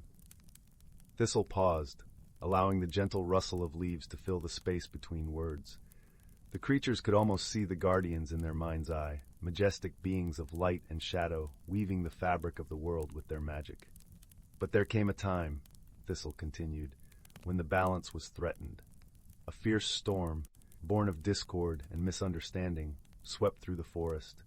The clouds darkened the sky, and the winds howled with fury, tearing at the trees and scattering the creatures in fear. The listeners shivered at the thought, their hearts beating in time with the rustling leaves. Yet Thistle's voice remained calm. a beacon of reassurance amidst the imagined chaos. It was in this moment of turmoil that the creatures of the forest came together. They knew that only through unity and understanding could they restore the balance. Willow, with her gentle grace, guided the frightened animals to safety. Birch, with his quick wit, devised a plan to shelter the smaller creatures. And Lily, with her soothing presence, calmed the waters and the hearts of those around her. As Thistle spoke, the creatures felt a warmth blossom within them, a reminder of the strength that lay in their unity and friendship. Together, Thistle said, they reached out to the celestial guardians, offering their help and their hearts. The guardians, touched by the creatures' courage and compassion, bestowed upon them a gift, the ability to sense the rhythms of nature and to live in harmony with the changing seasons. The story came to a gentle close, like a leaf drifting to the forest floor. The creatures felt a newfound sense of peace and belonging, their spirits uplifted by Thistle's tale. With a soft sigh, Thistle looked around at his friends, his eyes twinkling like stars peeking through the canopy. Remember, dear ones, the balance of our world is a precious tapestry, woven from the threads of every living thing. Cherish it, nurture it, and it will forever guide you. As the creatures dispersed, carrying with them the lessons of the day, a gentle rain began to fall. The droplets danced upon the leaves and whispered against the soil, a sweet lullaby that promised renewal and growth. The forest, with all its hidden lives and sacred secrets, was at peace once more. And so, as the seasons turned and the world continued its endless dance, the creatures of the ancient forest lived in harmony, their hearts forever guided by the wisdom of the earth and the stories of the wise old tortoise, Thistle. Story 56. In a forest older than time itself, where the whispers of the wind carried tales of yore, and the trees stood as silent witnesses to the passage of ages, there existed a hidden realm known to its inhabitants as Sylvanshire. This ancient grove was a sanctuary of harmony, where creatures lived in delicate balance amidst the ever-changing tapestry of seasons. Here, the air was imbued with the crisp scent of pine and the sweet perfume of wildflowers, while the gentle murmur of a babbling brook provided a constant lullaby. The heart of Sylvanshire was a grand oak tree, its trunk wide enough to embrace a dozen deer standing side by side. Its branches stretched skyward, intertwining with the heavens, and its roots delved deep into the earth, drawing wisdom from the soil. Known as the Elder Oak, it was the guardian of all who called Sylvanshire home. Beneath its boughs, a council of creatures would gather, each representing a different facet of the forest's life. There was Bramble the Badger, with his coat as silver as moonlight and eyes that twinkled like stars. He was wise beyond his years, often sought for counsel by both the young and the old. Perched nearby was Lyra the Nightingale, her song a melody woven with the threads of dusk and dawn. Her gentle voice could soothe the fiercest tempests and calm the most restless souls. Among them also was Tansy the Fox, her russet fur blending seamlessly with the autumn leaves. She was clever and quick, her mind as sharp as the chill of a winter breeze. Yet her heart was as warm and inviting as the summer sun, ever eager to lend a paw to those in need. Each season, Sylvanshire would undergo a magical transformation, guided by the unseen hands of nature's spirits. Spring brought with it a symphony of blossoms, their colors painting the forest floor in hues of pinks and yellows, while the air was filled with the fresh, earthy aroma of new beginnings. Summer followed with its golden rays, casting a warm glow over the land and coaxing the fruits to ripen under its gentle embrace. Autumn was a festival of colors, where the leaves donned their fiery cloaks of red and gold, and the crisp air carried the scent of apples and wood smoke. Winter, though cold, was a time of quiet reflection, the forest draped in a blanket of snow, soft as the downy fur of a rabbit, with the sky a canopy of twinkling stars. Yet despite the beauty and tranquility of Sylvanshire, a shadow of concern had begun to creep into the hearts of its inhabitants. The seasons, which once flowed seamlessly one into the next, had started to falter. Spring arrived late, its blossoms hesitant to bloom. Summer was fleeting, its warmth barely touching the earth before autumn stole its place. Winter lingered too long, its chill biting deep into the heart of the forest. The creatures of Sylvanshire gathered beneath the elder oak, their voices a gentle murmur of worry. Bramble spoke first, his voice a rumble akin to distant thunder. The balance of our forest is in peril. The seasons falter, and with them so does our harmony. Lyra, her feathers fluffed against the chill, added, "The streams run low and the flowers bloom out of time. Even my song cannot mend this disarray." Tansy, ever thoughtful, pondered aloud, "Perhaps the spirits of the seasons have lost their way. We must seek to restore the balance, or all will be lost." It was then that a voice, soft yet firm, echoed through the gathering. It belonged to Willow, the wise old owl, whose feathers were as soft as the first snow of winter. "There is a tale, passed down from those who came before us," Willow began, her eyes gleaming with the light of ancient knowledge. "It speaks of a hidden glade, where the essence of the seasons is kept safe. We must journey there and rekindle the flame of harmony." The creatures listened intently, understanding the gravity of the task before them. It was a journey not taken lightly, but one of great importance. With determination kindled in their hearts, Bramble, Lyra, and Tansy agreed to undertake the quest, guided by Willow's wisdom. Their journey began at dawn, the first light of day painting the sky in hues of gold and rose. The forest was still and silent, save for the soft rustle of leaves underfoot and the gentle caress of the breeze. As they ventured deeper into the heart of Sylvanshire, the air grew cooler, the shadows longer, and the path less certain. Each step forward was a testament to their resolve. As they navigated through dense thickets and across babbling brooks, their senses alive with the symphony of the forest. The scent of pine needles mingled with the sweet aroma of wild berries, and the distant call of a cuckoo echoed through the trees. The trio paused by a glistening pool, its surface mirrored with the reflection of the sky above. Lyra took flight, her wings catching the light like 1,000 tiny stars as she soared high to scout the path ahead. Her keen eyes spotted a trail leading through a grove of silver birches, their trunks gleaming ethereal in the dappled sunlight. Following Lyra's lead, they pressed on, their spirits buoyed by the beauty that surrounded them. As they walked, Bramble shared stories of old, tales of bravery and friendship, each word a thread woven into the fabric of their journey. Tansy listened intently, her mind absorbing the lessons hidden within each story, her heart swelling with hope. At last they arrived at the hidden glade, a place of serene beauty where time seemed to stand still. In the center of the glade stood a stone pedestal, upon which rested a crystal globe, shimmering with the colors of the seasons. The air was thick with magic, the scent of cedar and jasmine mingling with an undertone of ancient earth. Gazing upon the globe, the companions felt a deep sense of reverence. It was here that the essence of the seasons was kept, a delicate balance of light and shadow, warmth and chill. Together, they encircled the pedestal, their hearts united in purpose. With a voice as soft as a whispering breeze, Lyra began to sing, her melody weaving through the glade, stirring the air with its gentle power. Bramble joined in, his deep rumble grounding the song with the strength of the earth. Tansy's voice rose, clear and bright, a beacon of hope piercing through the shadows.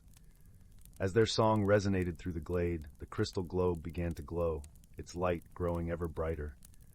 The colors within swirled and danced, a symphony of change and renewal.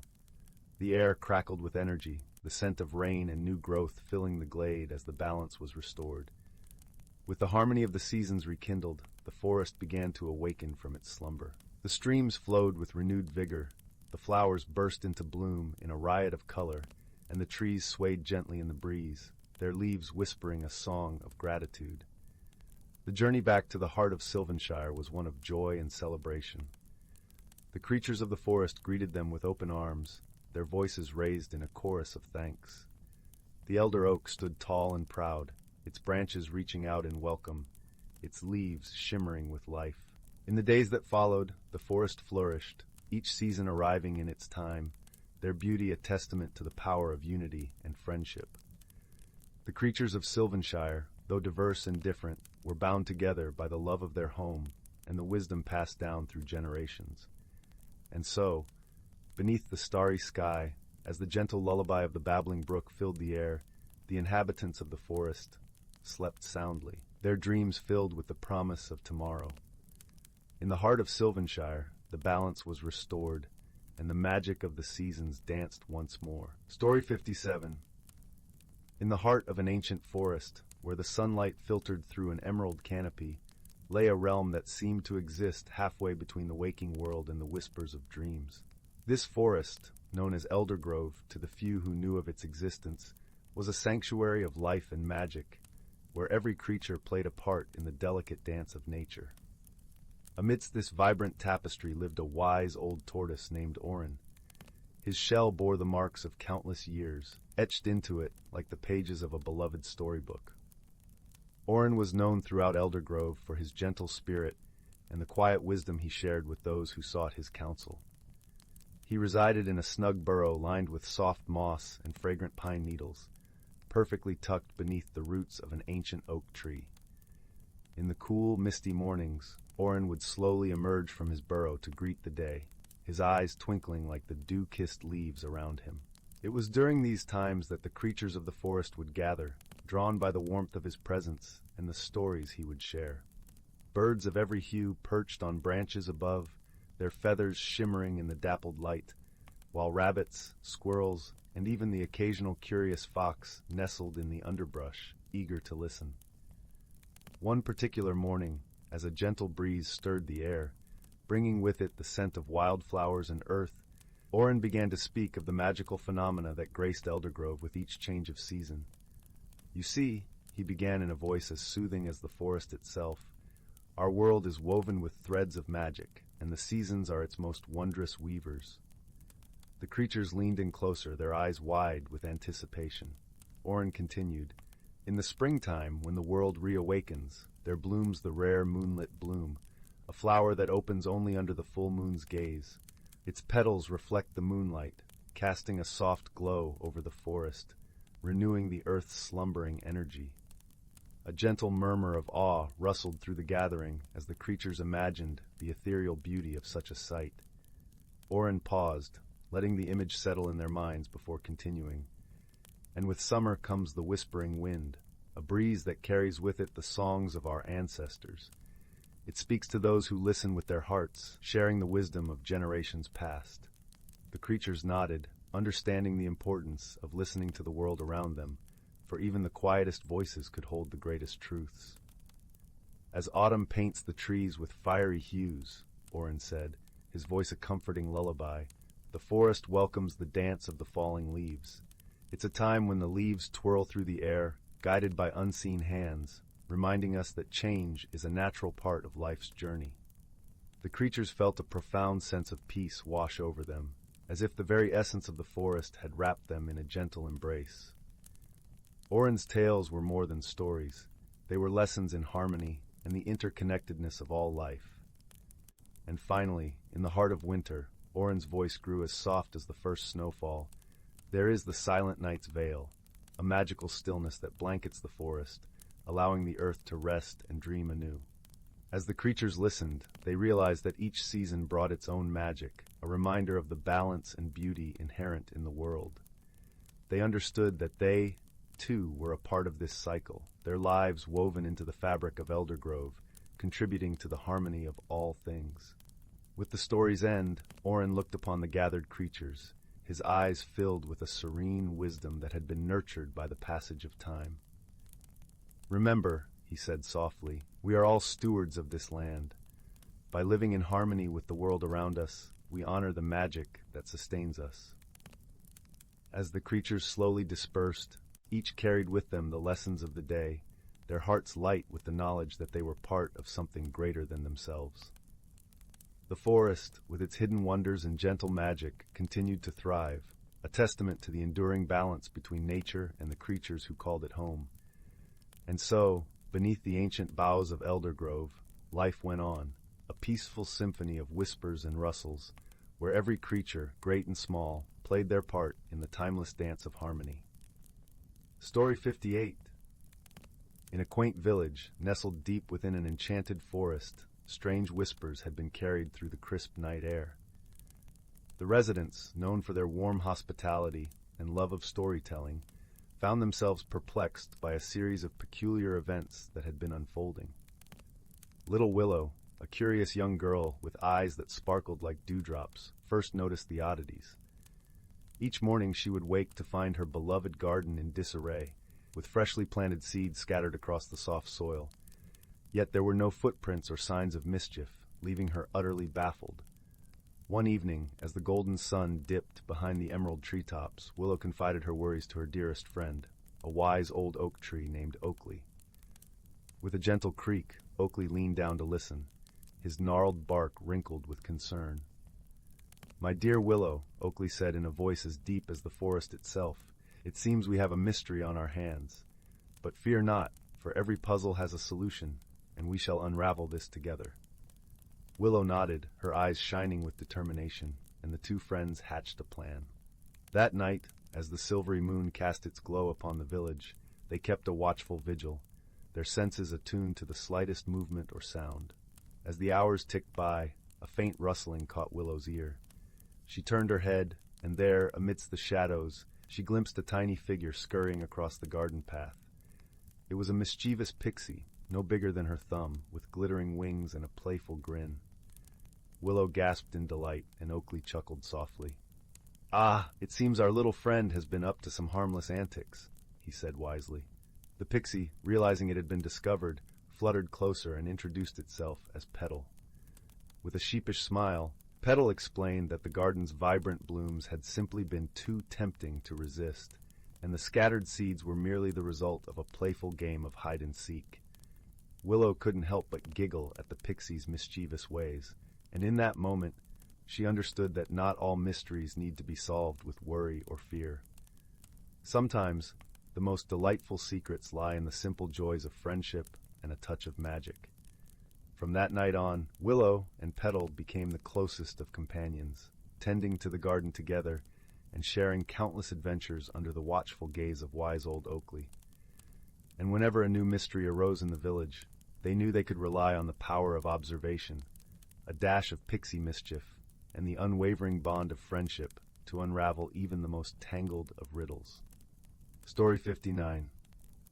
Once upon a time, in a cozy little village nestled among rolling hills, there lived a young girl named Willow. She was a curious child, with eyes that seemed to sparkle with wonder at the world around her. One crisp autumn evening, as Willow was helping her mother set the table for dinner, something extraordinary happened. The wooden spoon her mother had been using to stir the bubbling pot of stew suddenly began to glow with a soft, golden light. Willow gasped in delight, her eyes wide with amazement.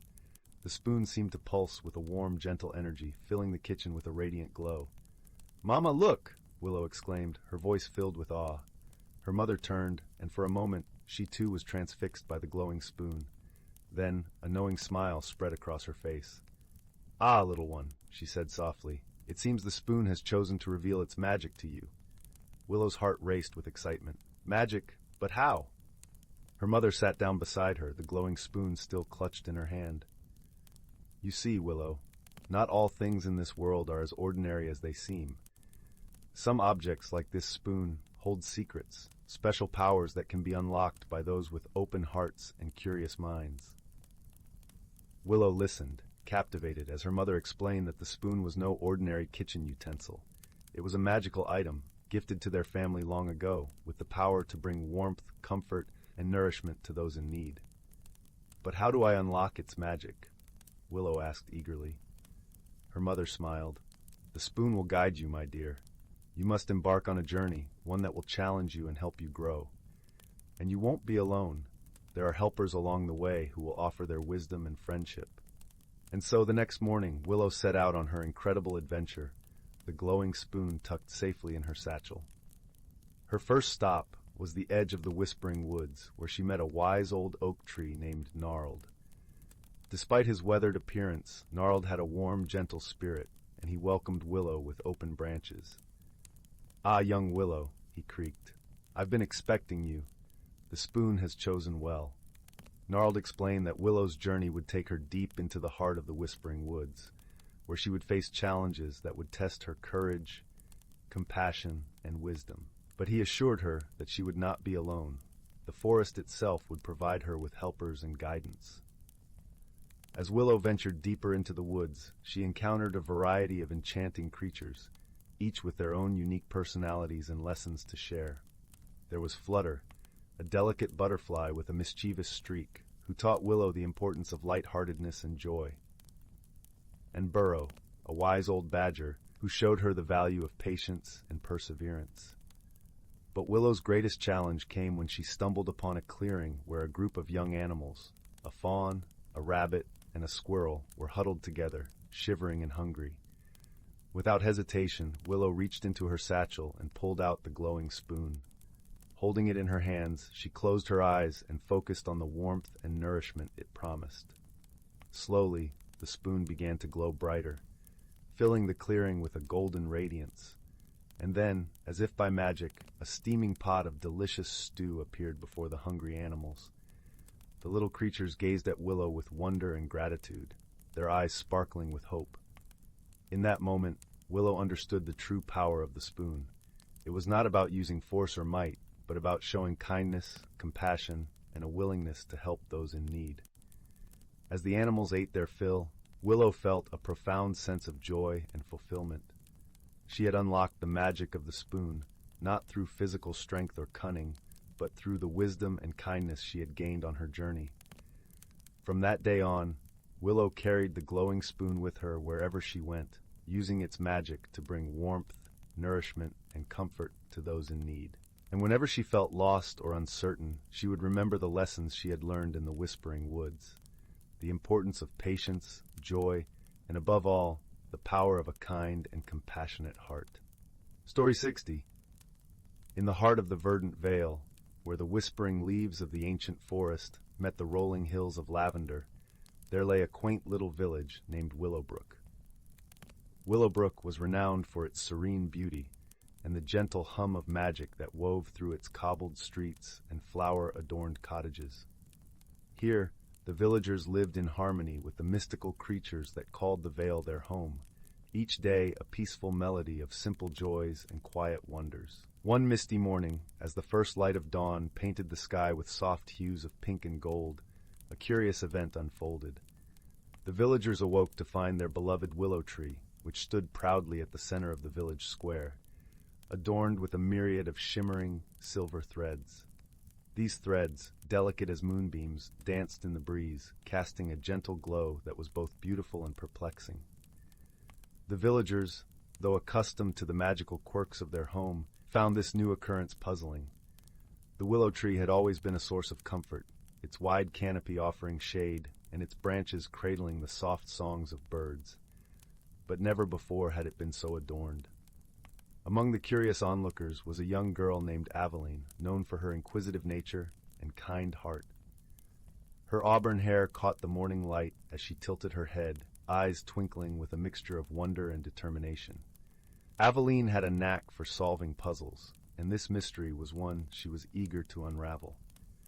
As the villagers murmured among themselves, speculating about the origins of the silver threads, Aveline decided to seek the counsel of the wise elder, Thaddeus, who lived at the edge of the village. Thaddeus was a sage known for his vast knowledge of the Vale's history and its magical secrets. Aveline trod the familiar path to Thaddeus's cottage, nestled amidst a thicket of fragrant elderflowers. The air was sweet, and the sound of a nearby brook added a soothing rhythm to her thoughts. She knocked gently on the elder's door, and soon it creaked open, revealing Thaddeus with his gentle, knowing smile and eyes that seemed to hold centuries of wisdom. "Ah, Aveline," he greeted warmly, inviting her inside. "What brings you to my humble home on this fine morning?" Aveline explained the mysterious sight that had greeted the villagers, her words tumbling out in a rush of excitement and curiosity. Thaddeus listened intently, nodding thoughtfully as she described the silver threads. Mused Thaddeus, stroking his long, snowy beard. "This sounds like the work of the silken weavers, a rare and elusive group of magical creatures. They are known to spin threads of moonlight, a gift bestowed upon places they find particularly harmonious. But why would they choose our willow tree?" Aveline wondered aloud, her mind racing with possibilities. Thaddeus chuckled softly. "The weavers are drawn to kindness and balance, dear Aveline. Perhaps they sense something special here in Willowbrook, or perhaps there is a message in their weaving that we have yet to decipher." Intrigued, Aveline thanked Thaddeus and made her way back to the village square. On her way, she spotted her friend, Finn, a cheerful boy with a knack for sketching and a sharp eye for detail. He was perched on a low stone wall, sketchbook in hand, capturing the beauty of the silver threads and fluid strokes. "Finn," Aveline called as she approached. "What do you make of this?" Finn grinned, his eyes sparkling with mischief. "It's like a living painting, isn't it? But look closer, Aveline. See how the threads form patterns, almost like words." Aveline leaned in, her breath catching as she realized he was right. The threads seemed to weave a subtle narrative, a tapestry of symbols and shapes that hinted at a story waiting to be told. The two friends studied the patterns, their minds whirring with ideas. Just then, a gentle flurry of wings signaled the arrival of another friend, Hazel, a diminutive sprite with iridescent wings and a heart as bright as her tinkling laughter. She landed gracefully on Aveline's shoulder, her eyes wide with excitement.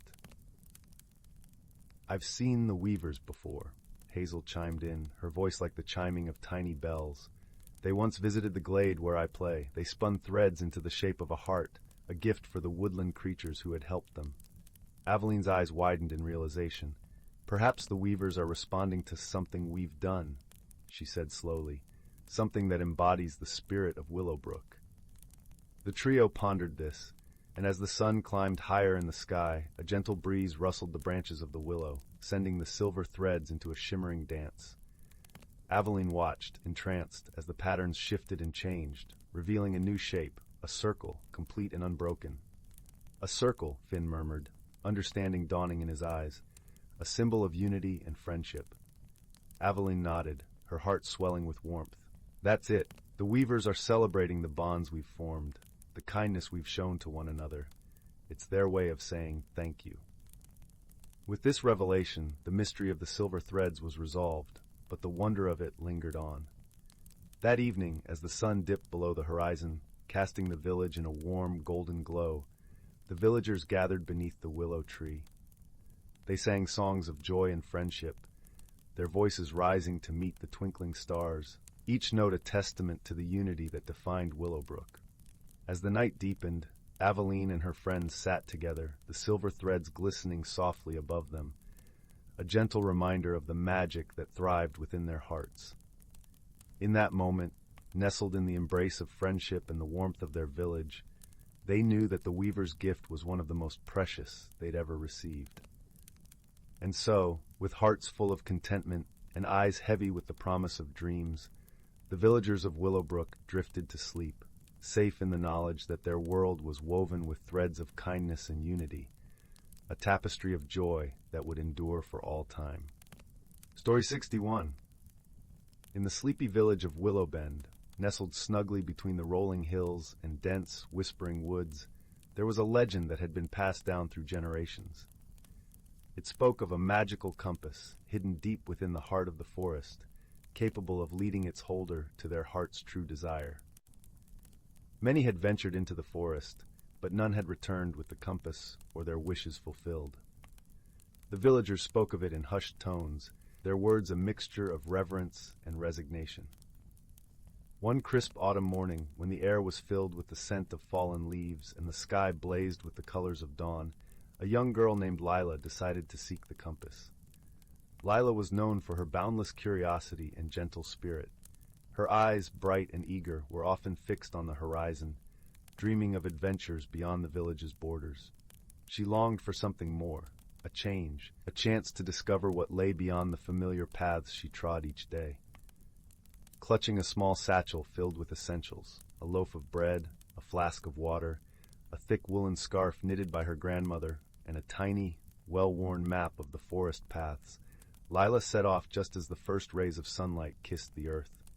The villagers watched her go, some shaking their heads in disbelief, others whispering prayers for her safe return. As she entered the forest, the world around her transformed. The trees stood tall and ancient, their branches interwoven like the fingers of old friends. Sunlight filtered through the canopy, casting dancing patterns on the forest floor. The air was cool and fragrant, alive with the rustle of leaves and the distant call of woodland creatures. Lila felt a thrill of anticipation, a tingling in her fingertips, as if the forest itself was welcoming her, urging her onwards. She walked for hours, the sun climbing higher in the sky, the forest growing ever deeper and more mysterious. The path beneath her feet was narrow and winding, often obscured by fallen leaves and the occasional stubborn root. But Lila pressed on, guided by a sense of purpose she could not quite explain. As she walked, she hummed a tune her mother used to sing, a melody that seemed to blend with the murmurs of the forest, creating a harmony that soothed her heart. Around midday, Lila paused to rest beside a clear, babbling brook. The water sparkled in the sunlight, its gentle music lulling her into a sense of peace. She dipped her hands into the cool, refreshing stream, relishing the sensation against her skin. As she sat there, she noticed a curious sight, a small, iridescent dragonfly hovering nearby, its wings shimmering with all the colors of the rainbow. The dragonfly seemed unafraid, flitting closer until it perched delicately on a nearby rock. Lila watched it with fascination, feeling a strange connection to the tiny creature. She spoke softly, as if afraid to break the spell that held them both. "Hello there, little friend. Do you know the way to the magical compass?" To her astonishment, the dragonfly darted into the air, hovering expectantly as if urging her to follow. With a smile, Lila rose and gathered her things, her heart light with newfound hope. Trusting her instincts and her newfound guide, she continued her journey, the dragonfly leading the way. The forest grew denser and more enchanting as they ventured deeper. The trees whispered secrets to one another, their leaves rustling in a language only they could understand. Birds flitted from branch to branch, their songs weaving a tapestry of sound that wrapped around Lila like a comforting embrace. The path twisted and turned, sometimes vanishing altogether, but the dragonfly remained steadfast, its presence a beacon in the verdant shadows. As the afternoon waned, Lila found herself standing before a grove unlike any she had seen. The trees here were ancient, their trunks gnarled and twisted, their roots sprawling across the forest floor in intricate patterns. In the center of the grove, bathed in a pool of golden sunlight, stood a solitary stone pedestal. Upon the pedestal lay the compass, its surface gleaming with a warmth that seemed to pulse with life. It was a beautiful, intricate object, its face adorned with symbols that seemed to shift and change beneath her gaze. Lila approached it slowly, her heart pounding in her chest, the world around her holding its breath in anticipation. As she reached out to touch the compass, the dragonfly alighted upon her hand, its tiny body a comforting weight. She paused, realizing that this moment was not just about the compass, but about the journey she had undertaken, the lessons she had learned, and the friendships she had forged along the way. Taking a deep breath, she picked up the compass. It felt warm and alive in her hand, its needle spinning wildly before settling to point in a direction she had not expected, back the way she had come. Confused, Lila looked around, seeking answers in the faces of the trees, the whispering leaves, and the gentle presence of the dragonfly. Then, like a dawning realization, she understood. The compass was not meant to lead her to a place or a thing, but to guide her to herself, to the realization that her heart's true desire was not something external, but the courage, wisdom, and friendship she had discovered along the way. With a newfound sense of peace, Lila thanked the dragonfly, which flitted away into the forest, its task complete. She turned and began the journey home, her steps light and her heart full.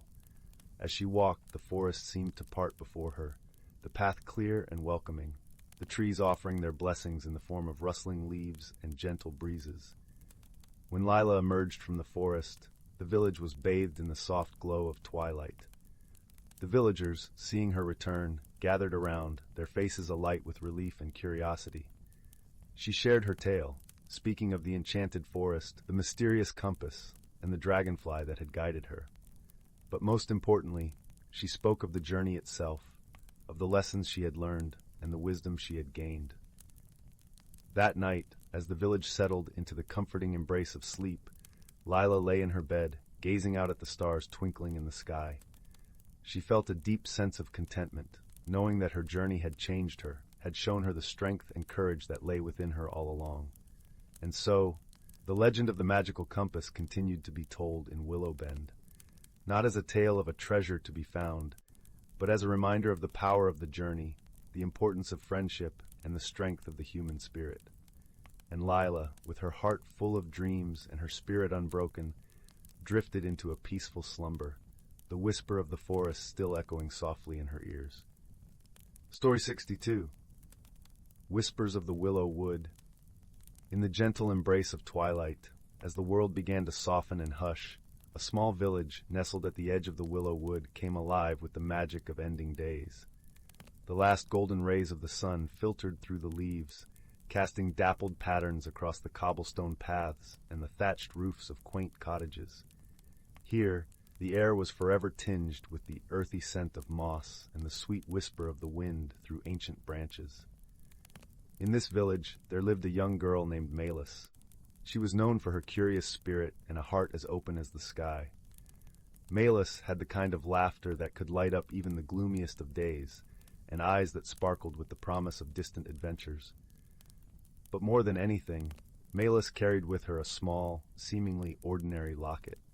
This locket, given to her by her grandmother, was rumored to hold a secret as deep as the forest itself. The locket was a simple thing, worn smooth by time and love, its silver surface engraved with intricate designs of vines and stars. Though Malus wore it every day, she never knew how to open it. Often she would hold it close, feeling the cool metal against her palm, and wonder about the mysteries it might hold.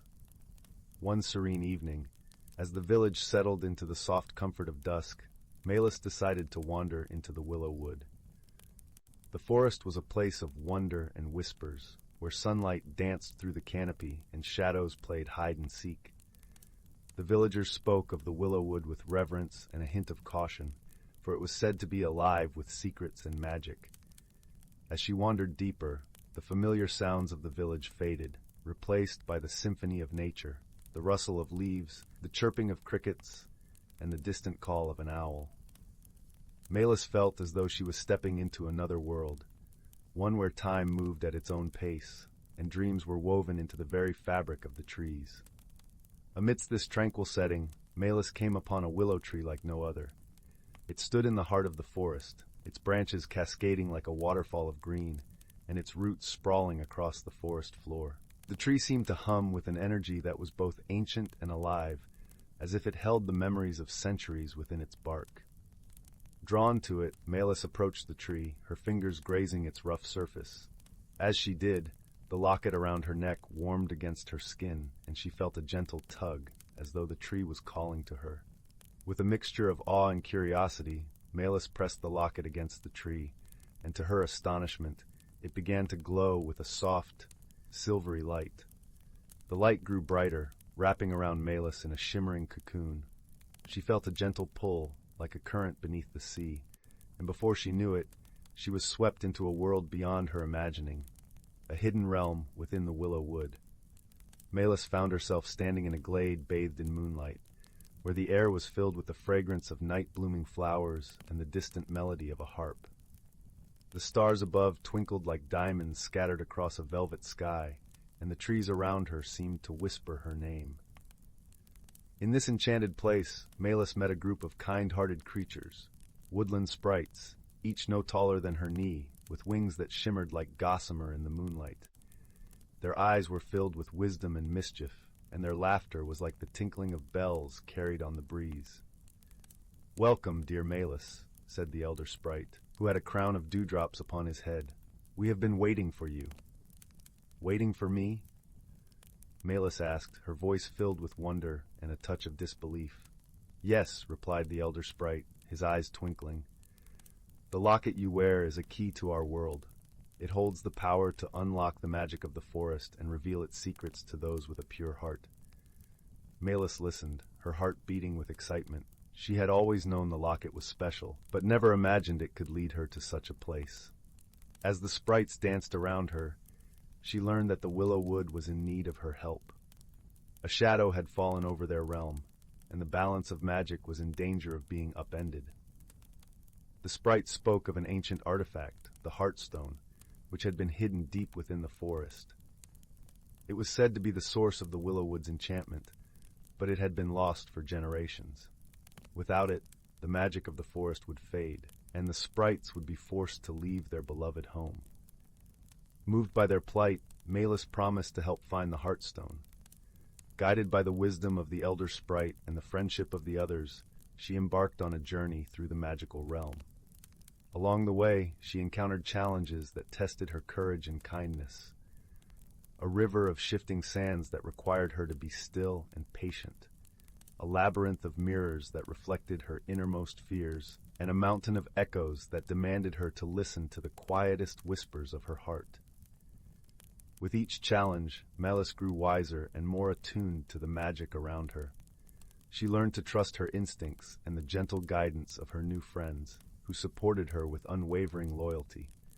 Together they shared laughter and stories, and Malus discovered the true meaning of friendship, that it was not about grand gestures, but the quiet moments of understanding and the strength found in unity. Finally, after what felt like both an eternity and a mere moment, Malus and the sprites reached the heart of the forest. There, in a hidden grove, they found the Heartstone, a gem of pure light pulsating with the rhythm of the forest. It lay nestled within a cradle of roots, as though the earth itself cradled it with love. Malus approached the Heartstone with reverence, her heart filled with gratitude and hope.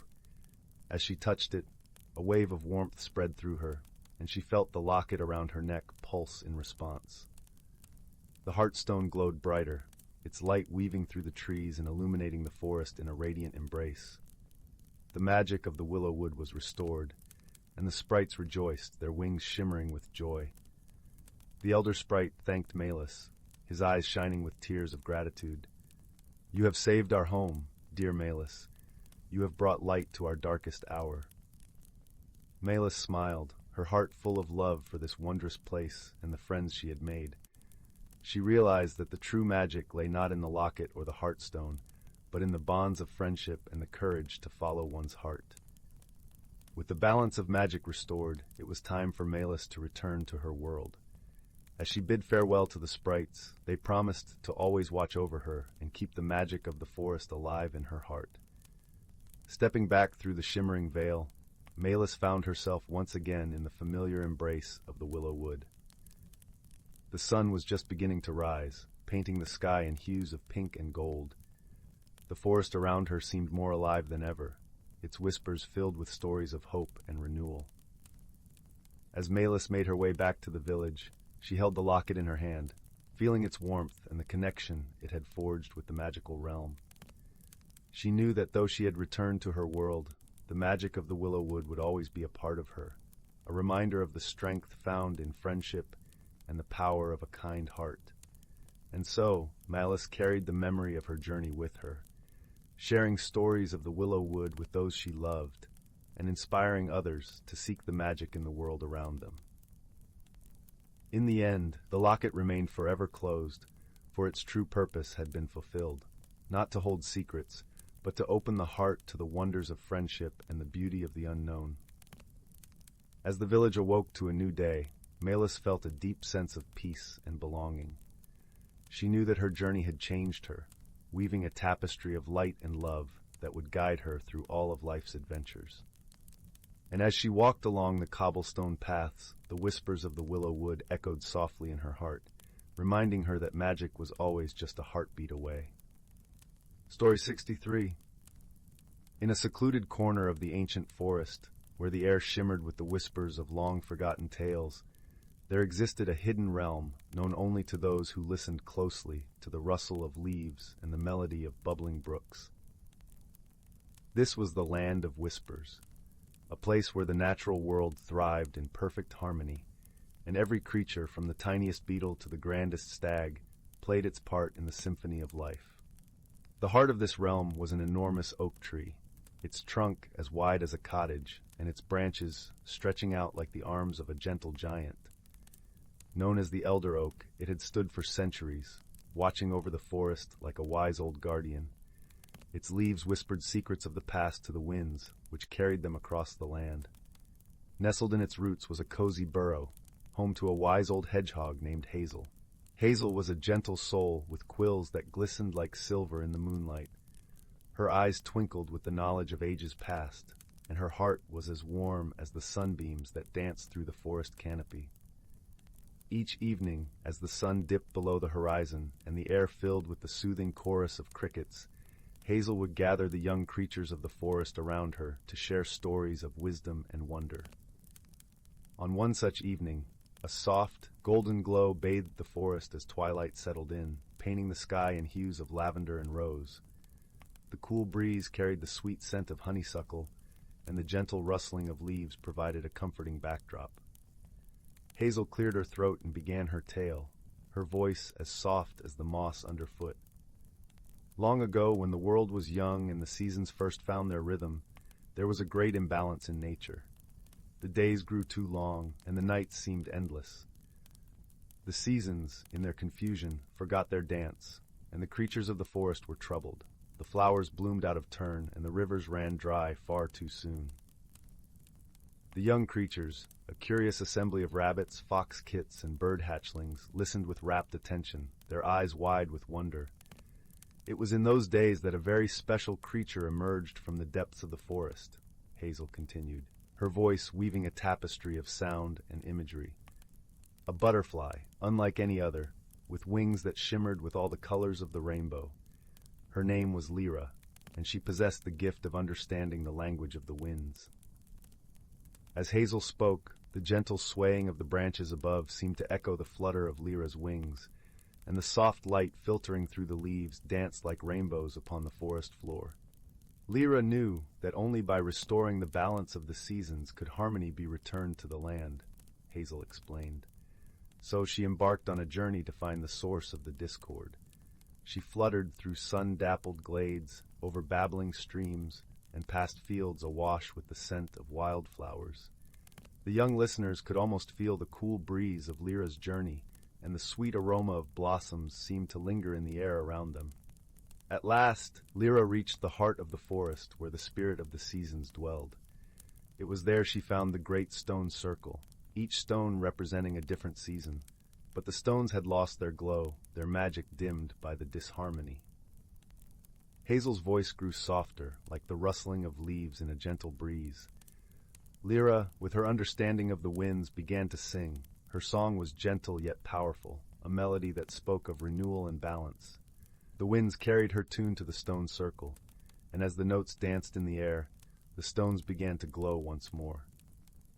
The young creatures sighed contentedly, imagining the beauty of the scene. With the stones aglow, the seasons remembered their dance, Hazel continued, her voice a soothing lullaby. The days and nights found their balance, and the creatures of the forest thrived once more. Lyra's wisdom and gentle spirit had restored harmony to the land. As Hazel finished her tale, a profound silence enveloped the clearing, broken only by the soft hoot of an owl in the distance. The young creatures nestled closer together, comforted by the warmth of friendship and the knowledge that wisdom and kindness could overcome even the greatest of challenges. The elder oak, its leaves whispering softly in the night breeze, seemed to nod in approval. The forest, in its serene beauty, was once again at peace, a testament to the enduring balance of nature and the gentle magic that bound it all together. And so, under the watchful eyes of the ancient trees and the twinkling stars above, the creatures of the land of whispers drifted into dreams, their hearts full of warmth and wonder. The forest, their eternal home, embraced them with a love as deep and enduring as the earth itself. Story 64. In the heart of an ancient forest, where the trees stood tall and the air was sweet with the scent of pine and earth, lived a community of creatures whose lives intertwined with the very essence of nature itself. This was no ordinary forest. Here, the boundaries between the tangible and the magical wove together in a tapestry as intricate as the finest lace. The forest, known as Elder Grove, was home to creatures both familiar and fantastical. Among them were the gentle deer with their antlers adorned in moss, the wise owls whose eyes gleamed with the knowledge of countless moons, and the mischievous squirrels that seemed to dance from branch to branch, leaving trails of laughter carried away by the wind. One crisp autumn morning, a chill breeze whispered through Elder Grove, signaling the arrival of the season's change. The leaves, once vibrant with shades of emerald and jade, had begun their transformation into a fiery spectrum of amber, gold, and scarlet. The forest floor was a quilt of fallen leaves, crunching softly underfoot as the creatures went about their daily rituals. In the center of this woodland wonder lay a glistening pond, its surface mirroring the kaleidoscope of the canopy above. This pond, known as the Mirror of Seasons, was said to hold the secrets of the forest's balance, and was guarded by an ancient spirit named Sylvan, a benevolent being as old as the trees themselves. Sylvan appeared only when the forest was in need, taking the form of a gentle breeze or a ripple across the water. As the days grew shorter and the nights longer, an unusual stillness settled over Eldergrove. The wind ceased its playful dance, and the usual chatter of the creatures seemed subdued. It was as if the forest held its breath, waiting for something to stir within its depths. One evening, as the sun dipped below the horizon and the sky blazed with hues of pink and orange, a wise old tortoise named Brevin emerged from his burrow. Brevin was known throughout Eldergrove for his deep connection to the land and his ability to interpret the subtle signs of nature. His shell, etched with patterns that mirrored the rings of ancient trees, shone softly in the twilight. Brevin had sensed a disturbance in the harmony of the forest, a shift that threatened the delicate balance that had been maintained for generations. Though slow of foot, his mind was sharp and clear, and he knew that it was time to seek the guidance of the Mirror of Seasons.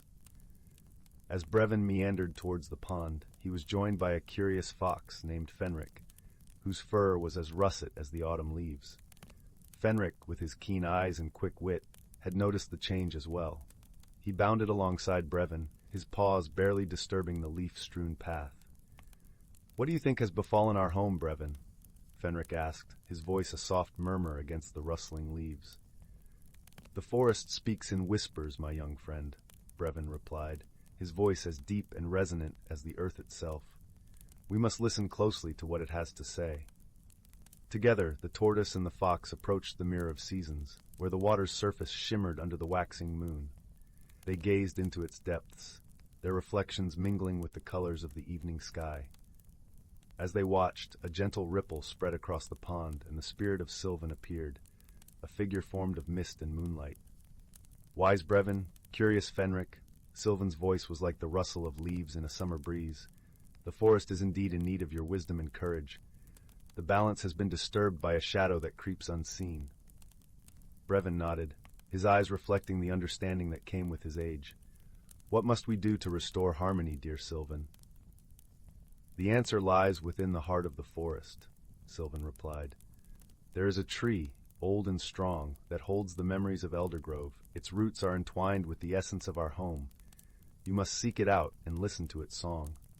With a graceful swirl, Sylvan vanished, leaving the surface of the pond smooth and still once more. Brevin and Fenric exchanged a glance, their resolve strengthened by the task ahead.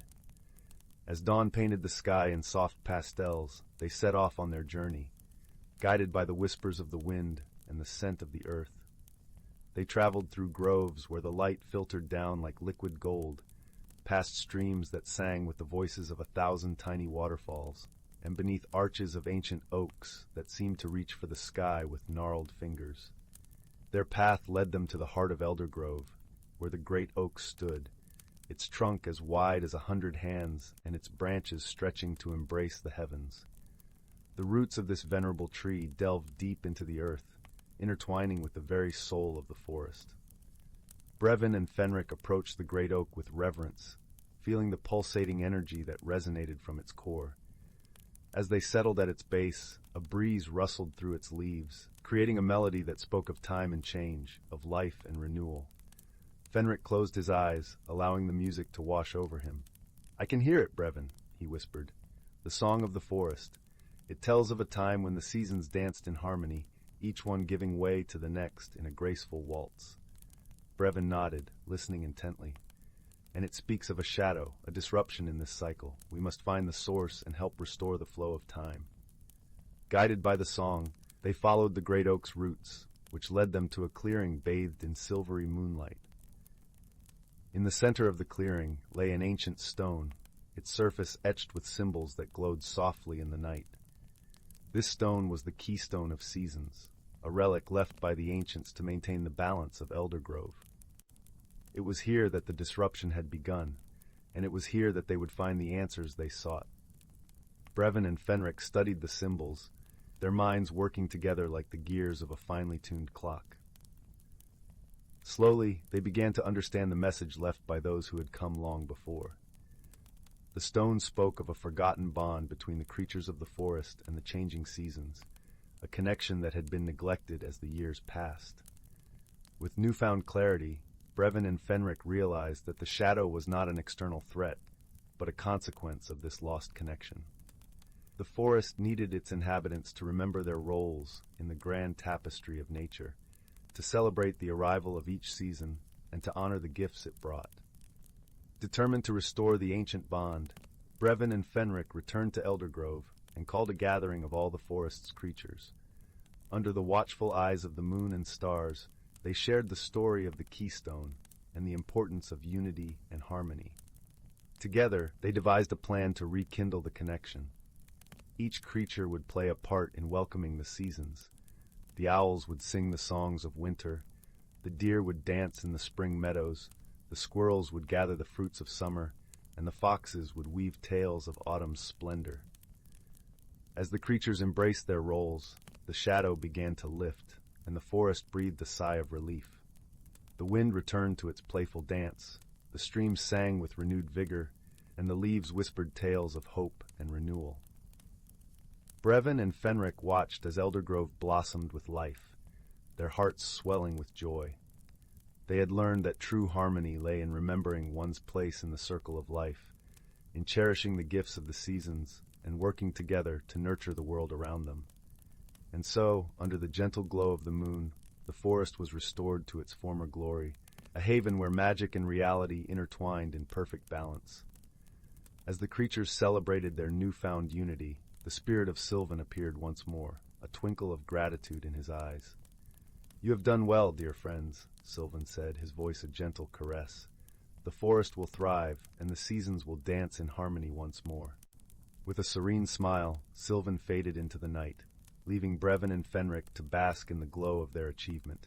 They knew that their journey had not only saved the forest, but had also strengthened the bonds between all who called Eldergrove home. And so, as the first snowflakes of winter drifted down to blanket the forest in a soft, silvery hush, Eldergrove stood as a testament to the power of friendship, wisdom, and the enduring spirit of nature. Story 65. Once upon a time, in the quaint village of Willowbrook, nestled between rolling hills and whispering woods, there lived a young girl named Clara. Clara had a heart full of curiosity and eyes that twinkled like stars on a clear night. She lived in a cozy cottage with her grandmother, who was known far and wide for her wisdom and kindness. Every evening, Clara would help her grandmother tend to the herb garden, and as they worked, her grandmother would tell her stories of the magical world that lay hidden within the ordinary. Clara loved these tales and often dreamed of discovering magic herself. One particularly crisp autumn afternoon, after the leaves had turned to shades of amber and gold, Clara was exploring the attic of their cottage. It was a treasure trove of forgotten trinkets and dust-laden memories. As she rummaged through a chest, she found a small ornate mirror. Its frame was intricately carved with vines and tiny flowers, and it glimmered as if kissed by moonlight. Curious, Clara polished the mirror with her sleeve.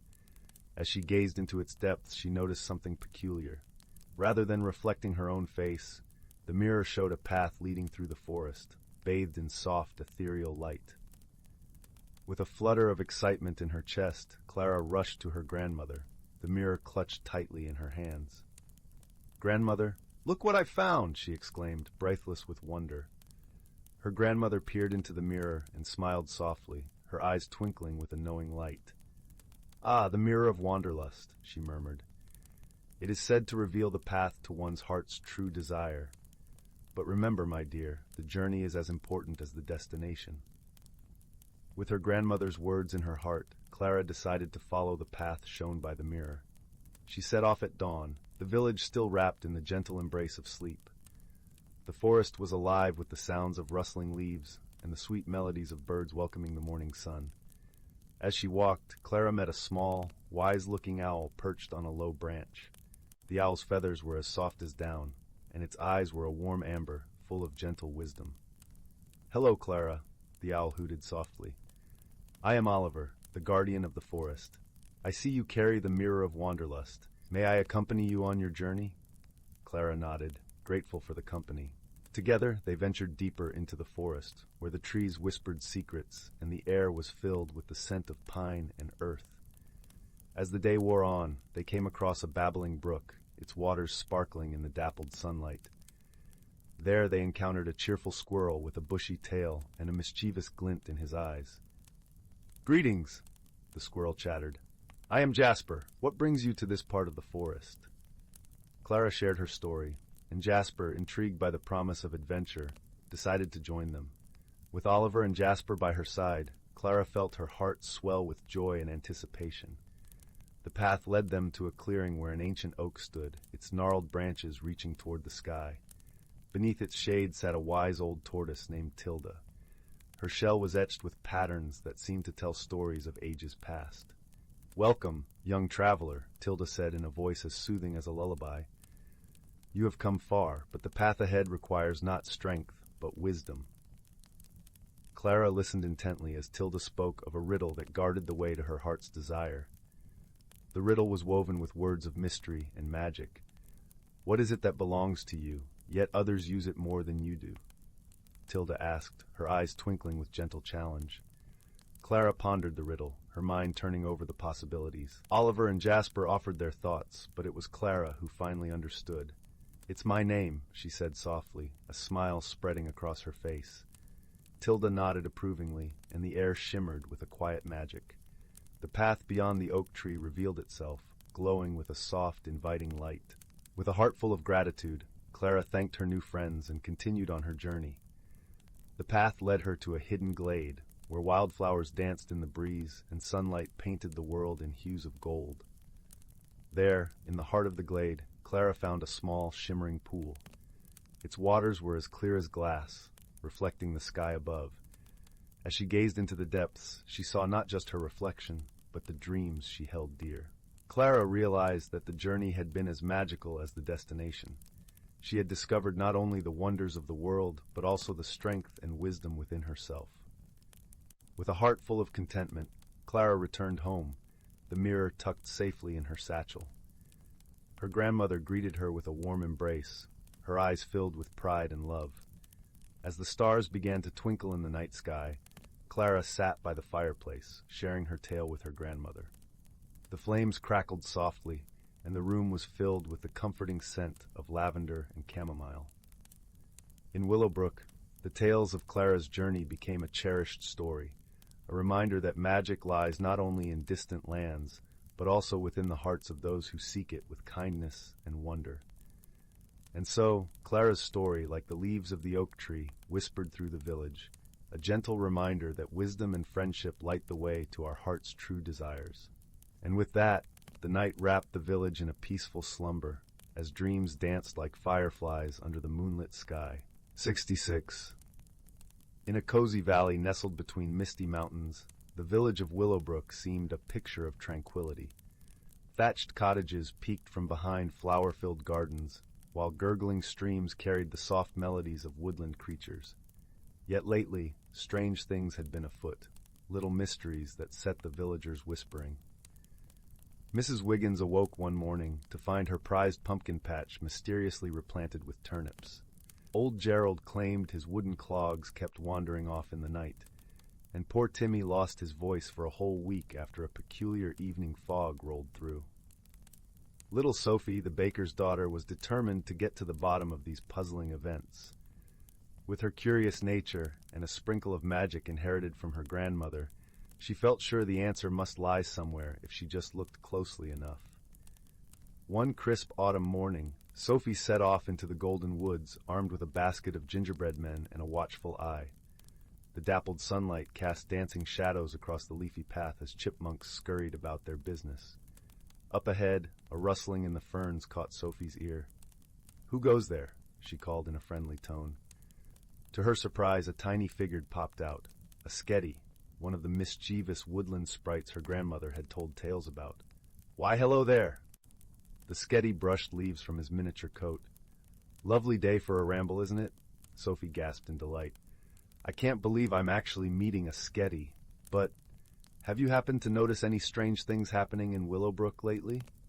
The sketty's eyes twinkled. Strange things, you say? Why, we sketty are behind every mystery if you know where to look closely. And with that, he scampered off into the underbrush, leaving Sophie to ponder his curious words. Continuing on, she came across an old willow tree where a family of hedgefolk made their home. Grandmother Hedgie, the matriarch, warmly welcomed the girl inside their intricately woven dwelling.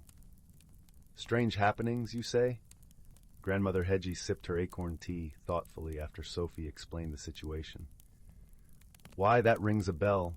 The turnings of the seasons do have a curious way of stirring up the old magic.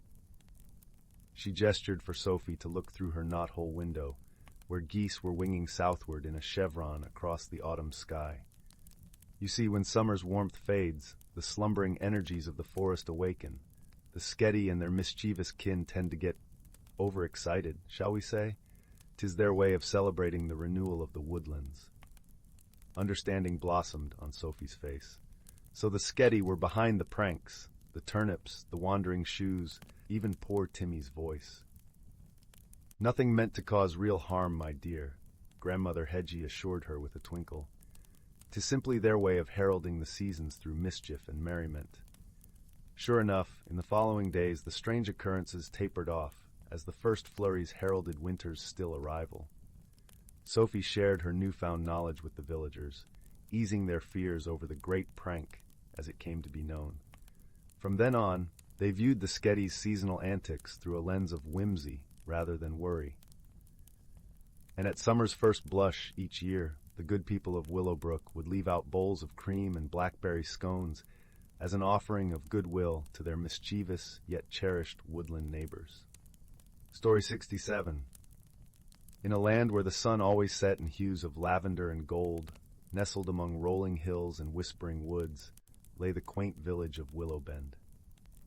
The village was known for its cobblestone paths lined with cottages that seemed to lean against each other for warmth, their chimneys puffing out gentle curls of smoke that danced into the twilight. The air was filled with the fragrance of blooming lilacs and the soft, melodious chirping of crickets preparing for nightfall. At the heart of Willowbend, there was a curious little shop known as the Whimsical Nook.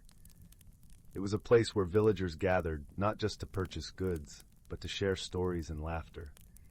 The shop was run by a kindly old man named Finley, who wore spectacles that twinkled like stars and had a beard as white as fresh snow. Finley was known for his warm heart and his knack for listening to the whispers of the world, a talent that made him something of a local sage. One evening, as the moon began to rise like a pearl in the sky, a peculiar thing happened in Willowbend. The bells that hung above the shop doors, which usually chimed a gentle welcome to guests, began to jingle on their own, even when there was no breeze to stir them. It started with the smallest of tinkles and grew into a melody that filled the streets with an enchanting tune. The villagers were puzzled by this unexpected symphony. Mrs. Poppy, the baker with hands dusted in flour, paused her bread kneading to listen. Young Oliver, a boy with an insatiable curiosity, ran from his garden where he had been planting tulips with his mother. Even the animals, the cats curled on doorstep rugs and the birds perched in the trees, seemed intrigued by the mysterious music. The next morning, as the village awoke to the soft glow of dawn, they gathered at the Whimsical Nook to discuss the strange occurrence. Finley, with a twinkle in his eye, welcomed them inside, offering mugs of warm cocoa that filled the room with the scent of chocolate and cinnamon. "We must unravel this mystery," Finley declared, his voice as comforting as a favorite blanket, "but we must do so with open hearts and keen eyes." Joining Finley was his loyal companion, a tiny sprite named Lyra, whose wings shimmered like dewdrops in the morning sun. Lyra had a knack for noticing the unnoticed and hearing the unheard, skills that would prove invaluable in their quest. Together with Oliver and a few other villagers, they set out to explore Willowbend, following the trail of the elusive melody. As they walked, they observed the world around them with newfound attentiveness. The rustle of the leaves, the patterns of light and shadow, the rhythmic flow of the nearby river. Their journey took them to the edge of the whispering woods, where the trees stood tall and wise, Here, they found an old oak tree, its trunk adorned with a series of tiny sparkling bells. These were no ordinary bells. They were enchanted, woven with the magic of the forest itself. Lyra fluttered closer, her wings creating a soft hum as she examined the bells. "These are spirit chimes," she explained, her voice as light as a breeze. "They are tuned to the emotions of the forest. When the forest feels joy or sadness, the chimes sing to share its feelings with the world." Finley nodded sagely. "Ah, the forest has much to tell us." It was then that an ancient creature emerged from the shadows of the trees. It was a gentle, wise old owl named Eldrin, with feathers as soft as velvet and eyes that gleamed like polished amber. "The forest is celebrating," Eldrin hooted softly, his voice carrying the wisdom of the ages. "A new sprout has emerged from the earth, a rare blossom that blooms only once every 100 years. The forest sings in joy for this miracle of life." The villagers gathered around the tree, their hearts warmed by the knowledge that they were part of something much larger than themselves. The mysterious melody was not a cause for concern, but a reminder of the beauty and wonder that surrounded them. With gentle hands, Finley and Lyra crafted a frame around the spirit chimes, ensuring that their song would continue to serenade the village with its enchanting melody. The villagers returned home, their minds at ease, carrying with them a newfound appreciation for the simple, magical moments that life offered. That night, as the village lay under a blanket of stars, the chimes sang once more, a lullaby that wrapped Willow Bend in a cocoon of peace and dreams. And in the morning, when the first light of dawn kissed the rooftops, the villagers awoke with smiles on their faces, grateful for the mystery that had brought them closer together. Thus, in the cozy embrace of Willow Bend, life continued with a gentle rhythm, each day unfolding like the pages of a beloved storybook, filled with warmth, wonder, and the enduring magic of friendship. Story 68.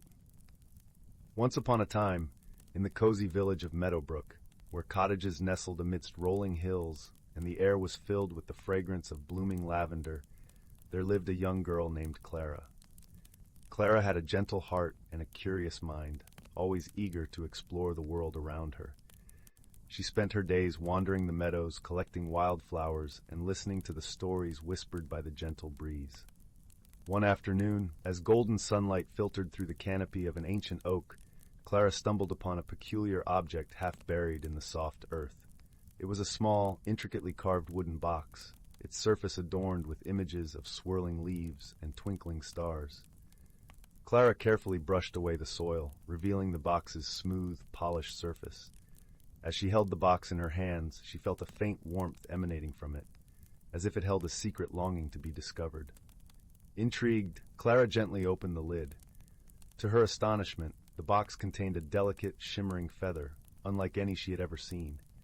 It glowed with a soft, iridescent light, casting a gentle aura that seemed to whisper promises of adventure and wonder. Clara decided to seek the wisdom of the village elder, a kind-hearted woman named Leora, who was known for her deep knowledge of the world's mysteries. Leora's cozy cottage was filled with the comforting scent of herbs and the warmth of a crackling hearth. As Clara recounted her discovery, Leora listened with a softly furrowed brow, her eyes reflecting the flickering firelight. "The feather you have found," Leora began in her soothing voice, "is a gift from the realm of the wind folk, ancient guardians of the skies. It holds the power to reveal hidden paths and unveil truths that remain unseen." Clara's eyes widened with wonder. "What should I do with it?" she asked. "The feather chooses its journey," Leora replied with a gentle smile. "Trust your heart to guide you." Buoyed by Leora's words, Clara decided to set out on a journey to uncover the feather's secrets. She was joined by two loyal companions, Pip, a cheerful squirrel with a knack for finding hidden treasures, and Laurel, a wise old owl who had seen many seasons pass and knew the land like the back of her wing. Together they ventured into the Enchanted Woods, a place where sunlight danced through the leaves and the air hummed with the songs of unseen creatures. As they journeyed deeper, the forest seemed to come alive with whispers and rustles, guiding them along an unseen trail. Their path led them to a shimmering pool, its waters as clear as glass. As Clara approached, the feather in her hand began to glow brighter, casting a luminescent bridge across the water. Tentatively, she stepped onto the bridge, feeling a sense of peace and belonging wash over her. On the other side, they found themselves in a hidden glen, where flowers bloomed in colors Clara had never imagined. In the center stood a majestic tree, its branches reaching towards the sky, cradling a nest woven from the softest clouds. From the nest emerged a figure cloaked in the colors of dawn, a windfolk guardian. Her presence was calming, her movements as graceful as the breeze that rustled the leaves. She spoke without words, her thoughts flowing like a gentle stream into Clara's mind. "Brave traveler," she conveyed, "you have brought the feather home. In return, you shall receive the gift of understanding, the ability to see the world with the eyes of the wind, to feel its currents and know its secrets." Clara felt her heart swell with gratitude. She realized that her journey had been one of discovery, not just of the feather's magic, but of her own courage and the bonds of friendship that had carried her through. With a gentle nod, the guardian returned the feather to Clara, now imbued with a new warmth, a symbol of her newfound understanding. As they retraced their steps back to Meadowbrook, the world seemed more vibrant, more alive than ever before. The village welcomed her return with open arms, and as night fell, Clara shared her tale by the fireside, her voice weaving a tapestry of wonder and wisdom. The feather, now a cherished keepsake, served as a reminder of her journey, a journey that had shown her the beauty of the unseen and the power of a gentle heart. And so, under the starry sky, Clara drifted into a peaceful slumber, cradled by the warmth of friendship and the gentle embrace of the whispering wind. Story 69. Title: The Whispering Leaves. Once upon a time, in a quaint village nestled at the edge of an ancient forest, there lived a young girl named Anwen. The village, with its cobblestone paths and charming cottages, was a place where the whispers of the forest often reached the ears of those who listened closely. Anwen, with her wild chestnut hair and eyes that sparkled like dew-drenched leaves, was known for her keen sense of wonder and her deep connection to the natural world. The villagers often spoke of the mysterious forest, saying it held secrets older than time itself. Though many were content to admire it from afar, Anwen felt an irresistible pull towards its shadowy depths. She would spend her days wandering along its fringe, gathering wildflowers and listening to the rustling leaves, which seemed to speak in a language only she could understand. One golden afternoon, as the sun dipped low and painted the sky in hues of amber and rose, Anwen ventured further into the forest than she ever had before. The air was cool and fragrant, the scent of pine mingling with the earthy aroma of moss. As she walked, she felt the gentle brush of branches against her skin, as if the forest itself welcomed her into its embrace. Suddenly, her gaze fell upon something unusual, a small shimmering object nestled among the roots of an ancient oak. It was a delicate pendant, shaped like a leaf, with veins of silver that seemed to pulse with an inner light.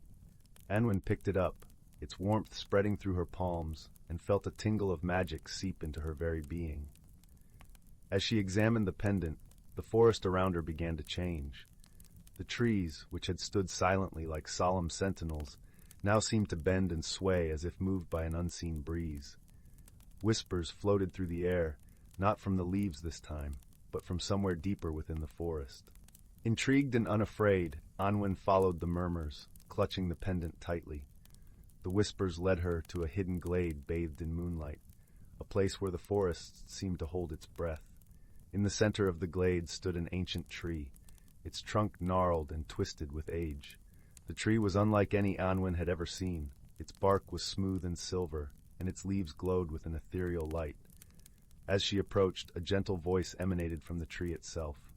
"Welcome, Anwen," it said, its tone as soothing as a lullaby. "You have found the pendant of the whispering leaves, and with it you have awakened the spirit of the forest." Anwen felt a sense of awe and wonder. "Spirit of the forest," she whispered, "what is it you wish to tell me?" The tree's voice flowed like a gentle stream. Long ago, this forest was the heart of a hidden world, a place where nature thrived in harmony. But a great sadness has fallen upon it, for the balance has been disturbed. The creatures of the forest have forgotten their song, and the whispers of the leaves have grown faint. Anwen listened intently, her heart aching at the thought of such sorrow. "How can I help?" "The pendant you hold is the key," the tree explained. "It grants you the ability to hear and speak the language of the forest. With it, you must journey to the heart of the wood, where the ancient ones dwell. Only there can the balance be restored." Anwen nodded, determination in her eyes. "I will do whatever it takes." The tree's branches swayed in approval, and the whispers grew louder, guiding Anwen deeper into the forest. She traveled for what felt like days, though the sun and moon seemed to stand still in the sky, casting a dreamlike glow over her path. Along the way, she encountered creatures both familiar and fantastical. A curious fox with eyes like emeralds, a wise old owl whose feathers shimmered with stardust, and a gentle deer that led her through tangled thickets. Each creature, drawn to the magic of the pendant, shared their stories and added their voices to her journey. As Anwen ventured further, she found herself in a part of the forest where the trees grew so close together that their branches intertwined like the fingers of an ancient spell. The air was thick with the scent of damp earth and the soft murmur of hidden streams. Here, the whispers grew louder, a symphony of voices that led her to a mysterious clearing. In the center of the clearing stood a circle of stones, their surfaces etched with runes that glowed faintly in the twilight. Anwen stepped into the circle, feeling the air shimmer with magic. As she did, the pendant around her neck grew warm, and she heard the voice of the forest once more. "Anwen, you have reached the heart of the wood," it said, its voice resonant with history and wisdom. "Here lie the ancient ones, the spirits who once guided this land. To restore the balance, you must awaken them." "But how?" Anwen asked, her voice barely a whisper among the rustling leaves. "The pendant will guide you," the voice replied. "Use its power to call upon the spirits and remind them of the song they have forgotten." Anwen closed her eyes, feeling the pendant thrum with energy against her chest. She took a deep breath, and drawing upon the magic within her, began to sing. Her voice rose and fell like the gentle lapping of waves, weaving a melody that echoed through the forest. As she sang, the air around her shimmered with light. The stones in the circle began to glow, and from their surfaces emerged the spirits of the forest, ephemeral beings of light and shadow, their forms shifting like the patterns of the wind. They gathered around Anwen, their eyes filled with the wisdom of ages. "We hear your song, child of the earth," they said, their voices a chorus of gentle harmony. "You have reminded us of the balance we once cherished. We will restore it, guided by your courage and the magic of the pendant." With a gesture, the spirits wove their magic through the forest, and Anwen watched in wonder as life returned to the land. The trees stood taller, their leaves vibrant with color. The creatures of the forest sang out, their voices joining in a symphony of joy. The whispers of the leaves grew strong and clear, echoing across the wood. Anwen felt a deep sense of peace settle within her. She had done what she set out to do, not through force or power, but through understanding and friendship. The forest had taught her that true magic lay in the connections we forge and the harmony we create. As the spirits faded back into the stones, the voice of the forest spoke one last time. "Thank you, Anwen. You have brought hope to our land. Remember, the balance is a gift to be cherished and protected." With a heart full of gratitude, Anwen made her way back through the forest, the pendant still warm against her chest. When she returned to her village, she found it transformed as well. The villagers, inspired by Anwen's tale and the renewed vitality of the forest, came together to celebrate the harmony between their lives and the natural world. From that day forward, Anwen was known as the guardian of the whispering leaves, a bridge between the village and the magical forest that surrounded it. She continued to visit the forest, listening to the whispers of the leaves and sharing the stories and wisdom she had learned with anyone who would listen. Her journey had changed her, not just in the magic she had discovered, but in the understanding that true strength comes from kindness, connection, and the courage to follow one's heart. And though the forest held many more secrets, Anwen knew she would face them with the same spirit of friendship that had guided her through her first adventure. And so, in the gentle glow of twilight, as the village settled into a peaceful slumber, the whispers of the leaves carried a song of harmony and hope, echoing through the forest and into the dreams of all who listened. The end. Story 70. Once upon a time, in a quaint village nestled in a lush valley, there lived a young girl named Willow. She was a gentle soul, with eyes that sparkled like dewdrops on morning petals. Though her heart was pure, Willow often found herself feeling lost and uncertain, struggling to embrace the changes life brought her way. As the seasons shifted, Willow watched the world around her transform. The vibrant blossoms of spring gave way to summer's lush greenery, which in turn faded into autumn's warm palette. Each change filled her with a sense of unease, for she feared letting go of what was familiar. One crisp autumn evening, as Willow wandered through the forest, she stumbled upon an old oak tree, its branches reaching skyward like gnarled fingers. At its base sat a kindly old woman, her eyes twinkling with wisdom. "Why do you look so troubled, child?" she asked, her voice like the whisper of leaves in the breeze. Willow hesitated, then poured out her heart. "Everything changes so quickly," she confessed. "I fear losing what I know and love." The old woman smiled warmly. "Change is the very essence of life, my dear. Just as the seasons cycle, so too must we grow and transform." She reached into her cloak and withdrew a small, glowing acorn. "Take this," she said, pressing it into Willow's palm. "It holds a magical secret."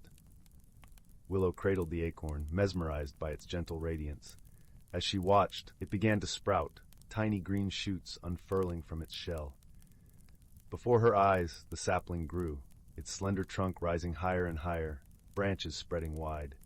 Willow gasped in wonder as the tree bloomed with delicate blossoms, then shed its petals, revealing a canopy of verdant leaves. In mere moments, the cycle of life had unfolded before her, each phase more beautiful than the last. Willow understood then that change was not something to fear, but a natural progression to be embraced. From that day forward, Willow's perspective shifted. She found solace in the company of her dearest friends, oak and fern, two wise trees who had weathered countless seasons. They shared stories of their own transformations, reminding Willow that growth often comes through adversity.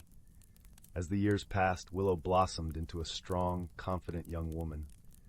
She faced each new challenge with resilience, drawing strength from the cycles of nature.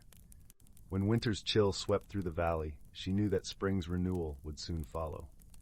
When obstacles arose, she adapted, her roots growing deeper and her branches reaching higher. In time, Willow became a mentor herself, sharing her wisdom with others who struggled with change. She reminded them that growth was not a linear path, but a beautiful, winding journey.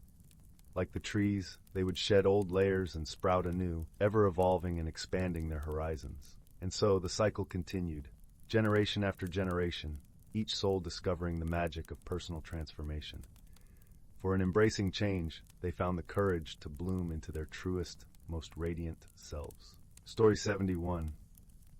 In the heart of a gentle woodland, nestled beneath a canopy of whispering leaves and dappled sunlight, there lay a village called Willowbrook.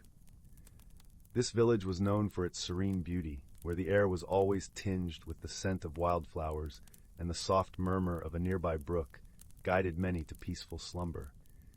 It was a place where days were marked by the hum of busy bees, and nights by the chorus of crickets singing under a blanket of stars. Willowbrook was home to all manner of creatures, but none were as beloved as a young girl named Amelia. With hair the color of autumn leaves and eyes that mirrored the cerulean sky, she was known for her kind heart and boundless curiosity. Amelia spent her days exploring every nook and cranny of the woodland, always returning with tales of the wonders she had found and stories she had imagined. One balmy afternoon, as the sun dipped low, casting long shadows upon the forest floor, Amelia stumbled upon something peculiar. Hidden beneath a tangle of ivy at the base of an ancient oak, she discovered a small brass key. It was exquisitely crafted, with delicate engravings that shimmered in the fading light. Holding it in her palm, Amelia felt a strange warmth, as if the key itself was alive with whispers of long-forgotten secrets. Intrigued by her find, Amelia decided to show it to her closest friend, a wise old owl named Whisper. Whisper had lived in the forest for as long as anyone could remember, and his eyes, deep and knowing, had seen the turn of many seasons. He perched high in the boughs of a towering walnut tree, and his presence was always a comfort to Amelia. As she approached the tree, she called out softly, "Whisper, I found something curious today." With a gentle rustle of feathers, Whisper descended, landing gracefully on a low branch. "Ah, Amelia," he hooted warmly. "What treasure have you discovered this time?" Amelia held up the key, its metal gleaming in the soft twilight. "I found this near the old oak. Do you know what it might open?" Whisper tilted his head, studying the key with keen interest. "This is no ordinary key, my dear. It is a key to the hidden glade, a place veiled in mystery, known only to a few." "The hidden glade?" Amelia echoed, her heart quickening with excitement. "I've never heard of it." "It is said," Whisper began, his voice a gentle breeze, "that the hidden glade is a realm where time flows differently, a sanctuary for those who seek wisdom and understanding. Many have tried to find it, but only those with pure hearts and noble intentions may enter." Amelia's eyes sparkled with wonder. "Do you think I could find it?" Whisper nodded thoughtfully. "With this key, the path will reveal itself to you. But remember, Amelia, the journey is as important as the destination. What you learn along the way will shape the person you become."